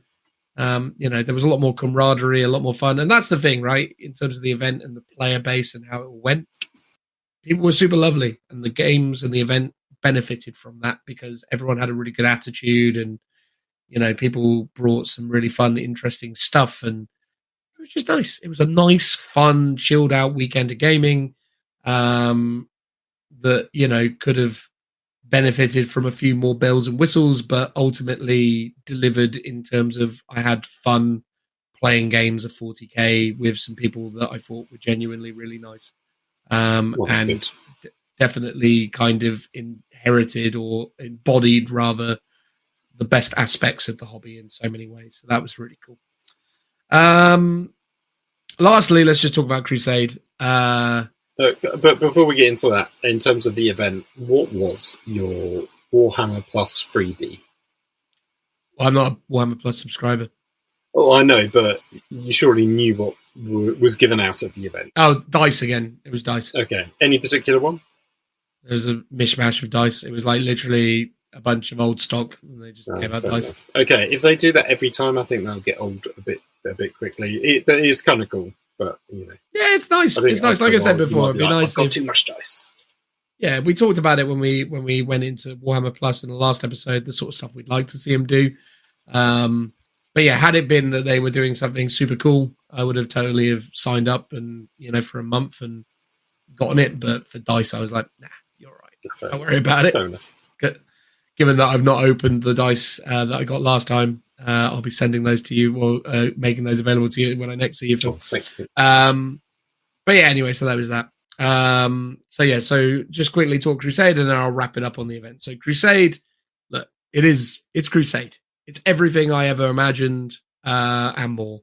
It is so unwieldy, so unnecessarily complicated, and so poorly implemented that it just, I don't understand anyone who really kind of gets on board with it. It's I swear to God, in my last game, I forgot most of the stuff that I'd gotten. Like, I was like, oh yeah, that unit had a thing. Oh yeah, I forgot. Oh, that did oh no, I forgot. Oh, that could have done this. Oh, I forgot. It's too much. I mean, potentially that is a problem of Crusade, but a Crusade when you are at a tournament, because by the end of Game 5, I tend to forget half my rules anyway, because you're just in that kind of game fatigue of having to play so many games over a short space of time. Whereas if you were doing one game a week down your local gaming club, I think you'll be a bit more tuned into it, especially if you keep playing it and make a bit more of a commitment to your arm and your theme, and you might remember what each individual unit does. Or maybe not. Maybe it will just get bloated from all the extra rules that each unit gets. But I think the very fact that it's at a tournament doesn't do that aspect of Crusade very well. No, and it's so cumbersome. Like, we put a photo of me on... Oh, yeah, having a whale of your time. Exactly, going through all the books. But the thing is, that wasn't even me over-egging it. That was what I had to do. I had the campaign-specific booklet, which was a binder. I had my sheet for all of my units that I had to keep updating. I had the 40k core rulebook, which is by far and away the worst part of it because it's so badly laid out. It's ridiculous. Like, you don't realize how awful it is until you start trying to use it, and you're like, wow, they have mucked this up. Something chronic. It's terrible. I mean, they could have probably done you a favor and just included the core Crusade rules from the core rulebook in your binder. I mean, it's probably like 10 pages tops, right? And they could have had that in that binder. You can leave your core rulebook at home because it's a hefty tome. Instead, it'll be in a nice A5 little binder instead. That would have done you wonders, I would have thought. Oh, 100%. That would have been lovely, but that's not what happened. And then because I had the Space Marine Codex and the Dark Angel Codex, so I had like 5 different things that I was juggling at any one time. And then trying to work out, like, you know, how it all kind of comes together, and then trying to remember it all. Look, here's the thing. Do I think Crusade is a good idea? Yeah, of course. I've always said that I like the concept. I just think it's so poorly done. I just think it's just that thing where it's so hard to keep on top of it all. And the other problem you have within the event is by about game 4, people can tell you whatever they want, more so than 9th edition is normally. And you just have to go along with it. You're just like, yeah, sure, sounds all right. They're like, oh yeah, this unit now hits on 2s, rerolls 1s natively. Sure, yeah, all right. I guess that's probably a thing. This unit's got feel no pain. Oh, yeah, cool, great, fine, yeah. I mean, one of my units have feel no pain, so I suppose that's logical. Oh, this guy now just auto gets psychic powers or something, or this one's got a sword that hits 100 times, or this one's got a thing that does this, and you know, it's like it just keeps going, and you're just like, you know, I was getting hit by guys who were going, oh, this is now exploding 6s because, and this is this because, and this is this because. I'm all right, cool. And at the point, like, I'm just literally like, I don't understand what's happening, because it's literally like I'm looking at my opponent. I'm like, well, by game 4, you could do anything. I don't know anymore. It's just. Yeah, no, I sort of get that, and I think Space Marine suffers from a lack of narrative to the evolution of their army. So Richie, I know his aim was to destroy enough vehicles to collect enough scrap, and from that he could bring along like a looted battle wagon, which was his Ashmotan Stormlord. I think it was that he then he managed to finally get enough scrap by game 4. In game 5, he had his war boss riding around in this looted Baneblade, effectively, or Stormlord, and that was like a cool like little purpose for his army and his crusade. And that is 100% down to the mechanics of how the Orc Crusade sort of game mechanics actually work. That he could sort of tell a story with his army. With Space Marines, you don't really get that at all, really. It's like, oh, cool, I can make my captain a bit better, or I can get a cool relic banner for my Banner Ancient guy. But beyond that, you can't really give yourself a purpose, unlike a lot of the other races and factions as part of Crusade rules. Well, I'll dispute that, because Dark Angels do have a purpose. They're hunting the Fallen, and that's what I was there to do. Oh, okay. That was my whole mission.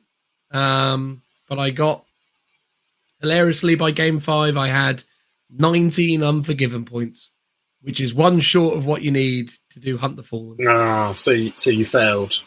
I failed. Is it because you've got to like target a character and like interrogate them or something?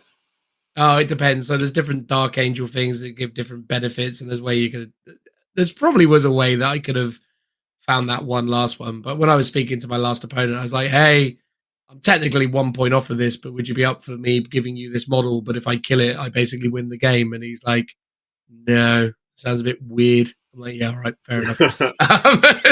like, you know, it's like, because again, the mechanics around it was such that it was like, well, it doesn't even sound that compelling. It's like, so what? You just put a model, and what, I've got to learn all these extra rules for a new model that you're putting on me. It's like you're giving me more. It's like, I don't know what Cypher does. What does he do? I was like, well, he's got all this stuff where he like takes CP and he does this. He's got all these mad rules. He's fun. He's like, it just sounds like a headache, mate. And I was like, yeah, tell me about it. Fine. Well, I'm 1 point off anyway. We won't do it and move on with our lives. Yeah. But yeah, there you go. So look, there you go. Look, Crusade.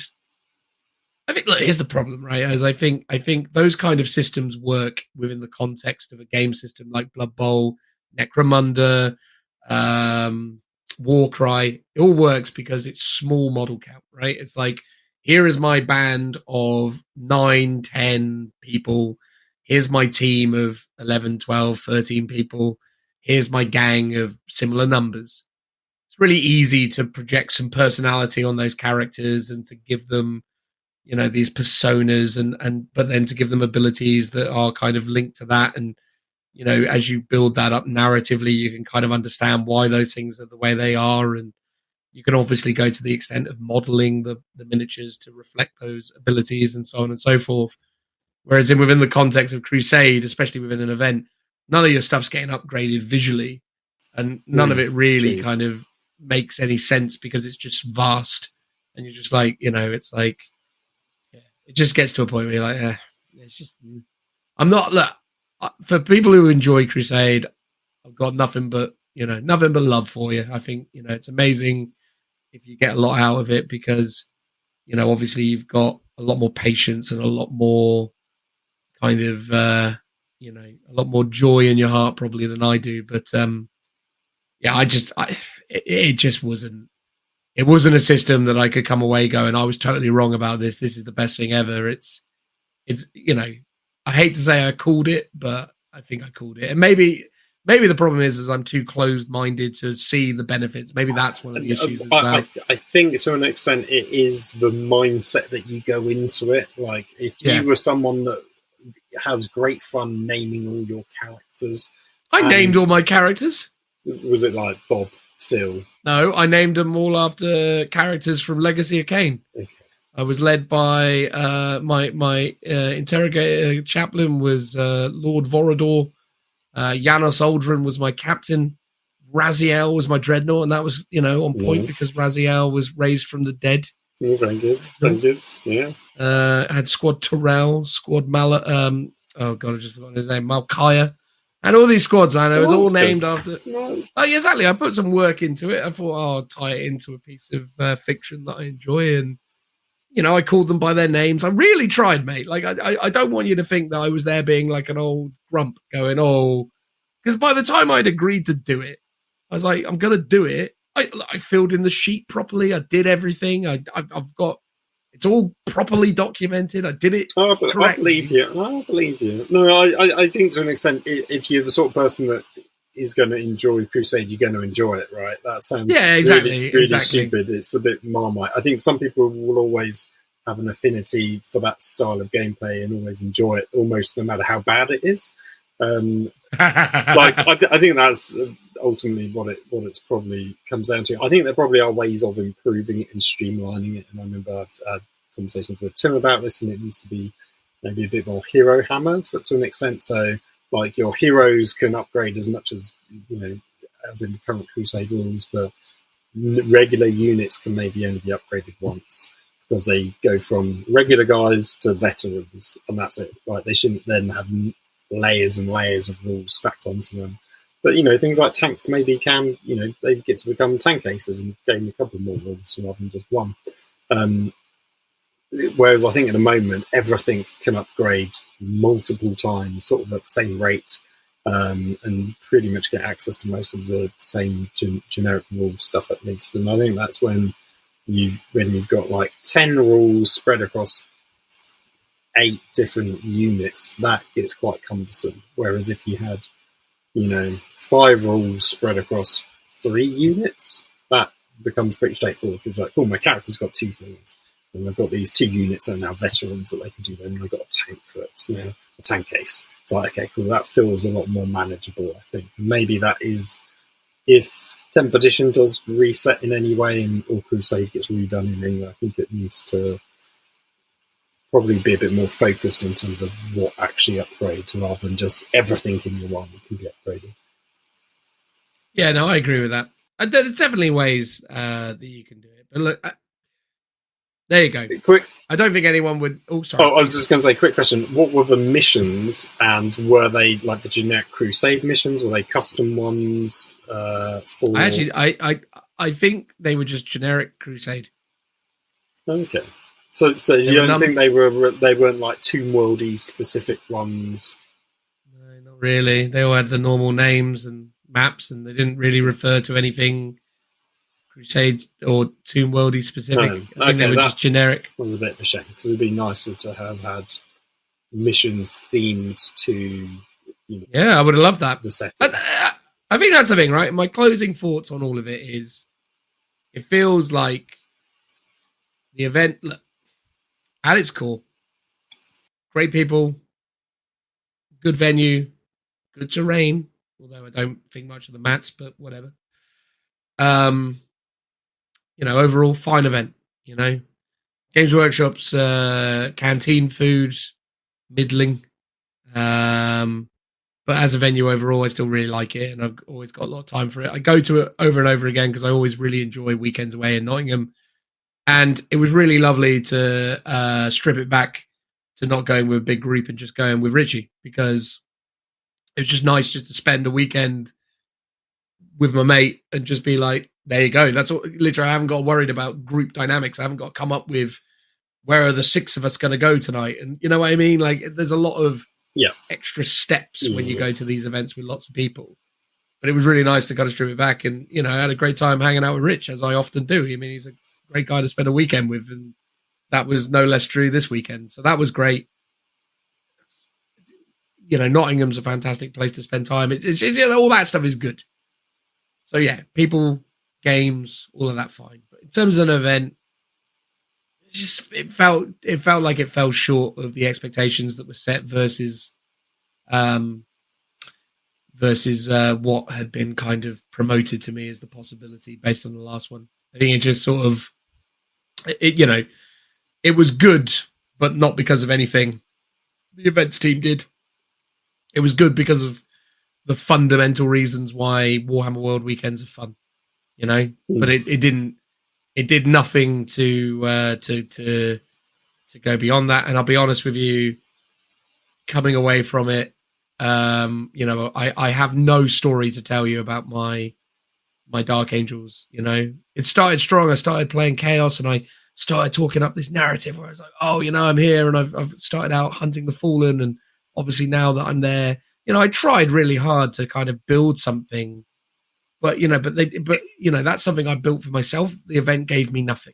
It's not like I could slot myself into this world, or they gave me nothing to hang my ideas on. They were literally it was just 5 disconnected games of 40k that resulted in me winning a little plaque. Not a trophy, but just one of the cardboard plaques that went, well done, you won.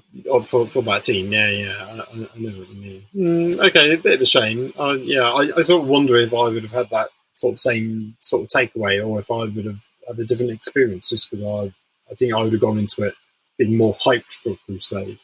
But maybe not. Maybe I would have been like, oh yeah, it wasn't very, as you say, thematically tied together, because it's meant to be like on a Necron 2 mod, but you're still playing on generic 40k terrain and stuff like that. So, very interesting. And I appreciate your synopsis and summary of it all.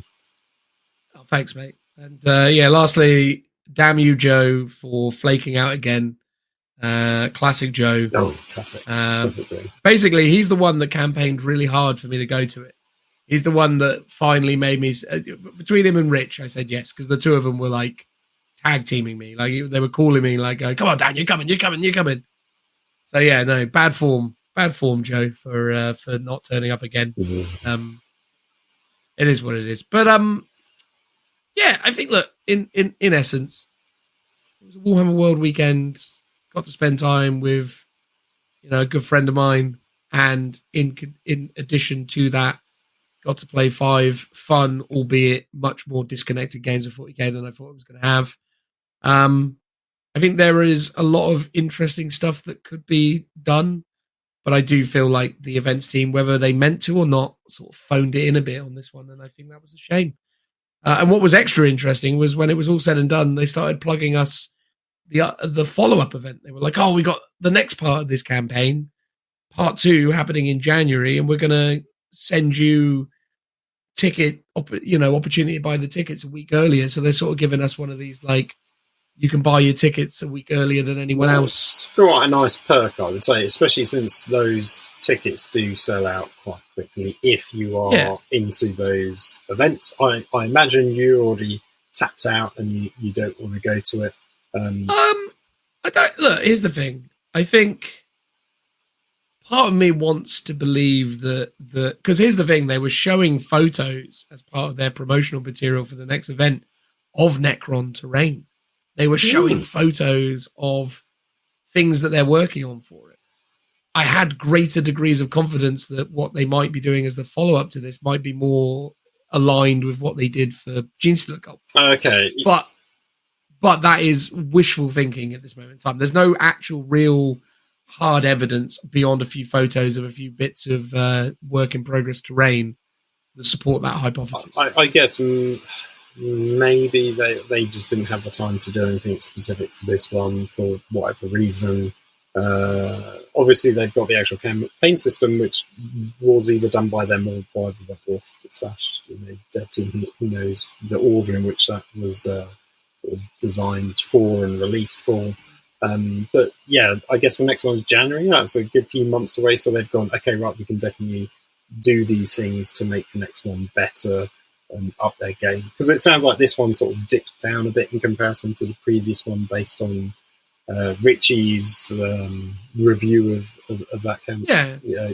Crusade. And I don't want to speak for Richie because, it's not my place to, but at the same time, I can assert that he definitely came away with very similar feelings to myself on certain core aspects of it, that the production wasn't quite as good as what he'd experienced in the last event, and that ultimately the overarching kind of narrative was really lacking. And that ultimately, the way they'd structured certain things were a bit lackluster. So I think Richie does echo a number of my sentiments on the event. And obviously he has had the benefit of going to what sounds like the superior event that took place in 2021. So I mean, I don't know. Will I go in January? Maybe. It really depends. Crusade has not won me over, but it was fun playing 5 fun games of 40k against hobbyists that aren't in it to win at all costs. And that was a nice change of pace and actually something that was much more my desired, version of 40k. And I think that's it, really. It's like, it was nice to go and play games with people that weren't taking it super seriously for a change. And that is something that makes it special and makes it fun, and definitely one of the reasons why I'd recommend it to people, because if you're looking to go to an event where the core concept of it is that you're going to have a good time playing 40k, this is that. It's just that what hurts is the fact that it could have just with a few little things have been incredible. Like, again, a few little amateur theatrics, a little bit more setting or world building, and a few little gimmicks, and a little bit of streamlining in terms of rules distribution or rules mechanics.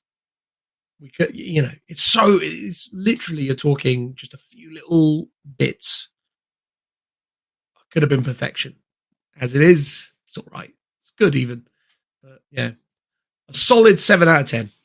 That's pretty good. Yeah. I'd say. Yeah, it was better. It was better than their match play events. No, well, that is something then. Yeah. Or at least I came away with a more positive vibe than their match play events. It felt better than their match play stuff. Yeah, I guess it'll at the very least be a bit more of a chilled out vibe, and you're not playing like you're not running over and stuff like that. The teams were fun. My team were fun people. It was great. Once they'd had a few beers in them by around game 3 on the Saturday. Fantastic. How did the teams actually manifest? Like, would you between games all go off into a corner and so we'd all group up. I should have probably mentioned that when I was talking about earlier, but yeah, we'd all group up and chat about how we wanted to move around the map and all the rest of it. Oh, okay. How many choose people champions were in your team? 12, 13 or so. Okay, so it's not a huge amount, which is decent. Yeah, I think it's a big enough size where it's like a cool team, but not so big you can't like chat with everyone. Yeah, I think we only had like 56 players all in, 54, 56. So the teams were broken up into divisibles of like 12 or 13 or whatever. Yeah. It was good. Again, that's the thing. There was a lot of good stuff. It's that thing where you just think, it could have been great. It could have been great.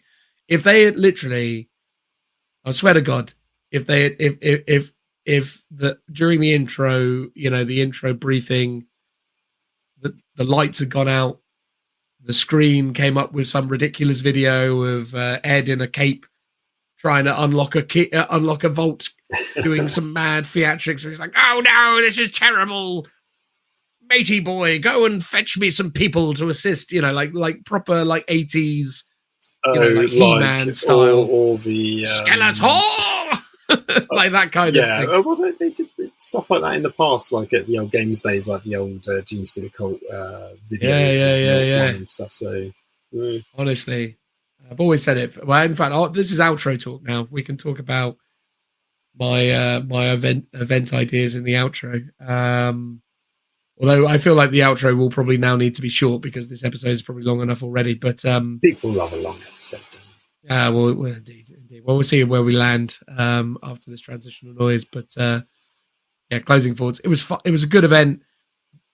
I would say the average match play event that they put on is like a 6 out of 10 at the moment. This was better than that, but to really go the extra step, I'd like to just see a little bit more fun injected into it. Things that just make you feel like these people care. And it's not that they don't care, because they do, but I need to feel it. I just want that stuff that just makes you feel like, I want the stories. I want to come away and be excited about what I did and what I was part of. And, I always say when I was part of the Tempest Fugitives back in the 2010s or late noughties, the events that those guys put on have stuck with me for a long time because there were so many fun moments that they created. And that was just guys in a thing doing a few, like I say, doing a few amateur theatrics and stuff. But it really took it places. Whereas, that's the thing. I'd love to go to an event of Warhammer World where it just blew my socks off. You know what I mean? Like, I'd just be like, what a weekend that was. I can't wait to do it again. Yes. Yeah. This wasn't that, but I might do it again. Okay. That's good to know. If enough people go to the next one in January, I'll definitely be up for it. And I think in January, everyone's free, right? You've got no excuse to... That's a theory. It is the most depressing month of the year, though, isn't it? Exactly. You can be depressed in Nottingham. Exactly. That's according to the Disney movie Robin Hood. So many are. Okay. Remember that reference? No, I don't. It's the song, isn't it? Every town has its ups and downs. Do you remember that song? Sometimes ups outnumber the downs, but not in Nottingham. What movie is this from? Robin Hood! Robin Hood and Little John running through the forest. Ooda lally, golly, what a day. No? No, just to transition. Oh my God! Are you telling me you've never seen Robin Hood? I have, but not for a long time. Like, the one, he's a fox, right? Oh my God, Phil. How do you not appreciate the cultural significance of that film? Clearly I was a Snow White man after all. Yeah. Oh, clearly. There you go. Hi-ho. Right, anyway. Transitional noise. Ooda lally! And that's it, everybody. The end of this podcast. Although you know better than that, we're going to have a chat. Although, to be honest with you, we don't really have a great deal to chat about beyond what we've already spoken about. So we'll see how this goes. One of the things that came out of us posting some photos of me at an event was a few people said to me that they'd love it if, for our patrons specifically, we did an event. There was a lot of people who seemed to say, there was a few people talking to me going, wouldn't it be great if you guys did an event of your own? And what would that involve and how would you do it? Yeah, I don't know. I think the problem is that, we've always mused the idea, haven't we? Yeah, I think the thing is, if I wanted to do an event, and it's not that I don't want to do an event by any stretch of the imagination, but obviously doing an event takes a great deal of effort, and it's difficult to really sort of foresee a time over the next few months where I'm going to have that time available to really kind of focus on it and do it right. But maybe it's a stretch goal that we can work on in 2023. Maybe it's something that we can try and do to sort of I don't know, to just sort of try and do something for the community and to, you know, put our money where our mouths are, I suppose, to a certain extent as well. True. Yeah.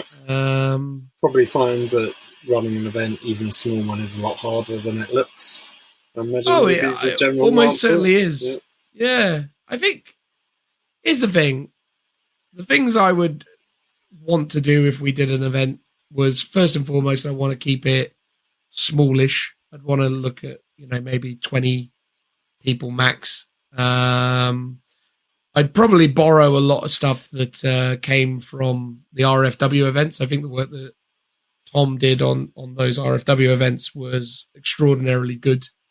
So I think I'd probably just look to kind of expand on those ideas. Maybe there's an opportunity with Tom. Maybe there's something that we could partner up with him on. Because I know he's having mixed emotions about doing another RFW, simply because of the amount of work involved and a few other like minor gripes and concerns that he's had with being able to like secure terrain and all that kind of stuff. So yeah, I don't know where his head's at with regards to hosting RFW in 2023, but maybe that is an opportunity that we could build upon. Maybe there's something we could do with him where we go, actually, what we want to do is we want to take, you know, aspects of RFW, maybe use the venue and maybe develop that with him and build it into something that's more in line with what we would want. But at the same time, it's difficult, right? Because I wouldn't want to necessarily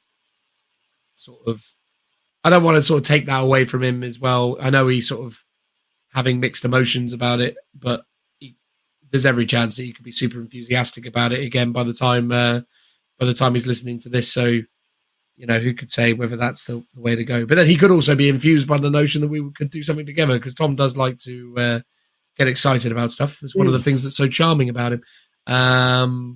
So we'll see. But yeah, I don't know. I think if we did an event, I think I'd want to make the effort to bring terrain and boards that were themed around certain theatres of war.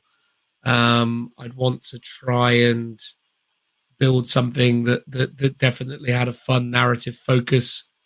And I'd definitely be doing some amateur dramatics throughout it, I would say. I think those are my key concepts. I mean, based on how we've done the end of the year quiz, especially how you did the scorekeeper last year, I definitely can see that you've got amateur dramatics, sort of homebrew, homemade style, home recording vibe. And I suspect it's the sort of thing you probably did as a kid all the time, like record your own little clips or mini movies, but based on how you did the scorekeeper at least. So I could see us doing something similar for say the intros, the missions and stuff like that. I mean, that scorekeeper segment, bear in mind, right? So like the big fat quiz of the year, or whatever we ended up calling it now. I think it was end of the year quiz. I think it was end of year quiz. Yeah, I think we'll turn into. I mean, that was a production nightmare for a multitude of reasons. One, we didn't plan it early enough. Two, the event space that we used, the Factorum, basically did a bunch of really, really mad things that didn't make any sense. So we thought we had access to a studio. By the time we arrived, they'd bashed a hole into the wall. And like the whole thing was like a series of really frustrating compromises. And we had like quite a lot of extra like production stuff. So we tried to do the desks, and we tried to do a lot of things. And we just didn't have the time to perfect them. But what was most frustrating was that the audio quality was terrible. And then lastly, we all got COVID. off the back of it. So we all did the quiz. Then we all got COVID. I was supposed to try and release it in a certain time frame, but I spent all of my Christmas holiday where I was hoping to spend time with friends, family, enjoy Christmas, but also do the bits of production on the quiz. I spent that week lying on the sofa feeling absolutely awful.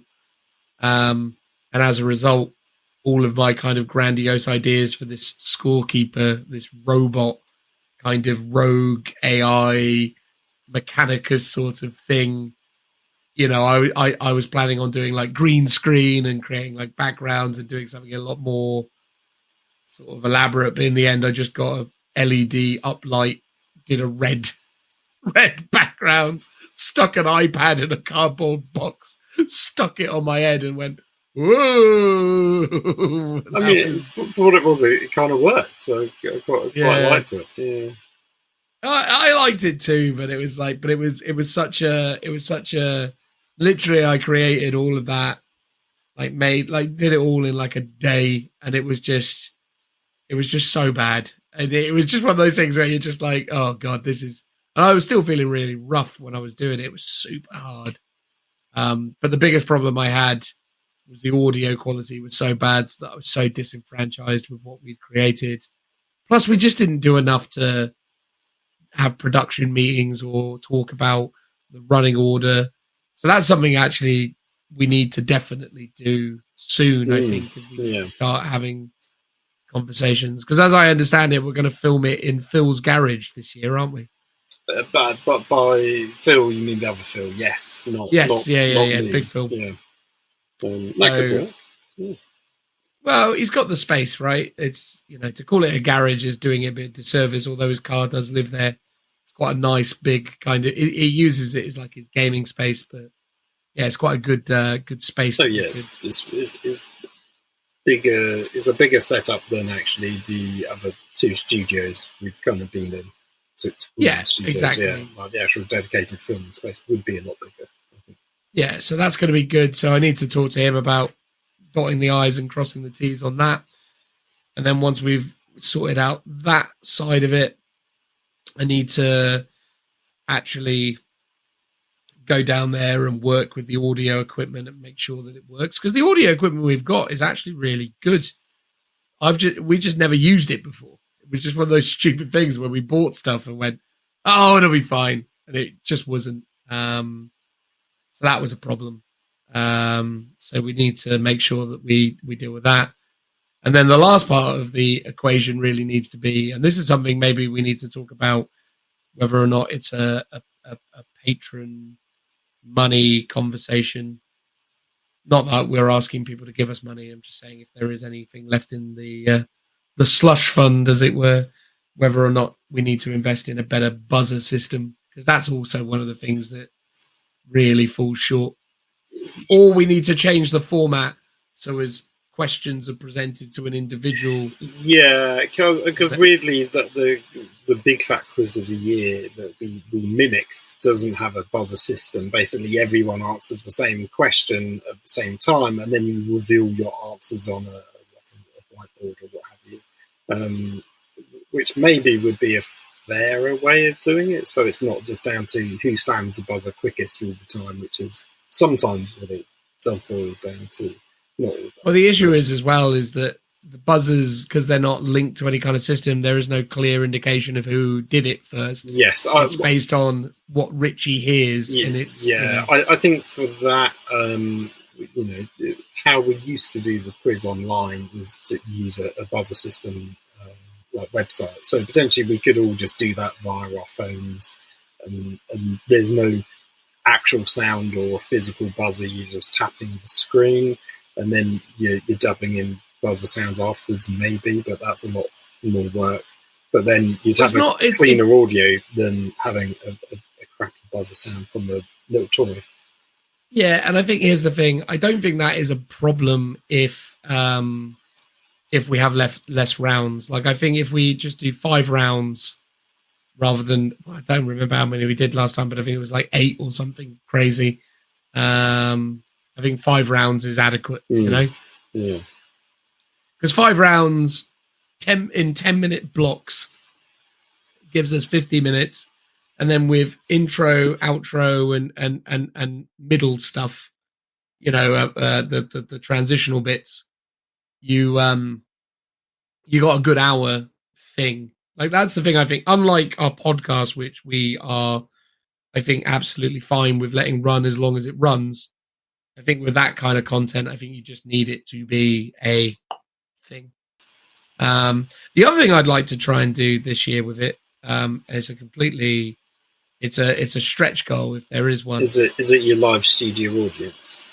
No, not for this one. Because obviously, if we're going to use Phil's, garage, I don't want to be giving out. Does he know? Address Does he know that we're using it? Because he offered. Because I just don't want him listening to this going, wait, what? Well, again, I assume that's the case. It may not be. Again, there were conversations that happened months ago that will have probably moved on since. Okay. But we do need to lock that down. But my stretch goal for this one would to try and get it featured on one of the get it as an article or something featured on one of the independent Warhammer or hobbying websites. So actually get it covered by a media outlet that would give it a bit more reach, as it were. Right. Because obviously our problem is our YouTube channel just is dead because it's just a video version of this, and people don't really kind of go there. So I'd like it if, I don't know, like a Bella of Lost Souls or someone of that nature, if I could pitch it to those guys and be like, hey, can I give you this? I mean, I'm sure they would, because they quite like content, right? So it's exactly a good easy content piece for them. So yeah, but quite likely. Sure so I'd just like to sort of find a way of putting it places where people could discover it easier.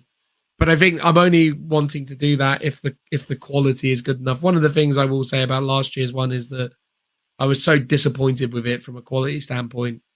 I put it out reluctantly because I genuinely was saying to Phil that I was so upset about what I'd created and how bad it sounded. And I almost didn't put it out. I was almost like, can we just kill it or try and re-record it? But obviously so many people were nice enough to contribute to it. So many people were, involved in it. I felt like I owed it to those people to put it out there, but I also felt like I'd let those people down, all the people that had taken time out of their day to send us questions and, obviously all the things that we were able to sort of do. And, I just felt like it was a shame because the first one was janky, but it sort of worked. But the second one was just riddled with problems. And I wanted to see a marked improvement and it just didn't come. So I think this is the year where I want to give it a good try and I want to see if we can do it right. But yeah, genuinely, without wanting to be a sort of Scrooge about it or be a downer about it, I think if I don't get it over the finishing line and do it to a good enough standard this year, I think I'll probably, stick a pin in that going forwards because I think it's not real. I think we can do it. I think we would have more success just doing the quiz like we do them when we do it on the podcast as just a special podcast episode. Do you know what I mean? Yeah, that makes sense. Well, here's the thing. So, as you say, one thing we need to do is we can test out the mics and the audio. To tie it back into the original conversation, which was the events, which is sort of where we've deviated off from, is we could just do a mini, let's pretend we're doing a narrative intro, right?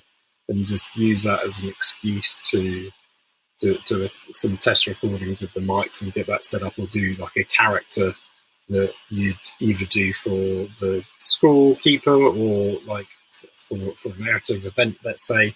So you're kind of killing two birds with one stone, sort of testing out the equipment and also seeing how it would look to record some video for an event if we were to do one thing next year, for example. Yeah, no, I think that's fair. I think there's definitely things we can do on that front. But I think, definitely in 2023, I think it'd be nice to do an event. I think we have between the two of us, we definitely have enough terrain that we could build something that could work. Obviously, it's whether or not you would want to make that aspects of that terrain available. I'm not suggesting for a second that your precious Realm of Battle boards that you've got from Forge World would be necessary, because I think for practical reasons we probably would have to use mats just because they're just too gosh darn convenient. I think when it comes to mats, terrain, tables, it's like you either need to piggyback off an event space like Bad Moon Cafe or the Factorum that regularly have tables for gaming on and also do events, or you've got the tricky spot of, okay, we need to do what Rapidfire had done, and it's like, okay, you need to find an event hall, and then you need to find someone else who's got all the terrain, or you've got to have that collection of terrain for enough tables, and then you've got to have the mats, and then you have the problem of, okay, if we're doing this as a one-off, where are we storing all of this? I mean, weirdly, this is where the whole Games Workshop concept of a tournament where everyone brings their own terrain actually weirdly makes sense, even if it doesn't practically work in the grand scheme of things. But the idea is, we want to do an event, we don't have the terrain, but if everyone bought a bit of terrain with them, then you have enough, right? So that Games Workshop weird tournament pack, it is actually almost like the perfect situation for people like us who don't have a space or a preset amount of terrain already set aside, and probably won't do an event on a regular enough basis to justify having and storing all of the terrain. That's fair. That is fair. But yeah, I don't know. I think I have enough terrain. Is my what for? Because if you said 20 man, so 10 tables. Yeah, I mean, I do think actually, oddly, through weird accumulation over time, I think I have enough. I guess if you I guess how much of that is built though, right? At this moment in time, very little of it. That's one of my so problems. I guess we'd have to do some proper sessions with it, because I mean, I've got not a huge amount of terrain, but I've got enough for probably a table or two's worth if I got it all built and painted, sort of. Yeah, I think that's it, really. I mean, I quite like the idea, though, as well. It'd be fun to create, like, themed boards. And then maybe just give those away as prizes. Literally at the end of it. There you go. Take those home with you. Save you the storage. Well, exactly, yeah. I mean, because, I mean, if you were to do it with Games Workshop terrain, that would be incredibly expensive. But you could go, okay, we're creating a theme and narrative for our event. So let's take the example of the Necromunda Tomb World. Sorry, not Necromunda, Necron Tomb World. So you go, cool, we're going to do loads of Necron-themed terrain for this event, whether that's MDF or Games Workshop stuff, whatever. And then you build it all, so every table looks different, but has a very consistent theme across all of it. And then, as you say, because that was for like one event, you go, cool, you can take all the Necron-themed bits with you because we don't need it. Because the next event we do, we want the generic ruins and craters, but we won't need any of the Necron stuff because we might do a Tyranid-infested world and we want some Tyranid things for that. So, I mean, that's quite an interesting kind of concept as a giveaway freebie for everyone to, like, you get some of the terrain to take home with you.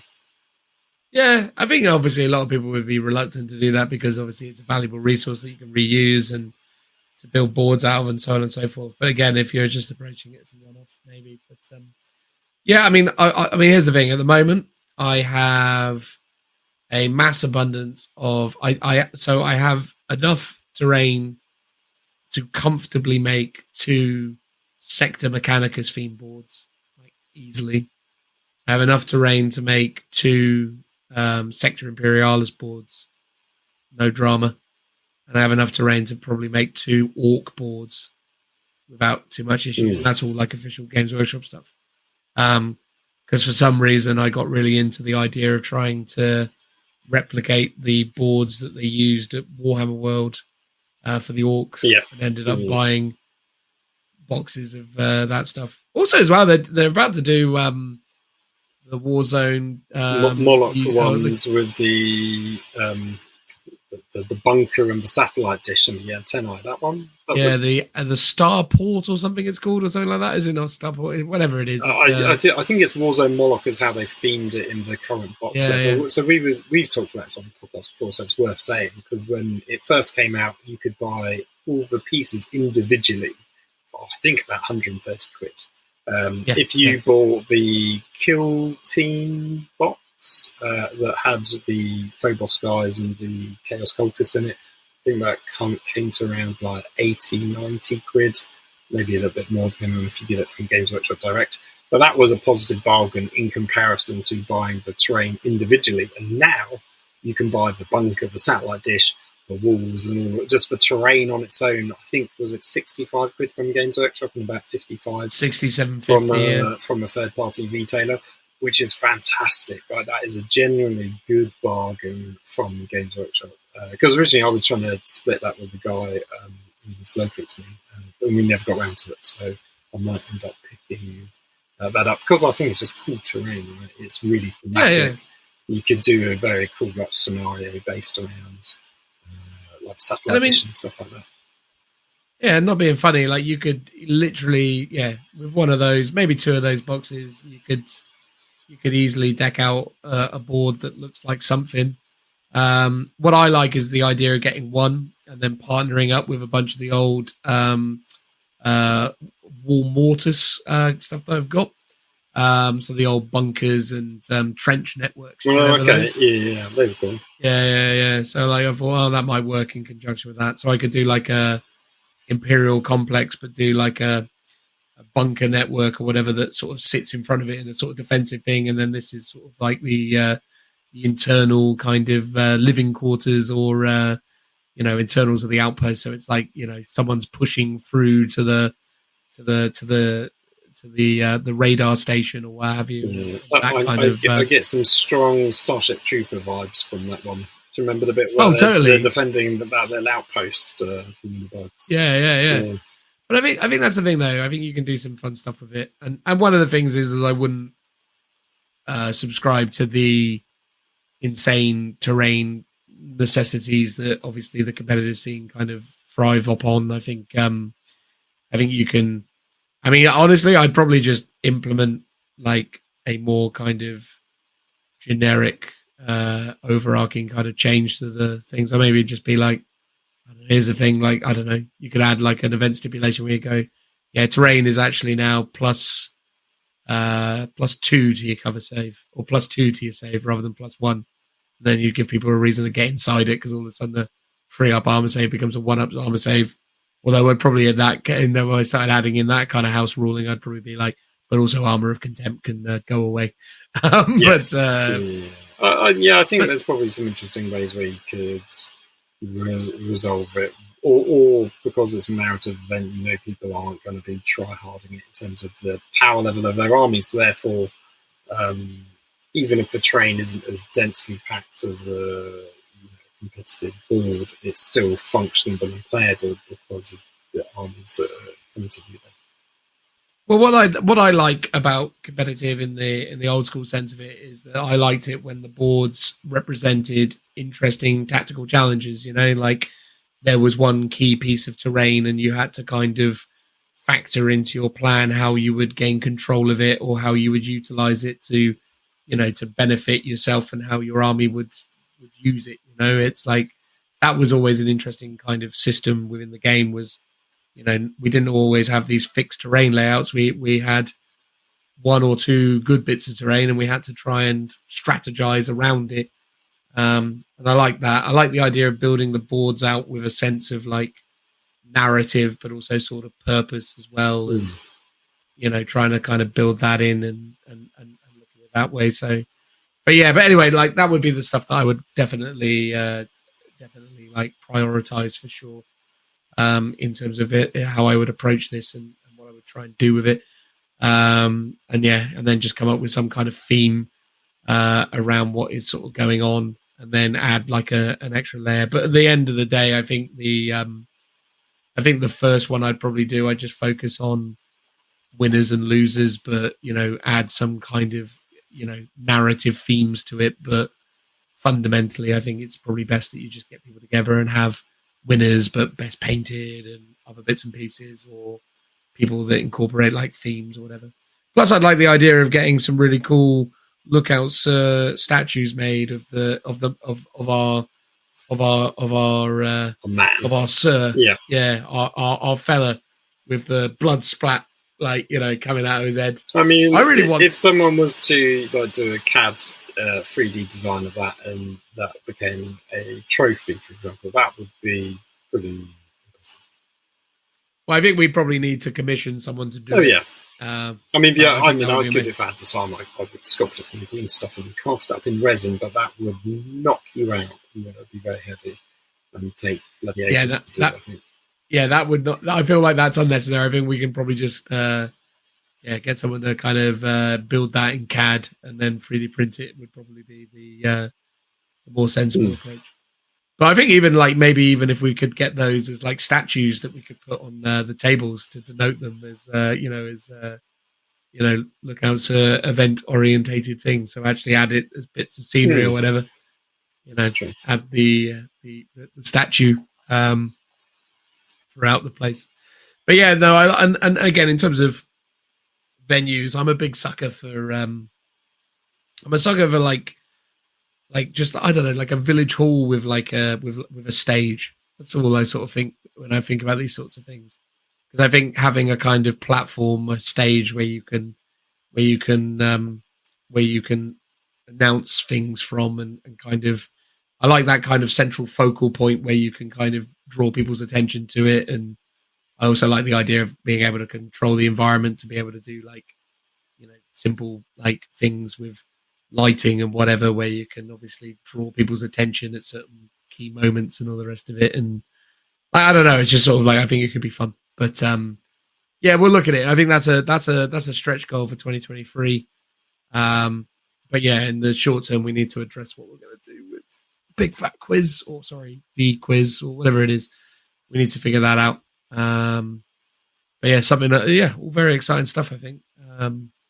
But yeah, hopefully we get the audio better this year, and we're able to realize our vision, or I'm able to realize my vision, whatever it is.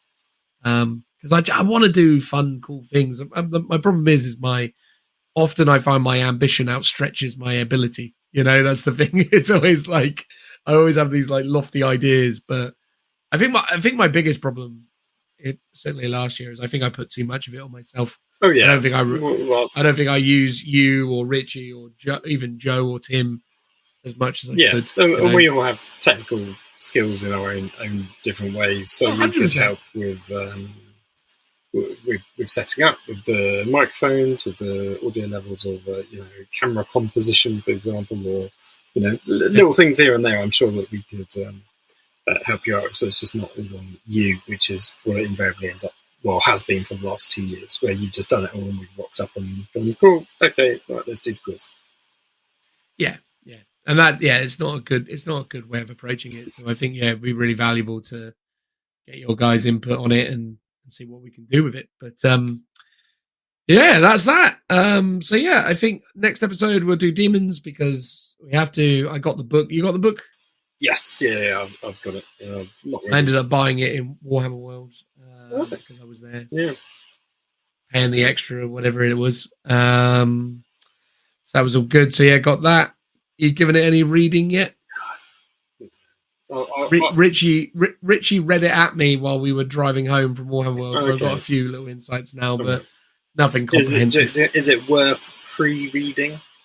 Is it complicated enough that it's worth doing? I think the thing we're going to struggle with is it's essentially 5 books in one, because there's basically the Khorne bit, the Zench bit, the Nurgle bit, the Slaanesh bit, and the Be'lakor bit.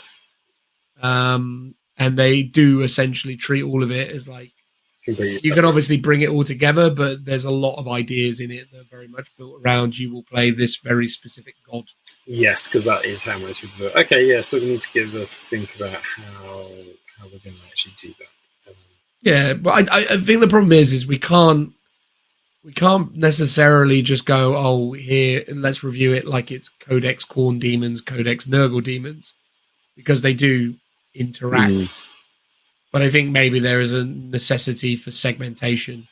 But then I think the problem is it becomes difficult to kind of speak with authority about what is and isn't better when you don't necessarily have the whole, view of all the different gods and all the different things collectively. And also there's playstyle that factors into it.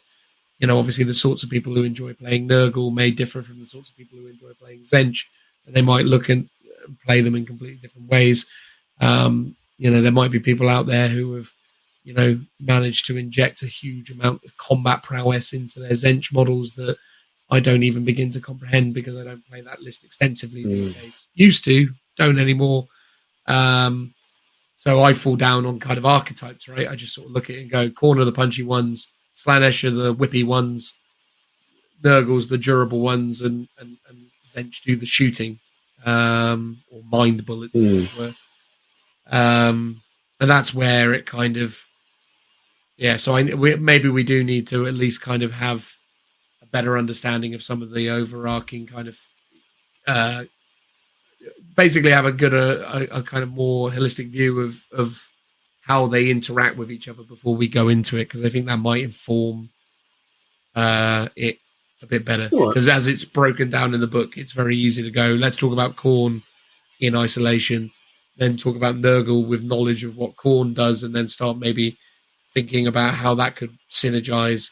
But then by the time we get to, like, I don't know, the Slaanesh at the end, we'll be like, oh, actually, we should have probably really have thought about how all of this works when talking about Khorne. So I don't know. That's a bunch of words to describe. I think it's a complicated one. It seems like an okay book, though. I mean, it's not too ridiculous, but it's not. It's just, it's they've got this whole warp storm thing that's like, it's like the Cabal points again from Thousand Suns, where it's like you accumulate points and you can spend them on things. But yeah, so I don't know. But we'll do that next episode. We'll figure it out. Don't you worry. Yeah. We'll get it done. Sounds like I've got big homework. Exactly. And then Voltan around the corner, aren't they? The Leagues of Voltan after that? Yeah. I don't know when. Well, obviously sometime September. So if we probably will be doing it the following episode, because I would have thought it would be out by then. By the time we're back in Codex season for a bit. Yeah. Well, at least the next month, and then there might be another dry spell for a couple more. Yeah. Well, actually saying that, the Leagues of Votan, while out, we probably won't have access to, because it would be exclusive to the Army box set for at least. I mean, there is that leak rolling around the internet. No, I'm not looking at that. I refuse to dignify my eyeballs by looking at that thing. No, I'll wait till I get the actual books, and I'm not going to be buying the Army box set. So actually, I think that'll be October realistically. So we might get. That'd be nice. It'd be good. It'd be good to hold off a bit. Back-to-back Codex reviews anyway. Yeah, that's definitely something we need to talk about in 2023, or more specifically from 10th edition onwards, is our ongoing Codex content and how we approach that going forward. I think either talk about it in a very casual way without doing the read-throughs, or ignore them completely, unless there's one in particular we're desperate to talk about. Yeah, I think that's the thing, though, isn't it? Right. Instead. I do think you're right, though. I think doing it when we feel like we really want to do it, right? Like when it's the Guard Codex, because when it's the Guard Codex, you and I, more specifically you, but me by, the general kind of osmosis, I guess, of absorbing all the Guard information through talking to you about them all the time. Like, we're going to speak with a lot more passion, enthusiasm, and legitimate knowledge of that faction than we're ever going to be able to achieve when we talk about, say, demons or Necrons or Voltan, right? I mean, I think that's going to be an interesting one because, and that's the problem, right? It's like, I think there are factions that we have an affinity for. I think we have to do Marines because we both play Marines, and I think we understand them quite well. I think Eldar are always going to come around. I think there are certain things that are exciting to talk about. I also really enjoy when we do the White Dwarf rules. I think those are great. Indexes are nice because they're like light touches. They're a couple of pages. They're pretty easy. They're normally always Space Marine related anyway, so that it's a lot easier to get your head around. I really enjoy those. I think that's really fun. Yeah, those codex reviews. But I think maybe the only difference is maybe we just need to, as we've said before, we just need to maybe do the work and actually read the things and in advance. Yeah. Not Well, because basically, because the way that we do it now is born out of the weekly format that we did, which was we didn't have any time to think about anything ever. We just literally winged it because we were doing it every week. And we still kind of, unfortunately, have some of those ideologies kind of hardwired in ourselves in terms of how we do this, because this is always how we've done it. And we've gotten good at it, right? Like me and Phil have gotten very good at bodging this together every fortnight. So we just sort of continue to do it that way. But it's as punishing as it is, it's not as, even though it objectively is easy, it's also quite grueling. So I think we need to, woe is me, right? But we'll figure it out. We'll figure it out. I'm surprised actually over the course of us doing this how easy this is these days. It's a lot of work still, but I don't know. I never find it difficult having a conversation with you, mate. It's hard work, but it's not a chore. Exactly. That's it. I think that's the thing, though, isn't it, in the podcast space? Because you see a lot of people getting into it, doing the odd episode here and there. You always sort of see the new kids on the block who go, "Oh yeah, I can do it." And they get 5 episodes in, and then they're like, "Oh God, this is horrible," and no one cares. It's it's kind of how it works. That's the podcast game. Yeah. When do Games Workshop start sending me free stuff? Yeah, one day. It's like that. I'm sure that'll happen. It's doing exclusively podcast content. It's definitely the least lucrative aspect of 40k content, I'll say. Yeah, no. But I love it regardless. I couldn't do YouTube, not properly. I couldn't be a YouTuber. It's too much aggro. I'd hate to do those little 10-minute videos where I go, oh, Games Workshop announced a thing. Better that I just put together these 5-hour sagas and chuck them out where I go, oh, Games Workshop did a thing. Spoilers, I don't like it very much. Although that's not true. I feel like I'm relatively level. No, it's interesting because over the last few days I've been seeing a lot more of the Leagues of Votan, especially that artwork, right? So I've been, I haven't actually finished them. I'm going through the Lawmaster videos on Warhammer Plus. Interestingly, I didn't realise because I haven't watched one in a while. Wade isn't doing them anymore. There's another guy recording them. What did you say? Peachy is left. Oh, well, Games Workshop? Yes, yeah. I saw that. He's left as well. I saw him on Saturday. I chatted to him at Warhammer World. Well, he's hardly going to be like, Dan, I'm going. Just thought I'd let you know. It would have been nice, wouldn't it? It would have been nice if he had... the speculation is he's going to just end up working for Duncan, right? That seems like a legitimate theory. Why wouldn't you? But then maybe if he's actually... depends if he's bored of Games Workshop or bored of painting and doing painting videos, in which case he wouldn't be. Maybe he wants to become a farmer. Who knows? A farmer? Why? Maybe he just wants a complete job change is what I meant. Well, best of luck to him. He didn't mention any of his aspirations to me. I thought, we had a real solid connection there during that conversation. Oh, okay. You bonded. Yeah. No, not really. He just walked past me as I was talking about some rules with a guy, and he said, "Oh, that's music to my ears." And then we had a brief conversation about how he's doing, and if he's sticking around for the rest of the event or whatever. And he was like, "No, just pass him through." Yeah, just get my coffee. Yeah, yeah, exactly. Yeah, just dropping off just picking up my stuff before I leave for the last time. That's what I was saying. I was watching the Leagues of Votan lore videos, and I really like how the Leagues of Votan look in the artwork. But I just don't feel like it translates very well to the models, and I think that's mostly scale, right? In terms of the more heroic scale versus the true scale of the art, and the slightly more, whether it's the grimdark feel and vibe of the artwork versus the actual models. But yeah, there's definitely stuff of the Leagues of Votan that I can get behind, and I think they may well be a grower over time. I think in terms of how I feel about them. There you go. A funny joke relating to their short stature. Tee hee.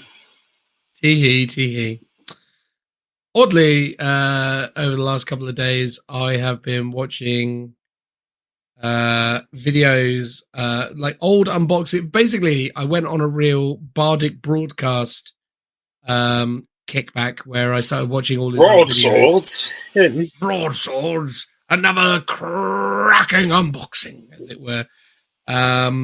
Anyway, yeah, so I went back and watched all his earlier content, and because I watched and realized I hadn't liked certain videos that he did an unboxing video of Dreadfleet, and I liked that.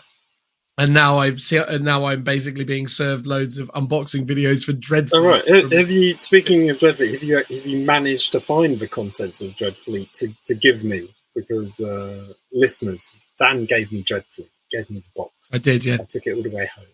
I opened it up to discover it's got the plastic sprues in for the models, but literally nothing else. No rules, no play mats, or any like cards or tokens or dice or anything. Literally just the plastic sprues.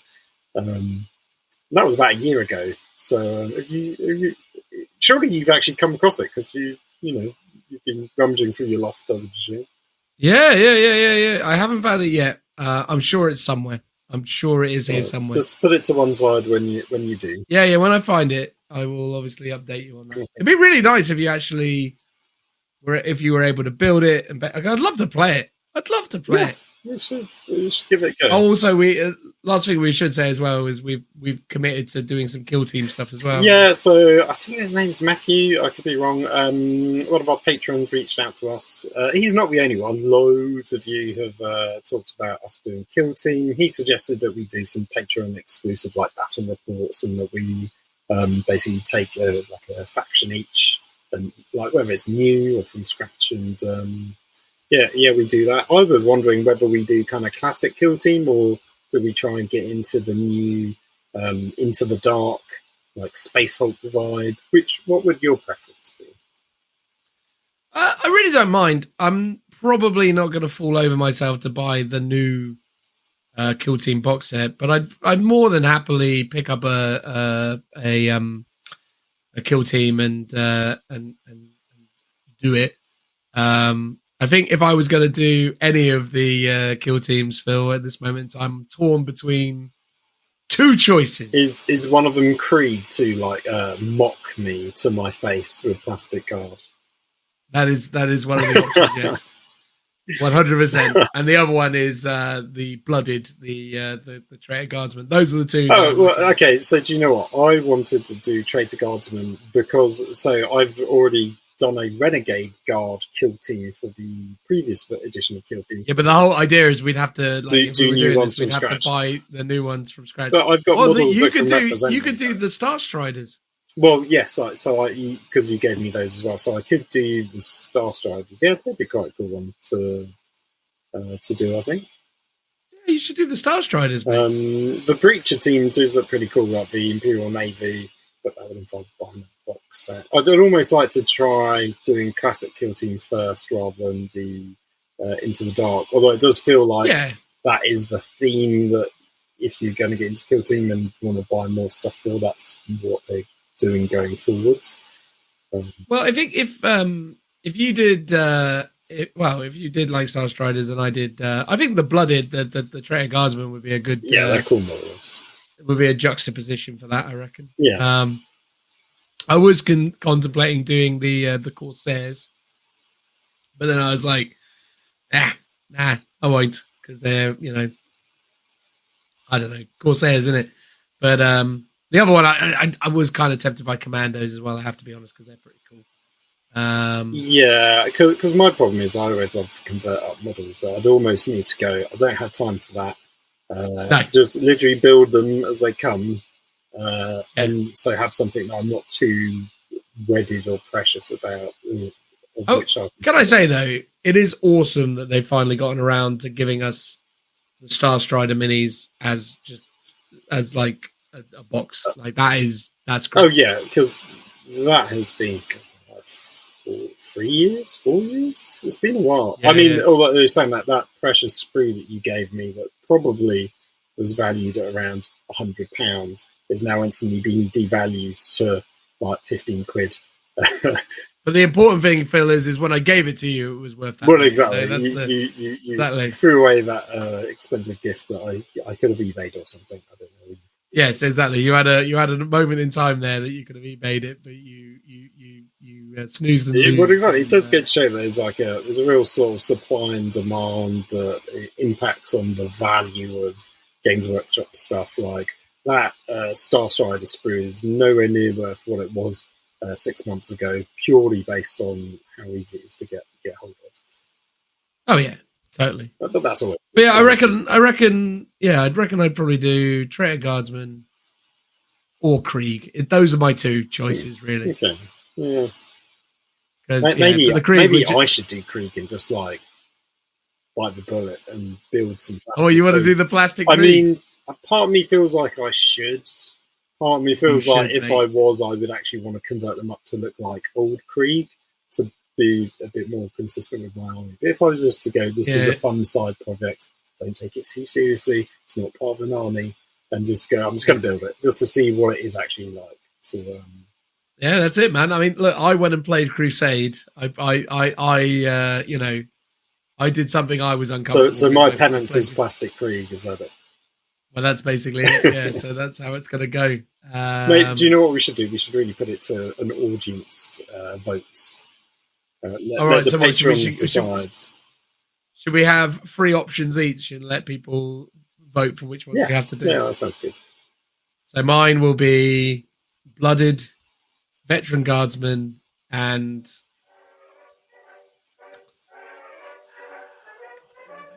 third.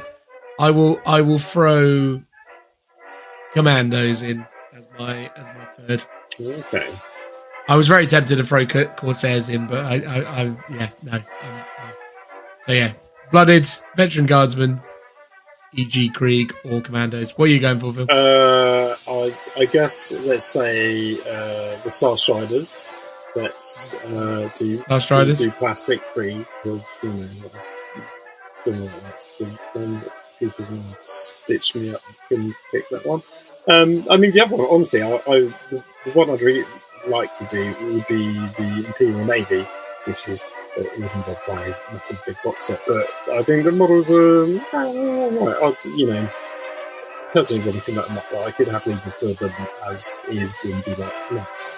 That's cool. So maybe those are weirdly all human ones. I feel like maybe I should go for something a bit more esoteric, but I don't think any of the others really appeal to me in quite the same way. I mean, there's the crew option. They're pretty cool models as well. Oh yeah, actually, there you go. I'll tell you what. I'll take Plastic Krieg off the. I'll take Plastic because we could end up with table. Plastic Krieg and Plastic Krieg. That'd be quite funny, but also quite dull. That'd be terrible. That'd be terrible. That would funny as a meme, but bad. Yeah. As an actual game. I suppose the other way we could do it though is we could just buy the upcoming box. Well, that would be easy, wouldn't it? Like we could actually literally split it between us. Like how you kind of Yeah, let's just do that. I'll do crew. You do. You mean crew? Yeah. Yeah, I'll do crew. You do creatures. The Imperial Navy. Yeah. All right, fine. There we go. Done. Nice and simple. True. Although we're depriving our fans of a vote. But it would be the easy one to do. Exactly. They can vote. We just ignore it. Exactly. We say, it was very close, but the winners are. Very close. It was exactly. As it happens, we just did the thing we said we were going to do. We ended up with crew and breaches. Coincidence. Lucky us. I know. How did that happen? I never would have seen that occurring. This crew is so cool, though. Yes, all right, I'm in. I'm doing the crew. Right. Happy days. Cool. Because it's out Saturday, isn't it? It's out this Saturday, yeah. Get a pre-order going, Phil. Get it booked in. All right, well, I'll sort it out. All right. There we go. Bye, everyone. Bye-bye.